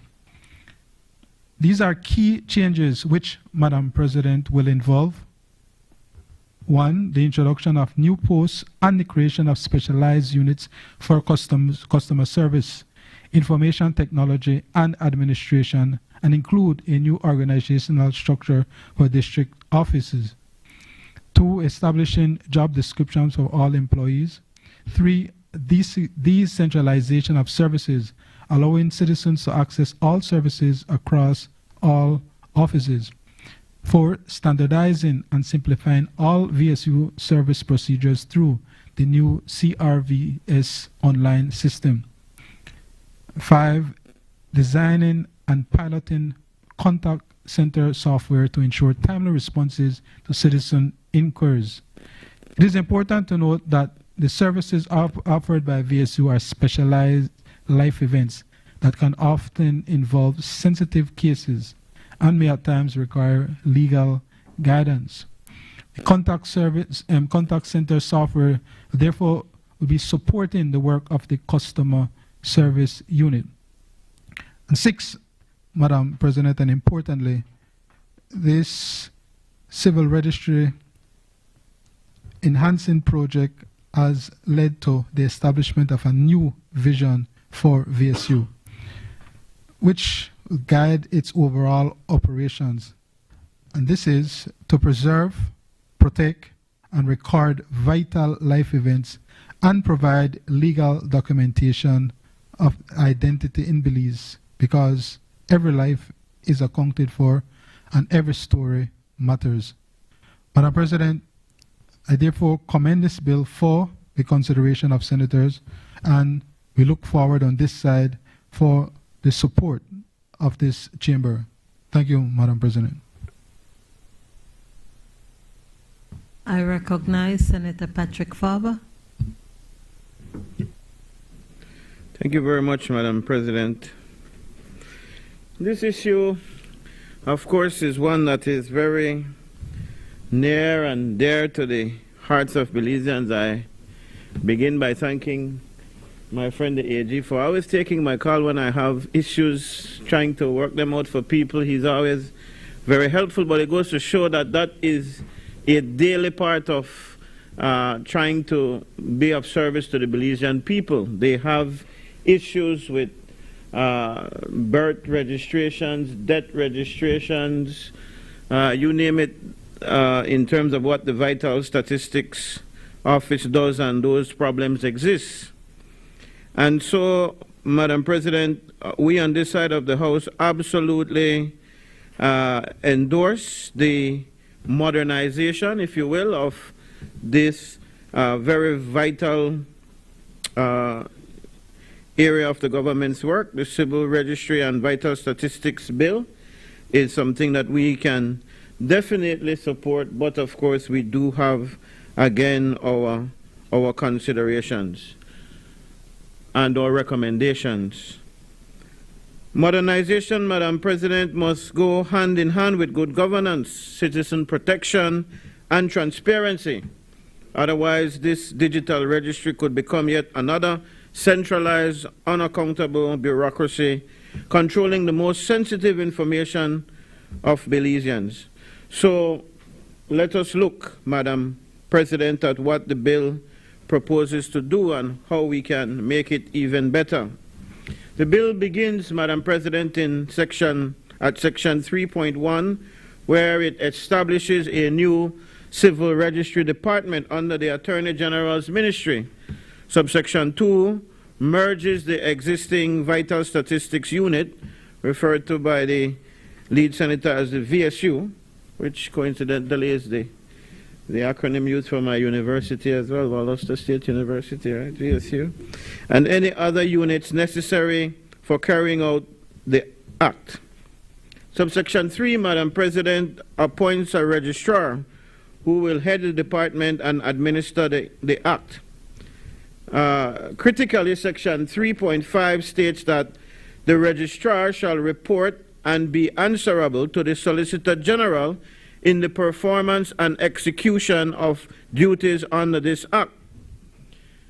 And here is where the problem begins, Madam President, because here we find the problem of concentration. The registrar, we are told, is to be the sole authority empowered to register, amend, or revoke any life event. This person could wipe you out of existence, your identity could be totally erased. Yet that person, according to these recommendations in this bill, would report directly to the Solicitor General, who sits in the same ministry that may later advise or defend challenges to this action. So that has to be a problem, and it is something that definitely should be addressed. There is no, Madam President, no independent oversight recommended in this bill. There is no annual reporting obligation, and very importantly, there is no citizen complaint mechanism. None within the structure. In other words, Madam President, the same body that makes the decisions controls as well the appeal, the audit, and the access to justice. Section 5 of the bill outlines the registrar's powers. And as I've said, this person would register life events, issue certificates, conduct hearings, and even alter the register when necessary. This gives the registrar quasi-judicial powers. But again, there is no statutory right of appeal. And so, Madam President, we believe that a new Section 6A should be injected here, establishing an independent oversight and audit committee chaired by maybe the Auditor General or the Ombudsman. Of course, they have a beef with the Ombudsman now, so I want to do none of that. And it should include representatives of the Ministry of Health, the Data Protection Commissioner, and, of course, civil society. Such a committee, Madam President, would review performance of the department regularly. It would audit the digital database's accuracy and security, and it would prepare a public report for the National Assembly. Without this kind of change, Madam President, the registrar's power will operate in a vacuum of accountability. And then Part 3 of the bill, Madam President, speaks to registration of births and deaths. And this is really the heart of the bill. And I think this is where Belizeans will, of course, appreciate the modernizing of the process that, of course, records births and deaths, that we are told that the bill provides for bedside registration at hospitals, and that it will allow for the registrar to establish outposts at public health facilities. This, Madam President, is an important innovation because it will reduce under-registration, especially in the rural areas and among vulnerable populations. And although we embrace that, the bill is lacking in the area that it does not provide for safeguards to prevent abuse in some of the sensitive areas. But let's look at that particular issue for a minute. I think the bedside registrations at hospitals really would allow for a big difference. Many times the mothers or parents leave the hospitals with their brand new baby, but no registration has happened. They give you a proof of birth certificate. Huh? If you pay your bill. If you pay your bill, okay, there you go. So, not anymore? They can't do that anymore, but certainly it was being done because I know that I've had to intervene with the Minister of Health on a few occasions to have him send over a note for payment later on to the KHMH to have proof of birth certificates given.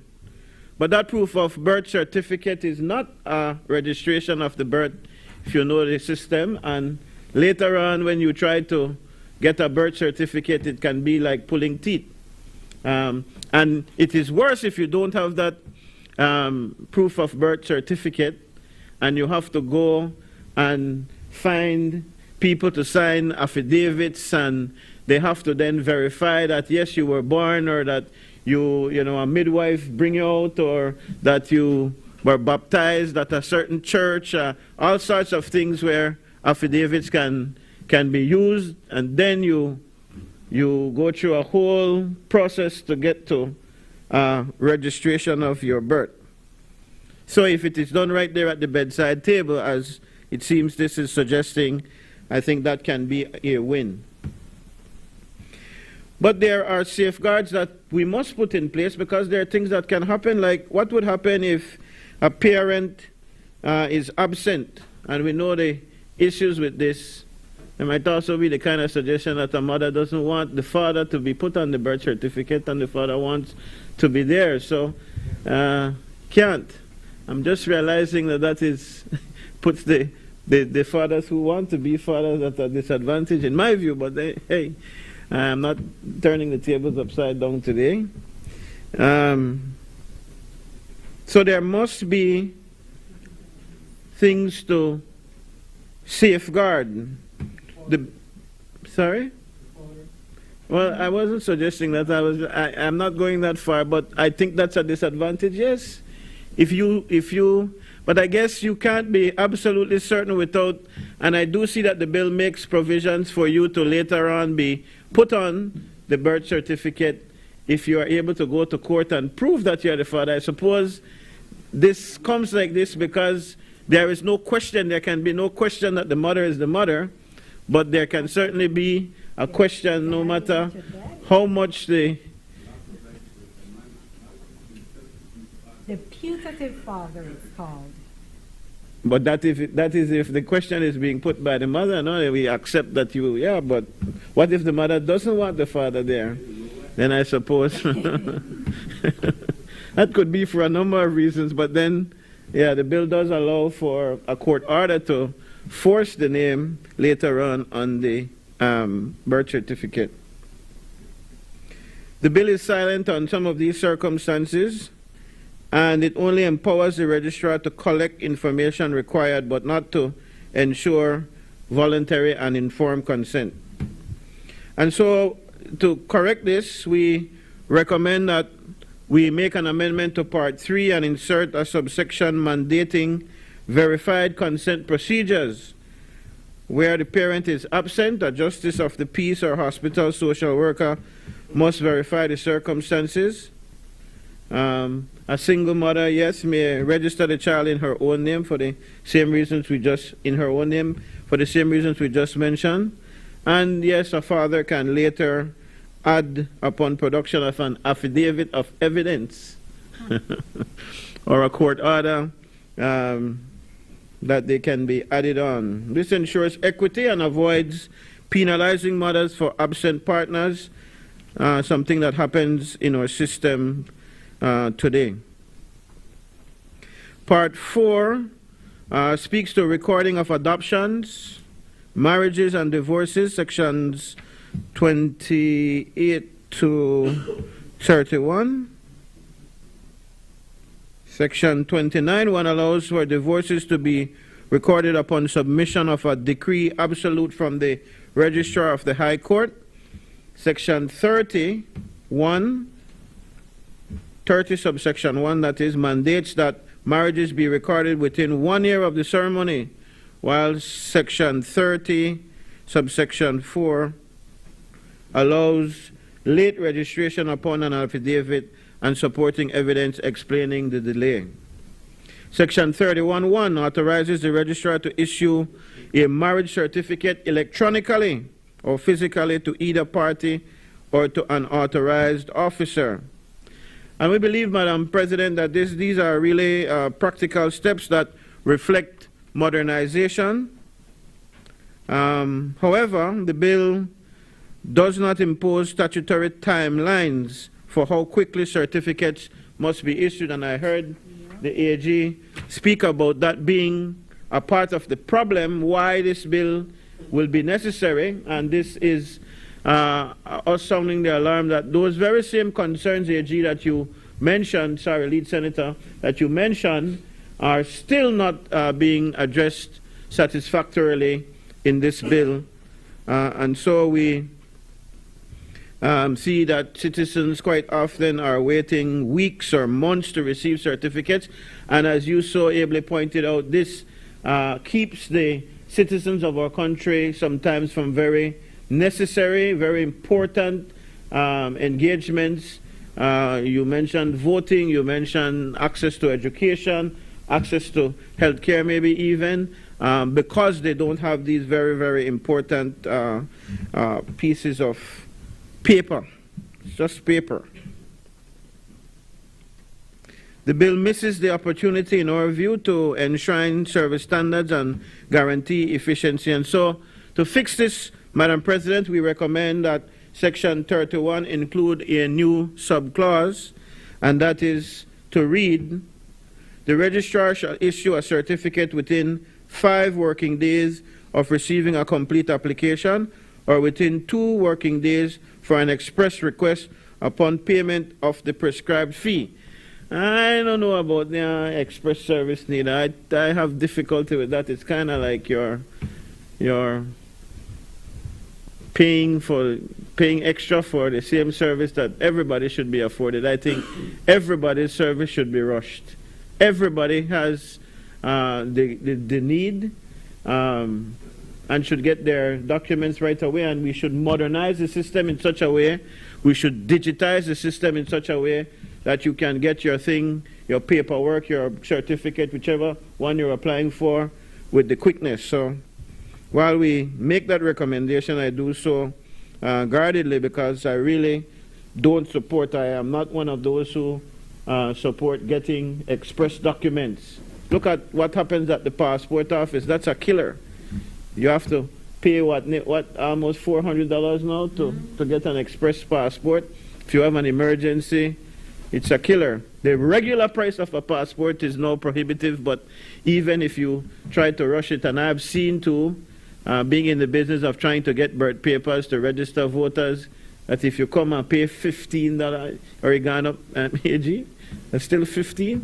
You will get $30, you get it in a couple hours, and $15, you get it in a day or two. I think it should, everybody should be able to get their photos for 2 weeks. I guess we've never used that service, no, that 2 weeks. And when election they come, no work.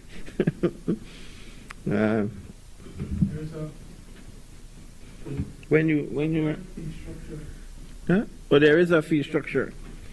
Yeah, but all I'm saying is I'm not sure that the paying for an express service is ideal. I think all services should be efficient to our citizens. But with the recommendation, it would make the timely deliverance of documents to citizens be a matter of law and not a matter of discretion. And I really feel that that should be the case. Part 7 of the bill.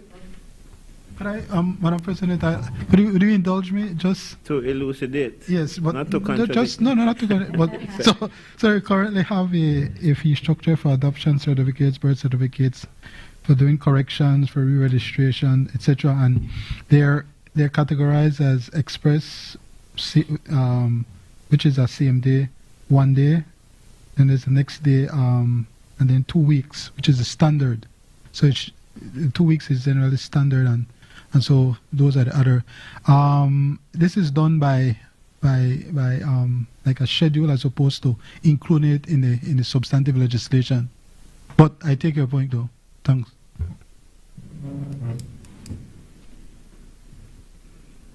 Yes, thank you, AG, for that. And I do understand that there is that fee structure, and I guess the recommendation that we're making is for it to be in there as a matter of law as opposed to discretion. I don't think that people should have to decide to pay extra, especially that it should come as we should aim for efficiency, great efficiency, as a matter of how we do things, especially in the age of technology.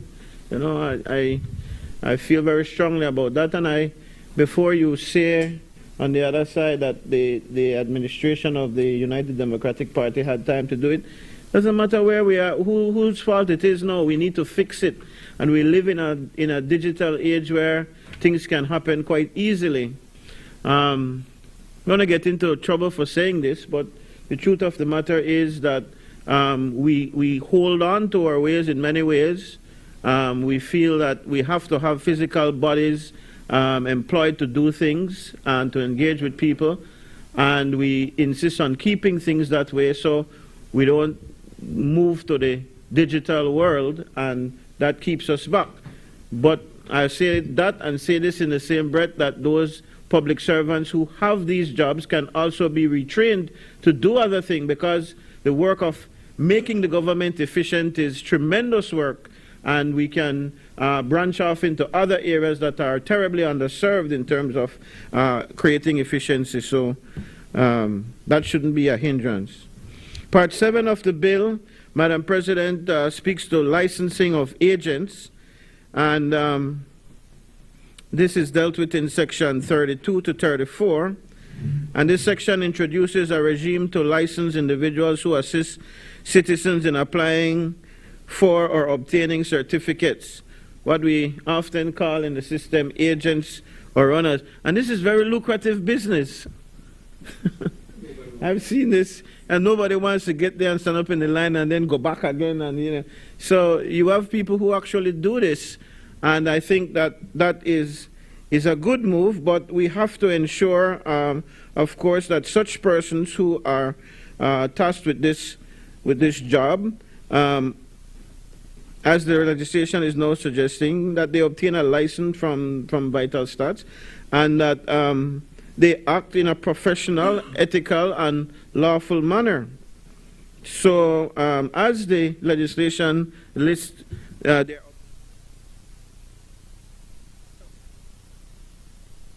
sorry, I should move my hand. And also, they should not extort the citizens who come for service. They should not charge exorbitant fees. And so there may be some regulation as to what they can charge if we are going to license them. So I think that is what Section 33 is suggesting. Section 34 empowers the registrar to revoke the license if the holder fails to comply or is convicted of dishonesty. And I'm pretty sure that that is because these people who do this, and not through any fault of their own necessarily, you have to know what to do and how to do it to get the things done. Sometimes when you see what all has to be done and what all they do to get things done, your eyes are left open. But I think if we regularize, if we license them, as the bill is suggesting, I think this is a good move. And that the registrar would have powers to revoke their license if they don't act in a manner that is befitting of a licensed agent in this regard.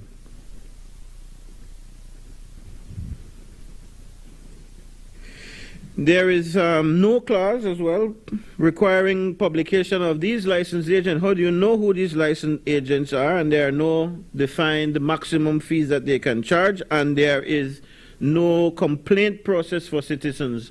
Quite often these people take advantage and you can't complain about them. So how will the registrar know that a particular licensed agent is not performing in a manner in which she ought to, or is behaving in a manner that is unbefitting of what the licensed agent is supposed to be doing? So there needs to be a kind of complaint process for citizens in our opinion. So we recommend that they insert a new section, a new subsection rather, one that will have a public online register of licensed agents maintained by the Vital Stats unit, that we publicly put out allowable fees and how much this service should carry in terms of charges, and that we should also establish a complaint resolution mechanism for people who apply for the service to get refunds, or for them to address wherever an agent overcharges or misleads his or her clients. So this would fall perfectly in line, if you follow the bill, with the bill's intention to protect consumers. Part 7 of the bill deals with offenses and penalties. So if you look at sections 35 to 40, you will see that these sections create strong criminal penalties for abuse of the system. Section 35 deals with unlawful access to the register, and it gives a fine of up to $10,000 or imprisonment of 3 years. Section 36 deals with fraud or misrepresentation in registration, and a fine of up to $2,000 or imprisonment for 6 months. Section 37, Madam President, deals with unauthorized alteration of the registrar, and a fine of up to $2,000 per offense. Section 38 deals with false information or forged certificates, and up to 7 years imprisonment. And Section 39 deals with cyber offenses that fall under the Cybercrime Act. Chapter 106 of the Laws of Belize. These, Madam President, we applaud, and we believe that they are important deterrents. But again, these, if you look at them and you've listened to me list them off, you will know that they are purely reactive. So these are penalties that punish when something or somebody does something that is not correct. But there is no preventative measures in the bill. The bill should possess proactive safeguards that deter people from doing stuff like automatically logging in to access the electronic files of the register. We also should see proactive safeguards in terms of encryption of people's personal data. We've seen where, maybe not in Belize, but in other jurisdictions, other countries, where the people's private information has been taken and used for a number of unscrupulous, illegal activities. I pause because I remember now that our government voluntarily agreed to give out some of this information to, as my friend Senator Coy says, a friendly neighbor.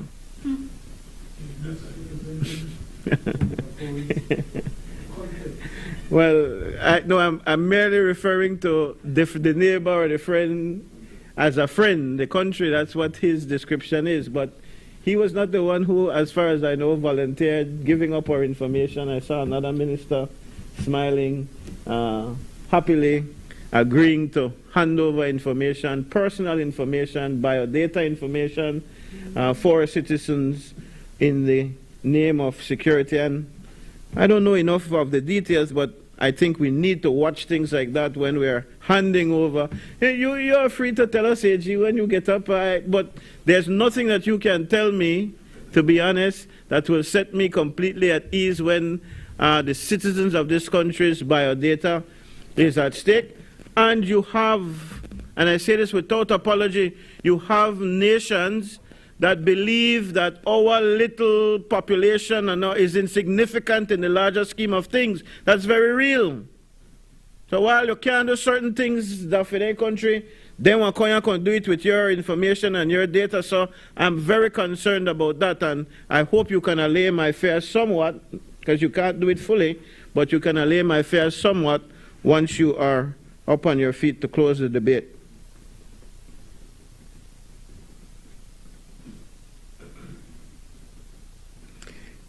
These proactive safeguards that we are recommending also align with Section 43's reference of access control measures, but the section needs to specify audits, it needs to specify reporting, and it needs to specify accountability. So our recommendation here is that we expand Section 43 to include the registrar shall maintain audit logs of all access to the electronic register and shall cause an independent cybersecurity audit to be conducted annually, the report of which shall be laid before the National Assembly.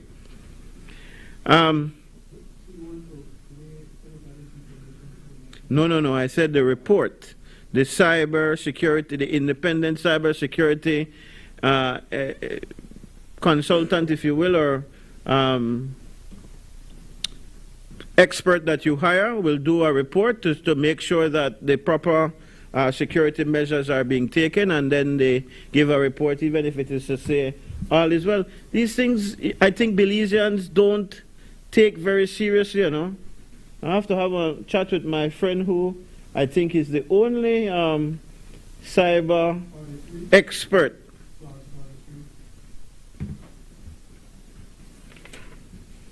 What about Clause 43? Security of the register? Okay, I'm coming to that, AG, but sorry, I was saying Belizeans on a whole don't take the issue of security in terms of what is online, what is out there in the digital world very seriously. And I think even as it relates to the bigger issues, I was about to big up and praise your colleague and my friend, Miss Agassi Finnegan, who I'm told is one of the very few, if not the only attorney in the country that is qualified in this area. Correct me if there are more, if you know of any other, but we are proud. I'm proud to call her friend, and I know that this is an area where she could possibly give Belizeans advice, because it's not only a concern for here as we look at the registry. It is a concern everywhere. I worry about every time I go somewhere and I log into the Wi-Fi and the little signal comes up and tell you the security weak here. You know, we don't pay attention to stuff like that. And I had a very eye-opening conversation with one expert who was a consultant for one of our telecommunication companies here in Belize, and the things he told me about what is possible in terms of accessing people's personal information, not only held by the government, but also that you yourself walk around with every day on your phone, is alarming. So this is something that we really, really need to take good, pay good attention to. But let me get to section. Yes, I believe. I'm hoping it was not something added to the file that they already handed over by the government to the Yes, I've had some persons who have told me about that situation, and You know, you go and they ask you for your phone, and whether you know, whatever is on your phone, even if a friend of mine told me he erased what was, and they could bring all of that up. If you erase things off your, you know, it makes you wonder if Mr. Apple and Mr. Google or Android, what's the name of the Android, iOS, whatever those people are operating in terms of when they tell you everything is encrypted and it's safe and so on, if that is actually correct. No, but it is, but they know, working with the U.S. government, to pass over the information. That is what changed. Well, that is scary if that is true. But anyhow, we must do what we need to do from our end to ensure, especially since it is mandatory. And that's what is of concern here. If you go and volunteer your information, that's one thing, but when the government mandates you, you have to register your birth, you have to register your death if you want to be able to get the services that are associated with doing those things. So you are your pick-me unknown to the world at large? No, that's not what I'm saying either, but I'm saying we should take the precautions so that the data at least goes where we want it to go and not where others want it to go. Section 43, as the AG was suggesting, mandates that the electronic register should be designed with access control and integrity features. But again, the bill here is silent on data breaches, backup systems, and disaster recovery. You know that our country is very prone to hurricanes, Madam President, and a single flood could wipe out both physical and electronic archives. So we must therefore ensure that Section 43 includes specific requirements for redundant off-site backups, real-time replication, and data recovery protocols. You don't want physical stuff that could be wiped out by flood or hurricane, but as well, when you put things in the cloud, it becomes a new safety issue. Because in my view, I have a very good friend who refuses to connect her phone to iCloud or to whichever is the Google equivalent. She will buy a terabyte of storage on her phone so that the data is on her phone and nowhere else, because she not trust the cloud. You know, and so we need to take precautions when we are dealing with this. Winding up shortly, Madam President, Section 44 to 46 speaks to alterations, preservation, and clerical errors. Section 44 prohibits alterations to the register except by a lawful process, an important safeguard against tampering. Section 45 requires that the registrar preserve all records, both physical and electronic. It introduces a retention policy but does not specify duration of archival standards. And if you remember, this government is the one who the guy at what we good friend here, Nigel. Mm-hmm. Nigel caught the people and through the road off the highway or so with the files on the back of the trailer. They burned the files, and when they never vital stats. No, I'm not suggesting that is the case, but it seems that that is the preferred way of destroying files that have become outdated by the administration. So I'm just saying. We can't talk about files to burn now? Realized that there was actually a press release which set the facts straight with respect to that. The ministry responsibility did issue a press release. And the explanation was what? And secondly, that is not relevant to the topic at hand. No? We're talking about security of files that the government holds. You're asking us to trust the system, to believe that they will properly hold our information, and when the law does not any longer mandate them to hold it, they ought to destroy it. Huh? How is that not relevant? But I would want to hear. I did not realize there was an explanation. But if the